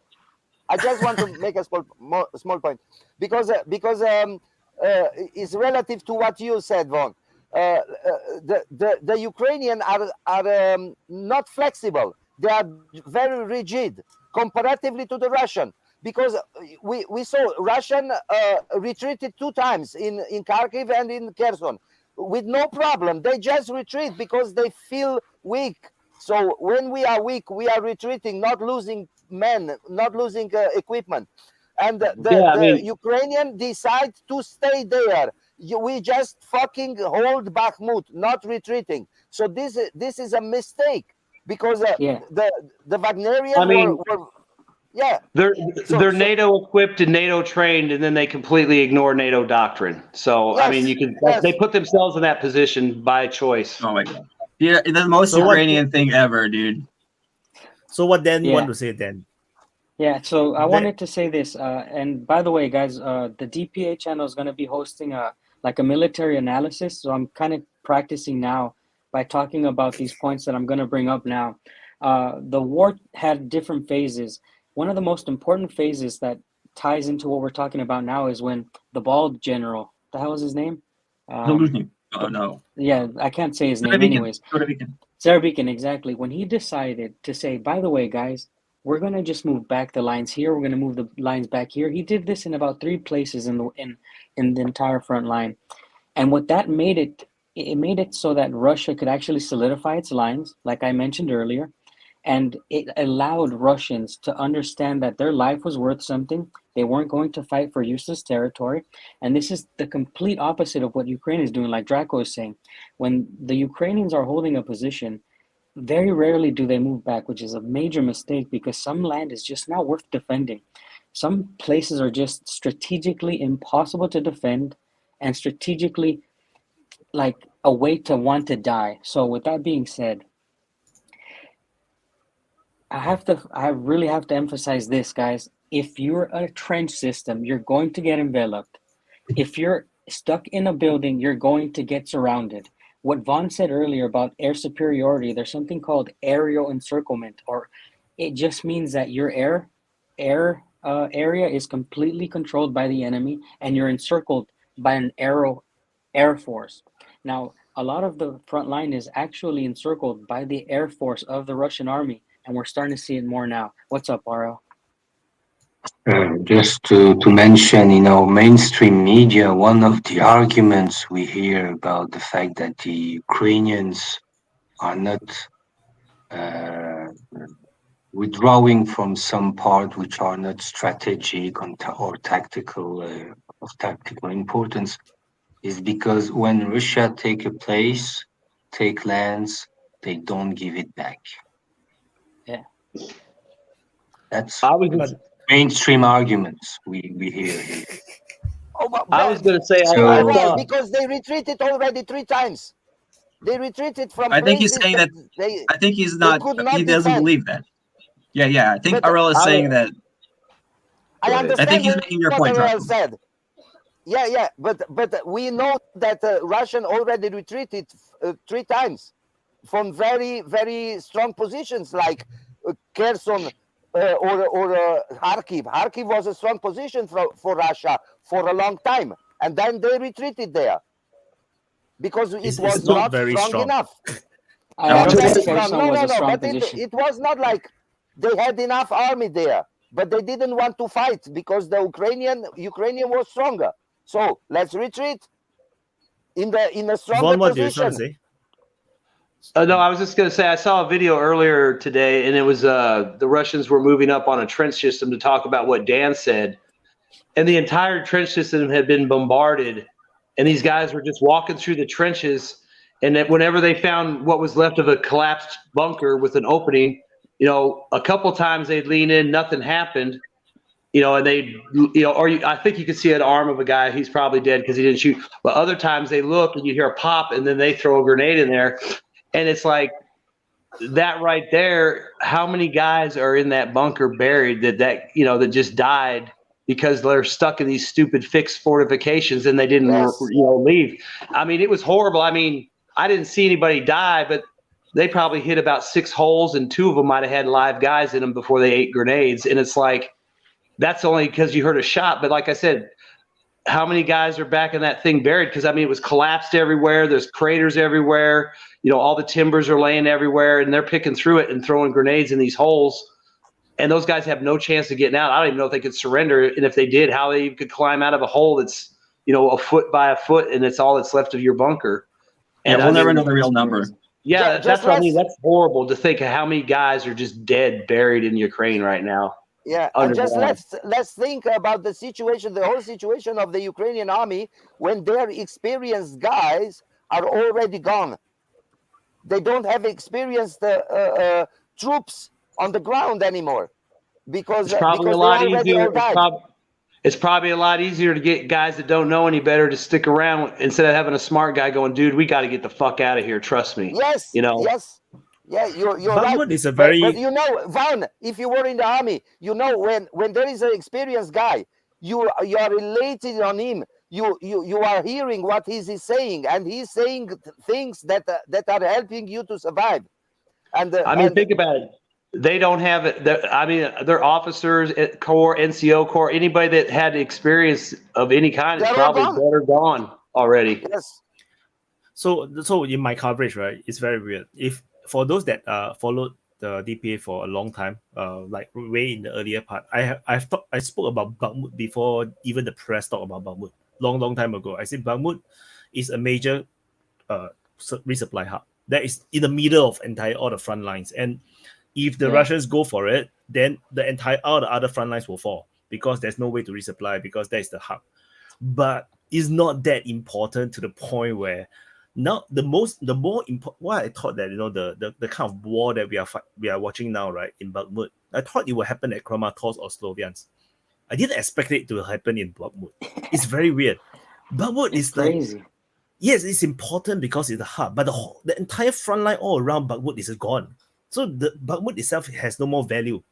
The front line should move back because Bakhmut already lost its value. But the Ukrainians have put all their eggs into this basket. They use the media or whatever to pump it up to the point where Bakhmut, a small city, has now become as significant as Kramatorsk or Sloviansk, which is a major big city. It's 2-3 times bigger than Bakhmut. This is mind-blowing, how this insignificant city has become like the center of every shit. and the Ukrainians have no choice because they had already pumped it so hard, and they are now getting all the tanks and IFV. They have to do something. Then say they have nothing much they can do, which is when I looked at it from my point of view, like I also not too sure what the Ukrainians can do. Like there's not much options actually left. Like you can't really cross the river at Kherson to have a proper bridgehead. You can't attack Zaporizhia because Zaporizhia is 3 times more defended than Donetsk. The Zaporizhia line, the Russian side actually is 3 times deeper, the defense line on the Russian side. So you can't really penetrate there. Then you only left with Kharkiv, the Kharkiv-Luhansk border and Donetsk region, which is where all the fighting is. There's no options unless. So that's why in my analysis I say that the only way the Ukrainians can do is actually do a even bigger pincer around the Russian pincer. But the thing is, they will need the tanks and everything, and will they get it in time? I don't know. The pro-Ukrainian, the panelists in our chat group, they were saying some very bullish stuff because they saw some information like there's some secret 200, like someone said there's already 200 Leopard 2s inside Ukraine somehow. Yeah. And I don't know. So look, there is a lot of rumors on the pro-Ukrainian space that make them feel very confident, and really they feel very confident. I'm not joking. They are the pro-Russian level of confidence now. So I have no idea. I really don't know idea what's happening. So I'm just waiting and see what's going to happen. Vaughn. Oh, I was just going to say, like you were talking about, you would have never expected Bakhmut to be the battle it was. I mean, like you said, certain battle, like everyone, Lysychansk is guaranteed, Seversk is guaranteed, Donetsk is guaranteed, Avdiivka, certain Zaporizhia, Mariupol. There's certain guaranteed cities, are going to be big battles. And it's like, a lot of people talk about how Russia seems incompetent or inflexible or not hard to change. And I'm like, does the fact that these battles have kind of flowed where, I mean, it's natural for an army to flow where there's the least resistance. Everything goes where there's the least resistance. But the fact that they're able to do that more, it seems like in certain areas they're more efficient about it. Maybe they're not as rigid as people think. Because, I mean, look at a lot of the analysts that are, I'll say, anti-Russian. I still think a lot of them talk about the Russian army today like the Soviet army acted in the 80s. It's like, there's corruption. Yeah, there's this and that. And it's like, but the way they talk about it, it's almost like you're talking about the 80s version of the Russian army, not the Soviet or not the Russian version now. And it's like, yeah, is there problems? I mean, that's like saying that, there's corruption in the U.S. military, every military. So at this point, I don't even really know if that plays a bigger part of the as they make it out to be. It's like, yeah, they're corrupt. It's like, yeah, everybody's corrupt. Everybody did it. Maybe Russia was really. I like how maybe Morton so- put it. He said it has to be true. Otherwise, Well, I mean, I I'm don't not know saying what. it's not true, but it's like maybe the corruption levels during the Soviet times were horrific, but obviously that's changed because they're getting T90s and stuff. It's not like some guys at the factories telling Putin that, yeah, I just sent 200 T90s to the front, and really he built like 3 dachas for his family down on the Lake Baikal or something. But you know what I'm saying? It's like that kind of corruption is probably gone now. There's probably stuff more like you just getting your bank account padded, stuff like that versus the old way. And it just seems to me like that's how they still talk about it. It's like they haven't. I don't think they haven't noticed it. I just think they ignore the difference between then and now, and it's in their analysis, and it makes it bad. It makes their analysis worse for that. I thought when I heard about the Russian will attack Bakhmut, I thought, okay, the Ukrainian will let now a base garrison which will defend Bakhmut until the troops are retreating on the Kramatorsk line. But no, they put army in Bakhmut and let them, because the Kramatorsk line, this is like the Russia would need 1 year for that, to take that line of defense. And now they are losing troops there so that they cannot defend this line anymore. Maybe. Yeah, Because depending maybe on not. So because because I did the pro-Ukrainian panel, and then also we have the group chat, so they do talk a little bit, not much. They don't talk a lot, but some of the things they share suggest that they're really confident. They have a lot of equipments and a lot of things coming, and then they really believe that the Russians are losing. They don't have the high-tech parts that allow them to build a modern tank. So that's why they are talking a lot about the T-55 being sent to the front, which I have no idea. It's basically just two photos or something about the T-55 on the rail, but I have no idea what's it. I was trained on T-55. It might have been before the war. It might have been early on, but I do think I remember seeing either a T-55 hull or a T-62 hull. It might have been in Africa, but it was basically that. It was a Terminator, but it was on an older hull. So I'm not sure if that was an African homegrown Terminator, because it didn't look exactly like it, but it didn't look like no technical thing that some guy put together in his garage.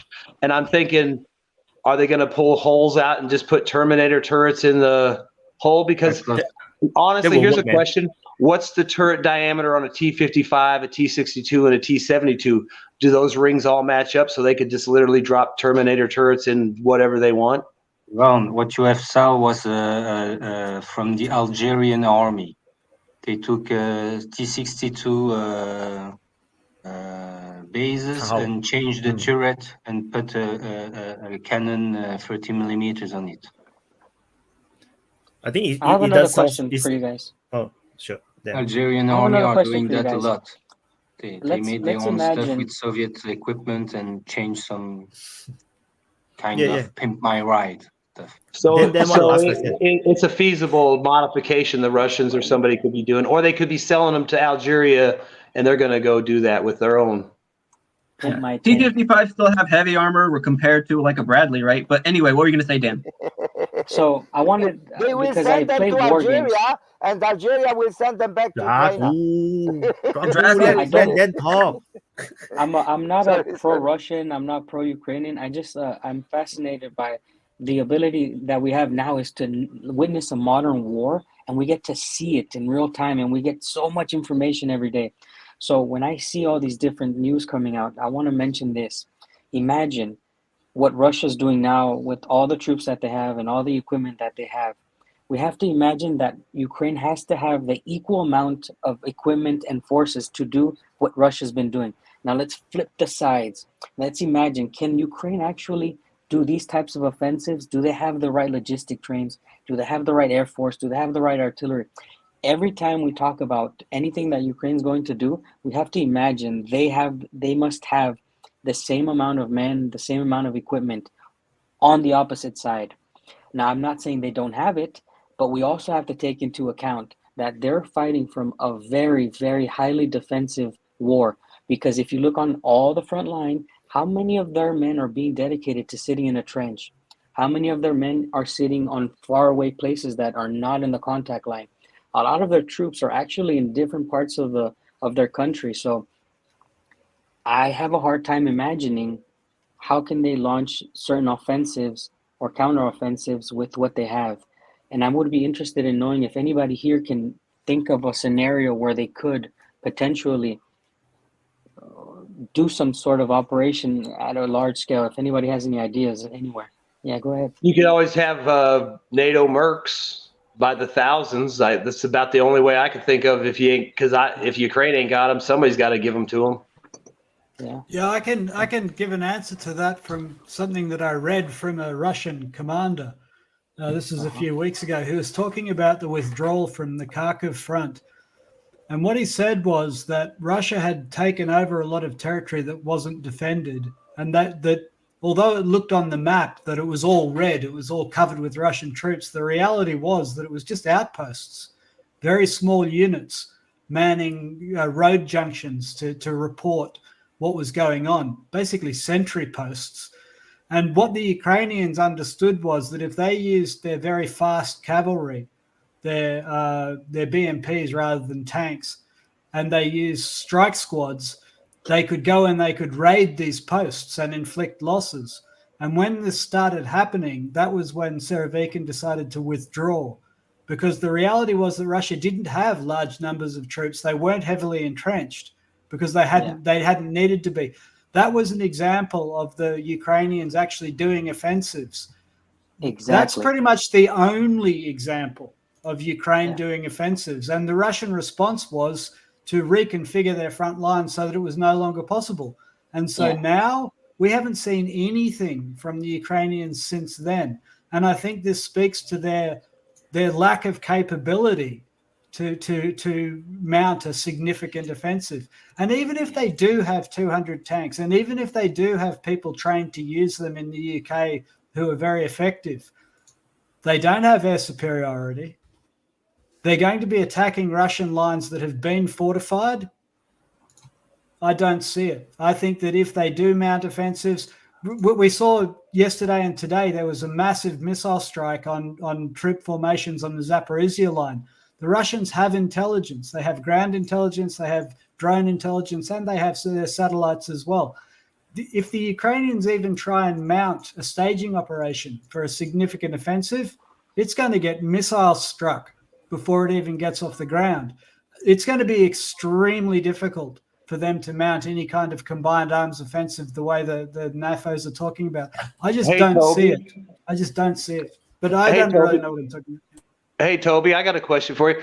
Do you think that the Ukrainians are aware of the danger of consolidating troops and getting hit by strikes, or do you think they believe their own propaganda that the Russians are running out of missiles, or if the United States or somebody's telling them they're running out of missiles, so maybe they're more complacent and sometimes they do gather troops and then they get hit, because maybe they think, Russia's just shot 150 missiles last week, so you're probably good this week.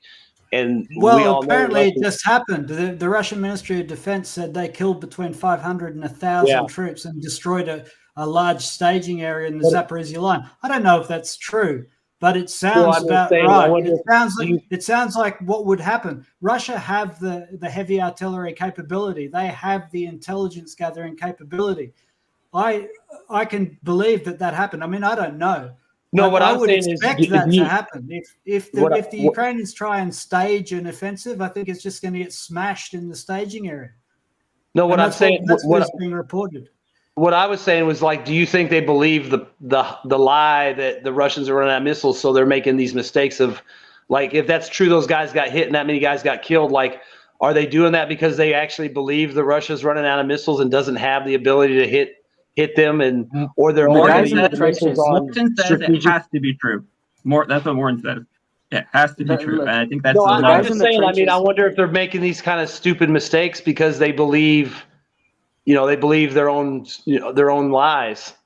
Where it matters, they don't believe people are okay. Sorry, I think that there's a little bit of bluffing going on. There's a little bit of hoping going on. There's a little bit of there's they hope that they can catch a lucky break. It's hard to gauge that. But so I'm actually going to be leaving the stream, and I've been on the stream 3 times, and I've missed the outro every time. So I'm just gonna do kind of basically my outro. I just wanted to point out that, in my opinion, the one thing that is important to keep in mind about the Ukraine war is that Russia's terms of victory are more murky and more flexible than Ukraine's terms of victory. Because Ukraine's going out there and they want to capture Crimea, right? They want to take Crimea back. That's their maximalist goals. They're trying to hold on to every scrap of Ukrainian territory. And honestly, we don't know exactly what Russia could probably grab the territories that they annexed, quote unquote, and then just call it a day and say we won, And they've already demonstrated that they don't really put a lot of stock into the information wars that the West is. They'll step back when it makes sense. They'll bide their time when it makes sense. The optics don't matter as much to them. So I guess that's just kind of like my final point. And I hope you guys have a great rest of the panel. It's been a pleasure, gentlemen. That was Thank a you, good, Bradley. good outro, bro. Nico, Yeah, I was gonna say on Nico his is new point- here. Oh, Nico is new. Nico, can you introduce yourself? My name is Niko. I'm 18 years old. I'm from Germany. And yeah, I'm constantly watching your YouTube channel and your live panels. And yeah, so I thought I will join the evening. It's evening in Germany, so yeah. I totally didn't expect that voice. Like you wear the woke head color headset. Yeah, I was like expecting some high pitched voice. No, That was no, like, no, no, "Hello, no. I am just Nico." no. I just bought it because it was way cheaper than the black or the white one. So and I didn't want to spend that much money. So yeah. Nice move. Nice move. It's Thank you okay. very It's a good form of branding. Just like Zelensky always wear the khaki Yes, of green course, color of shirt. course, of It's course. branding. Yeah, I heard. Like because Kobe is always wearing that jacket. He's always wearing that jacket. That's his branding. he wants to imitate Zelensky. No, I was like with what Bradley was saying about the propaganda war. It's like, like Russia doesn't seem concerned, and it's like I'm sure they're trying to win it when they can and do it, but like he said, that they bide their time. They kind of keep their quiet because it's like in the end, all the people that have bought the lies and stuff, when the war's over and Russia wins on their terms, are going to be in for such a shock because, they believed everything. So it's like Russia doesn't really have to waste the time or effort because in the end, everyone's going to know the truth because one day there's going to be a news story and Rachel Maddow's going to be going, in a surprise move, Volodymyr Zelensky signed a peace deal with Russia and surrendered to the ICC or some shit, and people will be like, what the fuck? I thought they were taking their Crimea.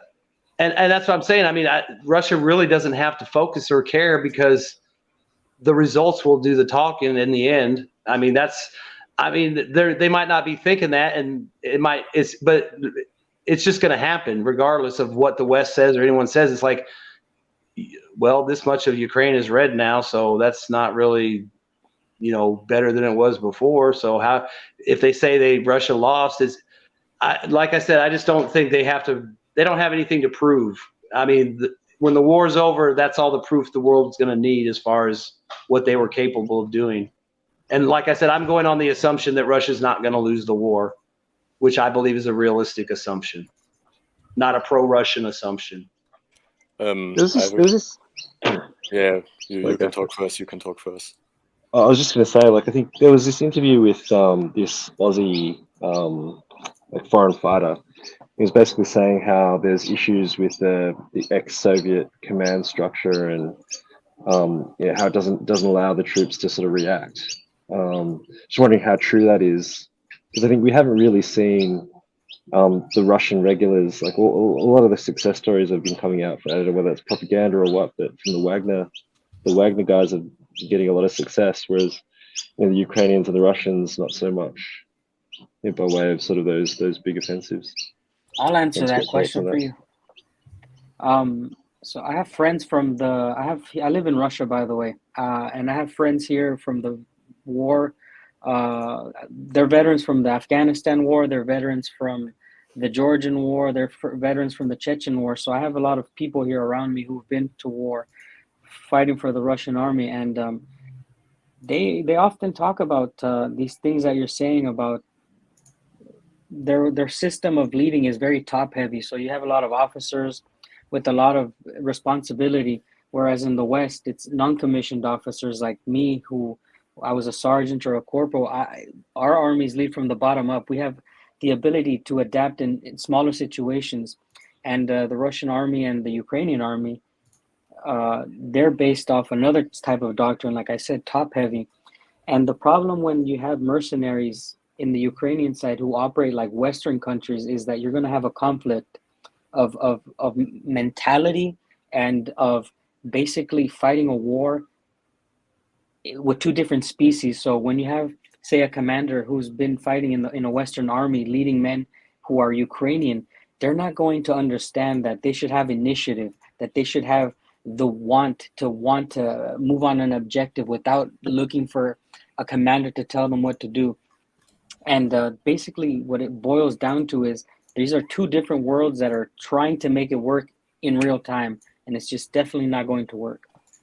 So would you say Russia's smart to have a segregated mercenary army, segregated regular 100%. army? That's why it works. Because the segregated army is in the top-heavy structure right now, possibly. We don't know. Hopefully they're learning from what the Wagners are doing as far as being given people more ability to control their own situation. And then Wagner can operate Western style inside the Russian style because they're completely separate and insulated from that. Is that what you're saying? You don't want them to mix. Yeah, that's perfectly said, man. That's exactly why the Russians and the Wagners they're like oil and water. So they're not actually mixing completely. They're working side by side, but they're not actually mixing completely. And this is something that Ukraine cannot do because they have to mix, because they need men, they need operators, and they're forced to have this muddy style of leadership, and it's not working out for them. There's videos where you can see Westerners leading Ukrainians, and the Ukrainians are like, well, what's happening? And obviously the foreigners from Western countries are operating at a different level, like Australians, Canadians, Americans. We are so used to working in 3 to 4 man teams, going up against squads. Like 3 or 4 of us will fight 12 or even up to 20 men. And that's because we have very good small leadership, small leaders and non-commissioned officers. Yeah. It reminds me of sports. When I play soccer, football, when I go to different teams, right, it's very painful because some teams expect you to stay in position. I think basketball is the same. They expect you to you're a defender, you just stay there, you cannot go up. If you go up, you cannot come down. Then there are other teams that asking you, what the hell, you just stay there, the opponent is going around you and then you're not reacting. And it reminds me of that because it's like, it's very painful every time I change team. Is that I do not know how they play. And then, I have to just watch around and you just cannot be comfortable. And when you have this difference in philosophy, the team cannot work. It's like you always lose the game. I was going to ask, have you guys seen all the stories that have come out in the last couple of days about the stolen valor and the fake mercenaries in the Ukrainian military that are lying about their qualifications and going over there, and basically them being in the units is causing problems? And do you think that's another issue that's going to, might be part of that? They're talking about guys like specifically Vasquez. He lied about going to Iraq and I can't remember where else, maybe Afghanistan or Kuwait. But, like Dan's saying, these guys are trying to lead guys trained in the Russian way, in the Western way, and then you put fake guys in who aren't even qualified to do what they claim they're doing. It's got to be causing massive problems because, we heard about the Reddit battalion and all that. And I know a lot of those guys all got killed off and wiped out and stuff. But I wonder how many of these idiots are floating around in Ukrainian units and basically causing problems just by them being present. That's such a good Yeah, there's topic, two man. sides. There's two sides to that, because something else I've noticed: not only do the idiots thrive there, all of the competent mercs got out. Like, you know, that sniper dude, he had a look there, he saw what it was like, and he got out, right? And I've seen a lot of that. The more competent mercs had a look, they saw the culture, they saw that it wasn't suitable. It's like Dan said, it's oil and water, and they realized, you know what? I don't want to fight this way. I'm not trained to fight this way. And they got out, which was the smart thing to do. So I think that, like, by default, they're getting all of the retarded mercs, and they're getting all of these guys that are there for adventure and who probably don't have a lot of brain cells. And so, 100%. And I also have a question, though. You know, this is like, okay, so what happened? You know the ISIS attacked Philippines. You know, then they were sieging around the city for, like, you know, half a year, and then it's very weird. This guy, one of the troops come over to Singapore, and then we actually, you know, have this exchange program. So we taught them how to fight close quarter combat, the urban combat, and then they show us how they fought. And I was thinking, why are Singaporean military qualified to teach them? Similarly, you know, now the Ukrainian troops are going to UK or whatever, you know, to train. And I was thinking, UK, what's the war the UK have fought? What makes them qualified to teach all these people? And if they are not qualified to teach these people, and these people are mobilized, they don't even go through basic military training, which I went through for 3 months, and I still feel like an idiot after 3 months. They go there for 3 weeks, and then they expect to fight, train under people who are totally no experience in fighting. How are they going to fight? I tell you for a fact, you know, after 3 months of basic military training, I still think that I'm an idiot. I don't even know what the hell I'm doing. You know, that's basically all of us. I did 2 years of officer school, and I still shut up and listened to the NCOs because that's what you had to do. You know, why don't they? Because they knew what they were doing. Okay, 3 so weeks. perhaps- That's insane. You know, Perhaps you just need to convince people they are ready to go to battle and die there. That's all. And it works very well because if we really believe in some of the worst prognosis, we are talking about 400,000 people died. That they died. And this is really. Oh, we're talking about the mercenaries, Prada.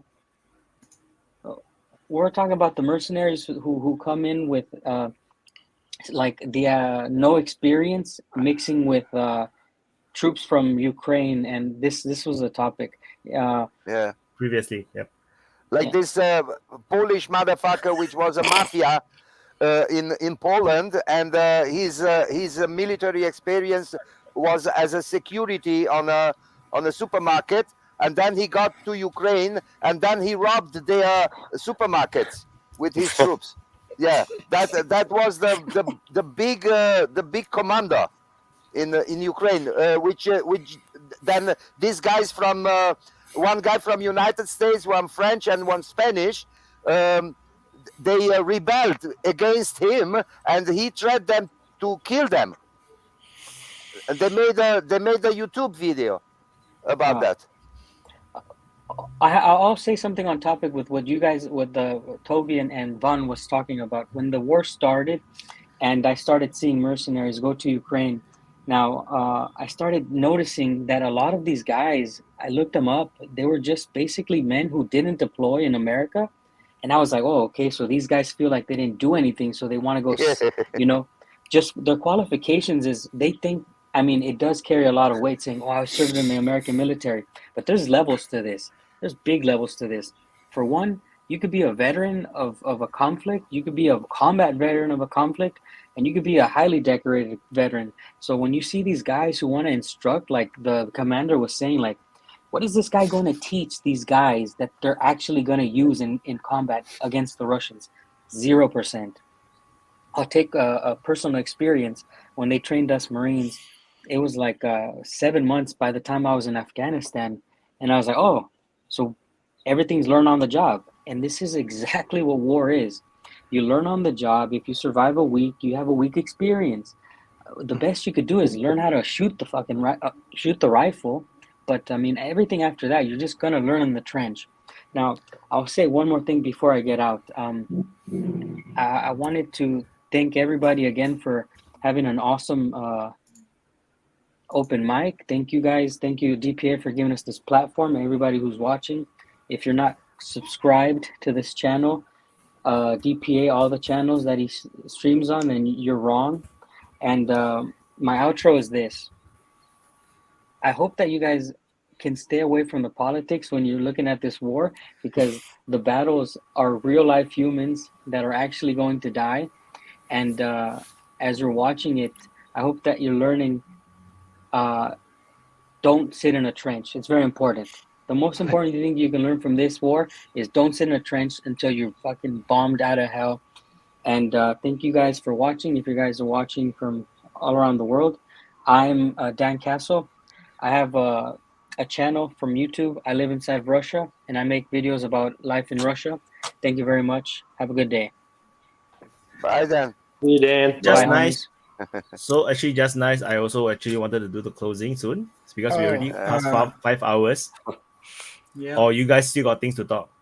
I just wanted to say short because to this theme of the mercenaries, I also heard that a lot of soft air guns fighter. Yeah.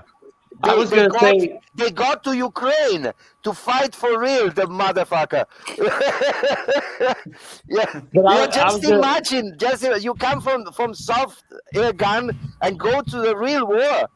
How stupid can you be? Yeah. But like Dan was saying, with like levels, like when I went through basic training, I had basic infantry training. I mean, we learned how to patrol, how to walk spaced out, how to keep your rifle pointed where you're looking, how to do an L ambush. But then once I got done with basic training, I went on to AIT and did all tank stuff.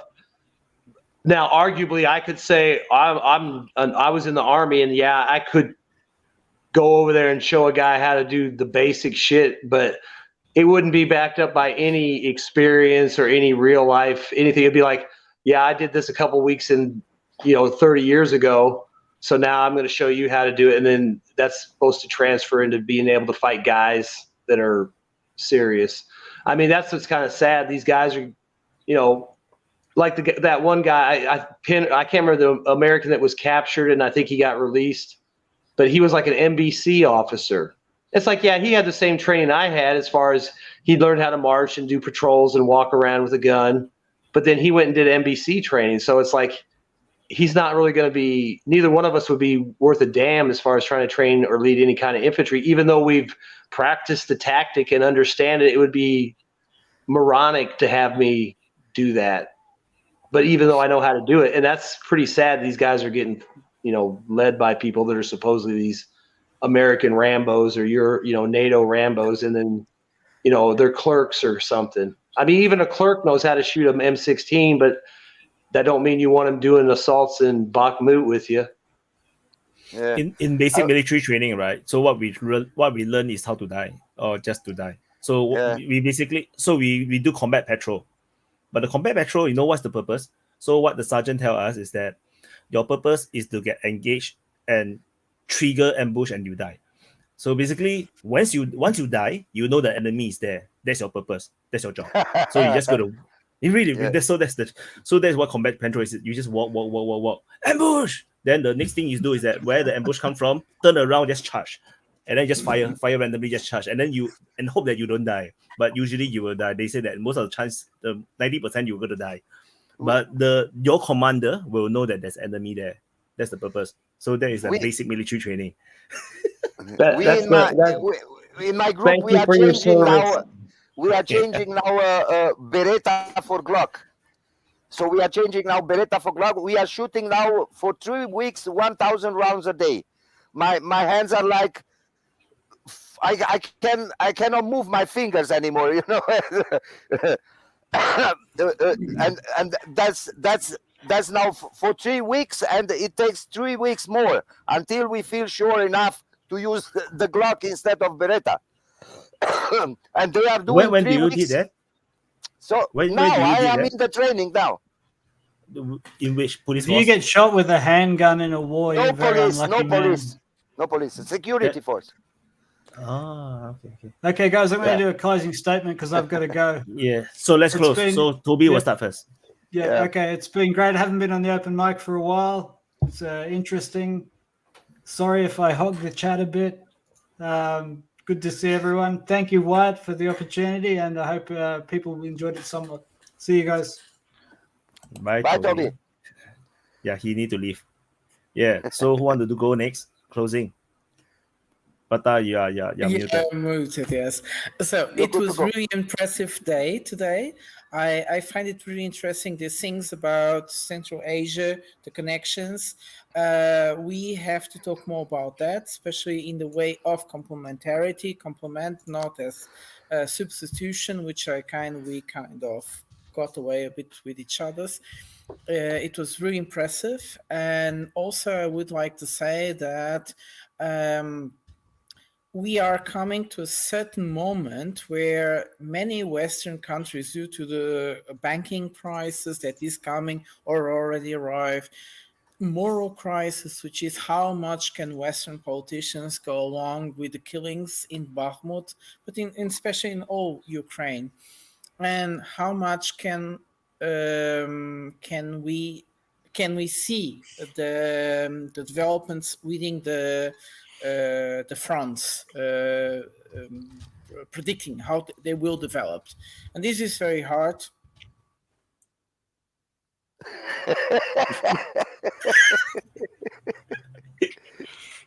This is very hard.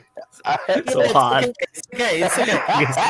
Again, this is very hard. Okay, you This stop is at very this is very hard. hard for many of the intervenients to go along with. They have to figure out a way of getting out of it, and it's becoming hard and hard and hard, and everybody's noticing. It's not just the West; it's also China. Like, for instance, van der Leyen is going to travel to China, and she wants to impose the Chinese something against.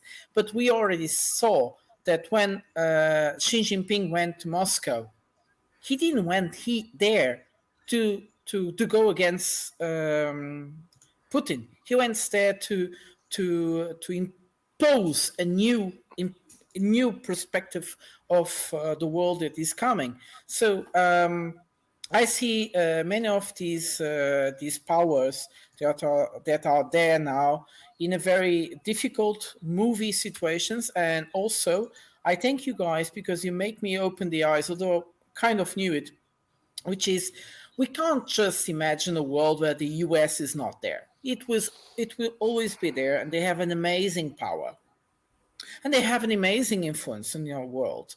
But the thing is, how long will Biden be there?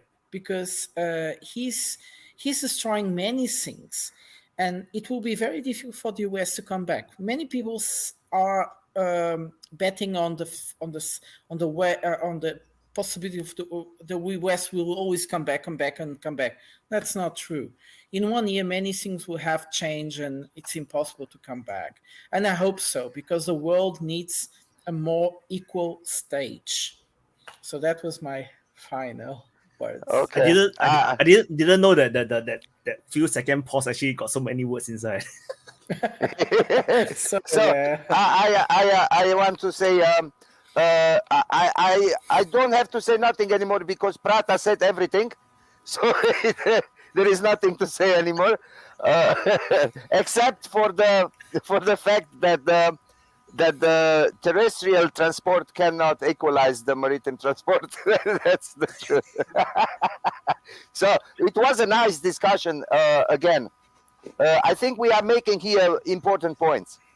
As long as we are keeping to talk about the facts, it is a very important discussion here taking place, and it's a very, very pleasant, very nice channel.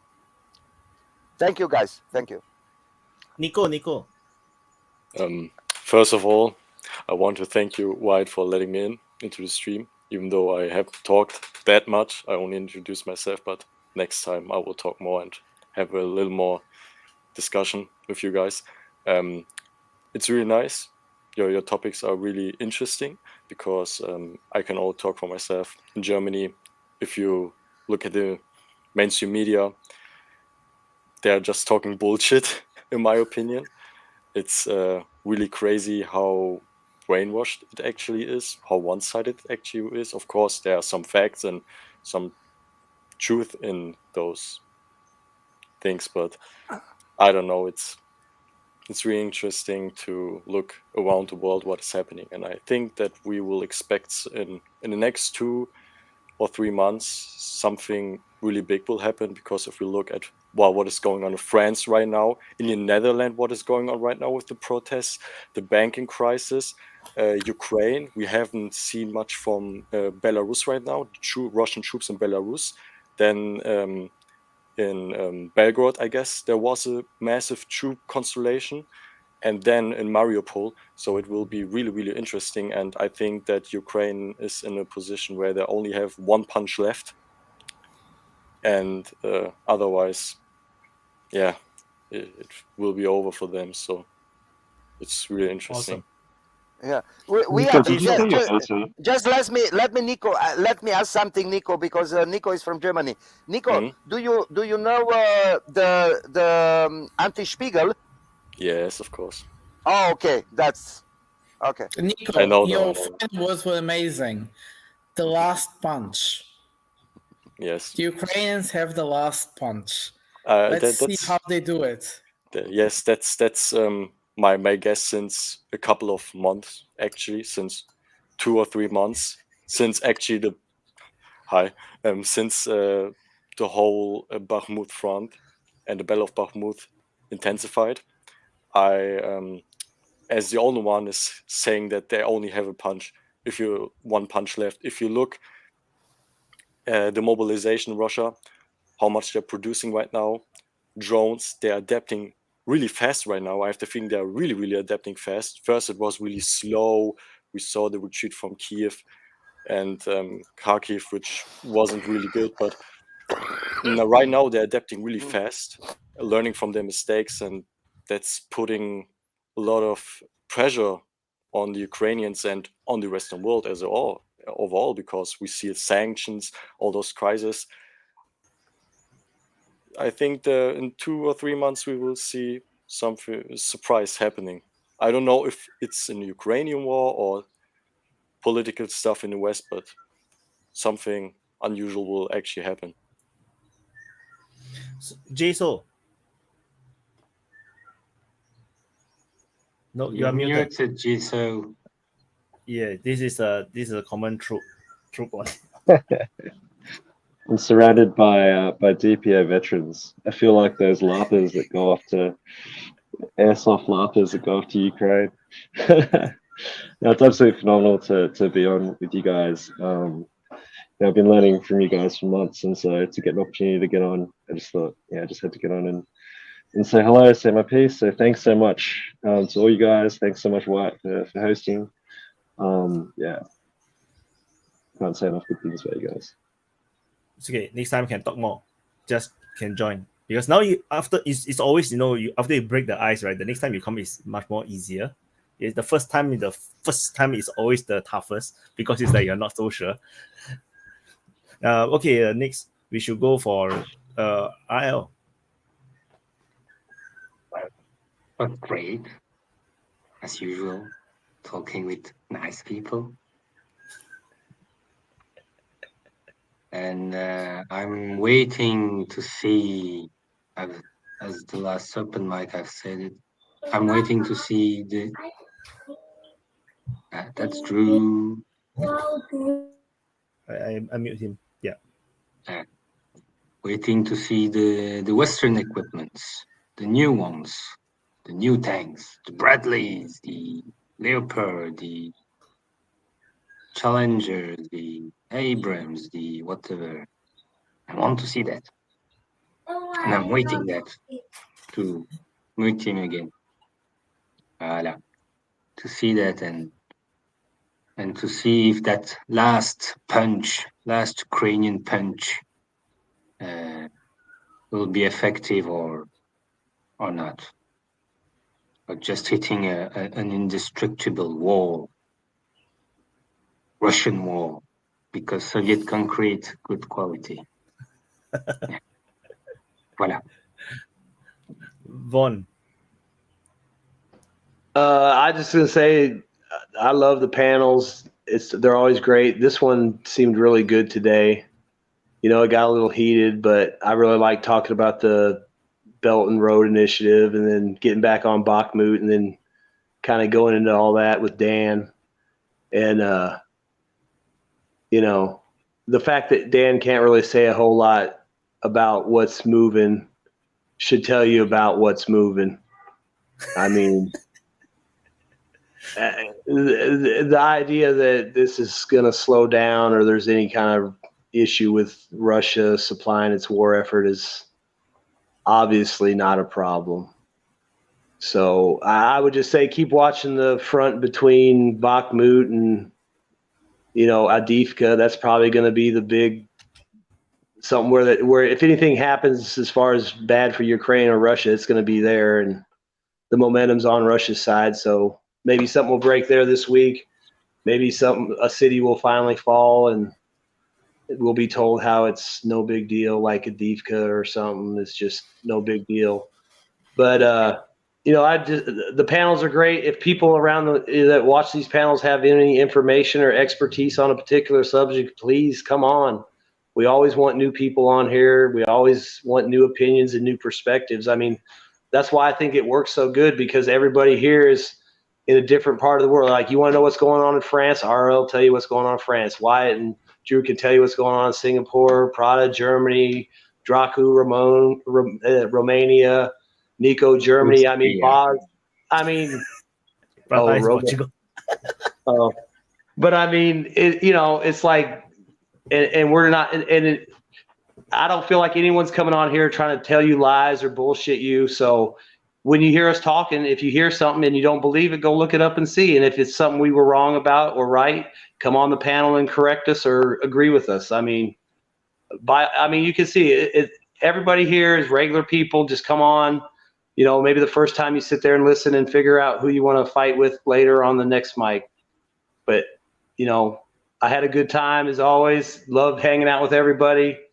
Everybody have a great week. Drew just came in for the closing.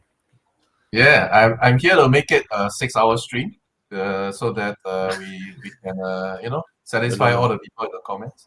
I'm kidding. So I've been listening to the whole thing, and you know, on and off, as I was working on some stuff. And I just want to say it was a very good open mic. You covered some very interesting topics. And the final word is that don't be too worried about AI. Unless you have a job that is going to be replaced by it, there's really nothing to fear. You have a lot more things to be worried about, like the financial system, the war, China getting a bit antsy. You know, AI right now is just really very basic. Even though it looks like it can do a lot of nice things, as someone that actually codes some of these things, it's not that easy, and it takes it can look fancy, but you know, it's very specific functionality right now. It's not going to take over the world. It's not becoming intelligent. Yeah. So see, Dracu. I'm gonna shot in them head, and I'm gonna cut them both. Dracu, there's no need for you to be violent to the robots, Dracu. Drew's telling you you're safe. The robots are your friend. Think of the Roomba. It vacuums for you. No, if a robot shows up at your door, with balls, I think you better shoot it. Yeah. Other than that, I think it's fine. Discussion was imagine a bunch of robots are following me with a lot of mechanical cocks running after me. Homosexual terminators. Don't be afraid, Dracu. Everything will be right. It sounds like, you know, the common meme, like you search for a movie but the wrong movie came out, even though it's the same title. Terminator, yes, that's nice. Automatic grease injection. I'm coming back. Oh, Okay, guys. Amazing panel today. Thank you. So Wayne appeared in the backstage, but no, I'm going to close. So unfortunately, I have to close. Sorry, Wayne. Bye, guys. And, Bye. Bye, guys. Bye. So, bye. So that's it. No, this is the DPA Open Mic episode number 22, and yeah. So thank you for watching, and I also halfway through I started streaming it on Rumble, the DPA's Rumble channel. So just partly because I'm trying to see how it works, and unfortunately the it doesn't really sync perfectly in the sense that the live chat on Rumble doesn't comes to the StreamYard, which is what is the platform that we are using to do this open mic.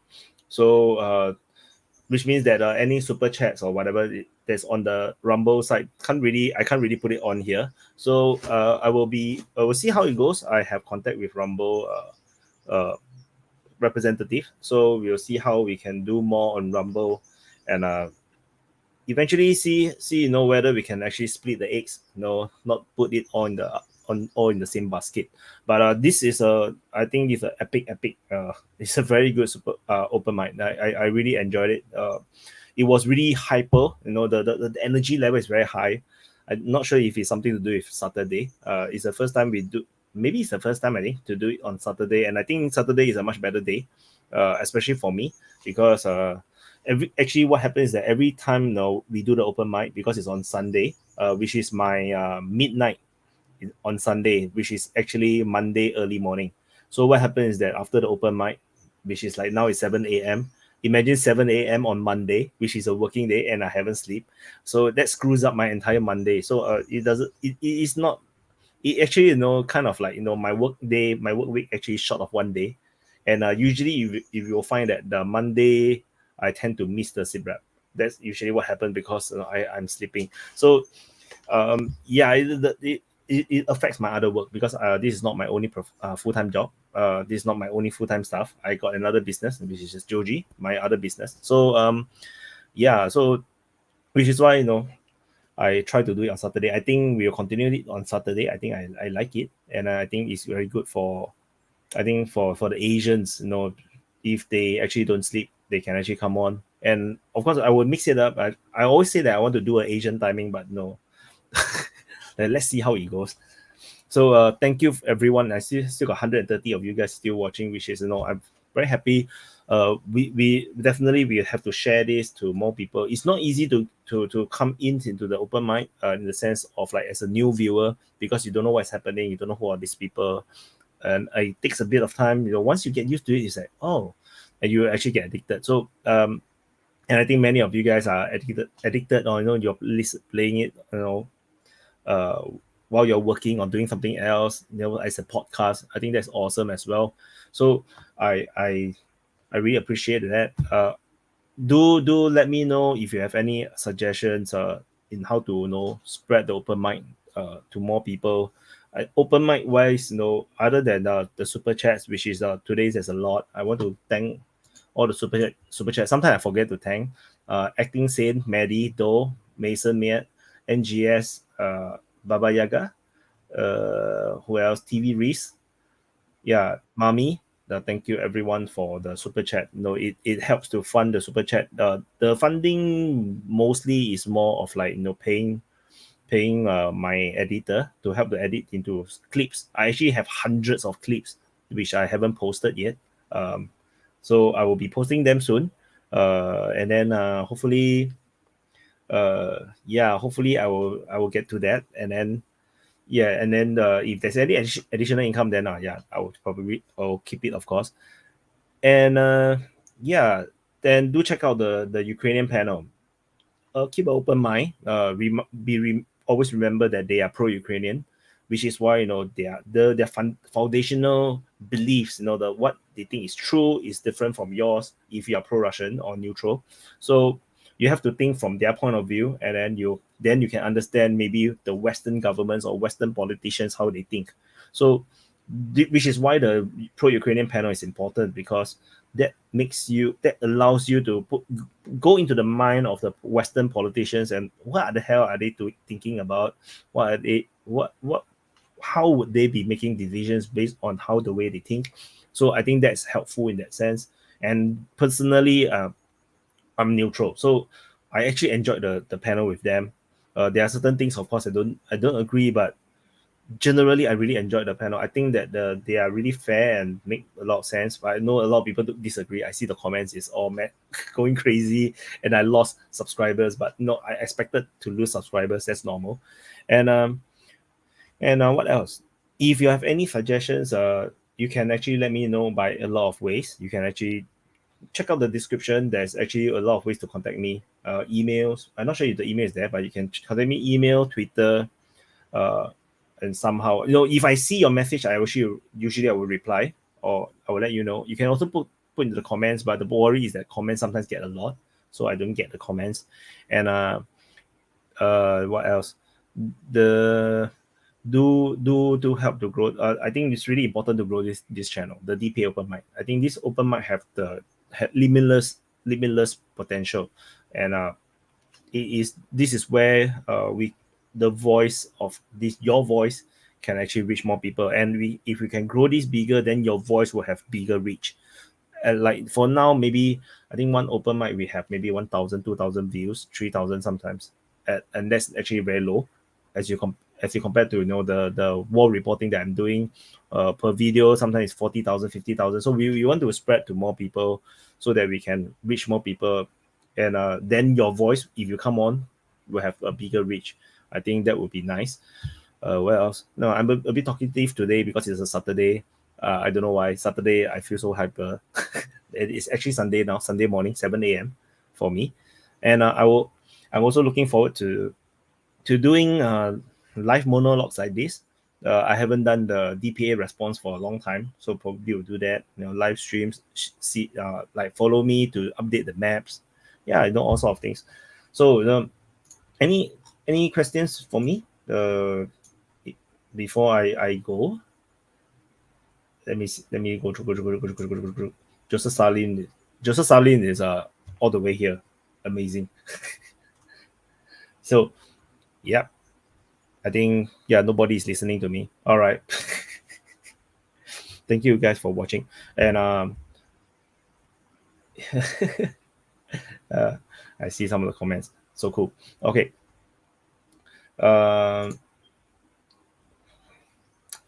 I just feel happy to do it on Saturday. I just in a better mood. Sunday tends to be I'm very tired, and then Sunday, what happens at Sunday, I'll be very worried about the next day's work, like the Monday's work. So then I by this time I'll be like so stressed because I'm worried if my clients will start to ask me to do work, and then I'm sleeping or what.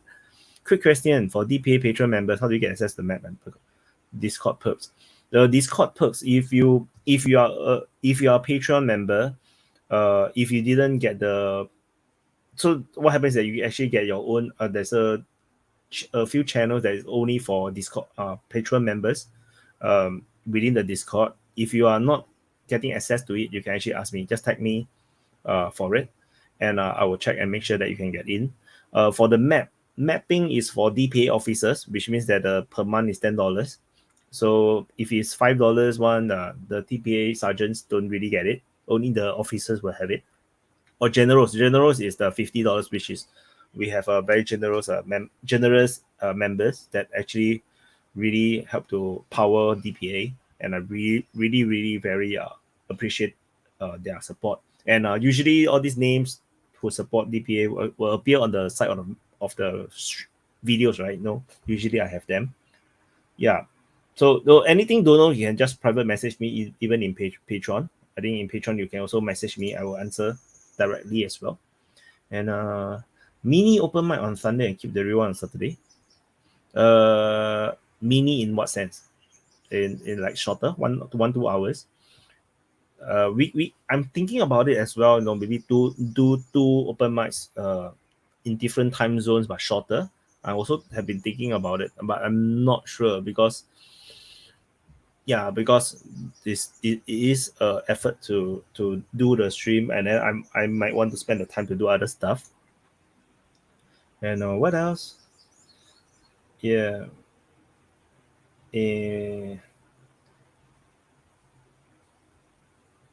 So let me see. Any more questions? Yeah.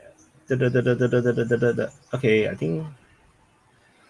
Yeah, the 5 hours. No, we're coming to 6 hours already. 5 hours is really long, like already. And but it's just that over time I realized that 5 hours is just nice for everyone to for every topic to really finish through the discussions, and we have enough discussions for the week, and which is why I stuck to 5 hours. But 6 hours is a bit long, even though now we are moving towards 6 hours. And Ronaldo and Messi. Ronaldo, because of hard work. Messi is talented. It's not that I like him also, but I think Ronaldo is more my type. And so thank you everyone for watching, and so not going to drag you guys any longer. I think the Americans now is the evening time, so you're going to have dinner and stuff. For the Asians this morning, Sunday morning. I think for the Europeans now it's the middle of the night, so I think the Europeans are all sleeping now. So yeah. So anyway, I think I just want to say again that this is a really good open mic today. I really enjoyed it, and I hope you guys enjoy it. And I'll see you in the next update.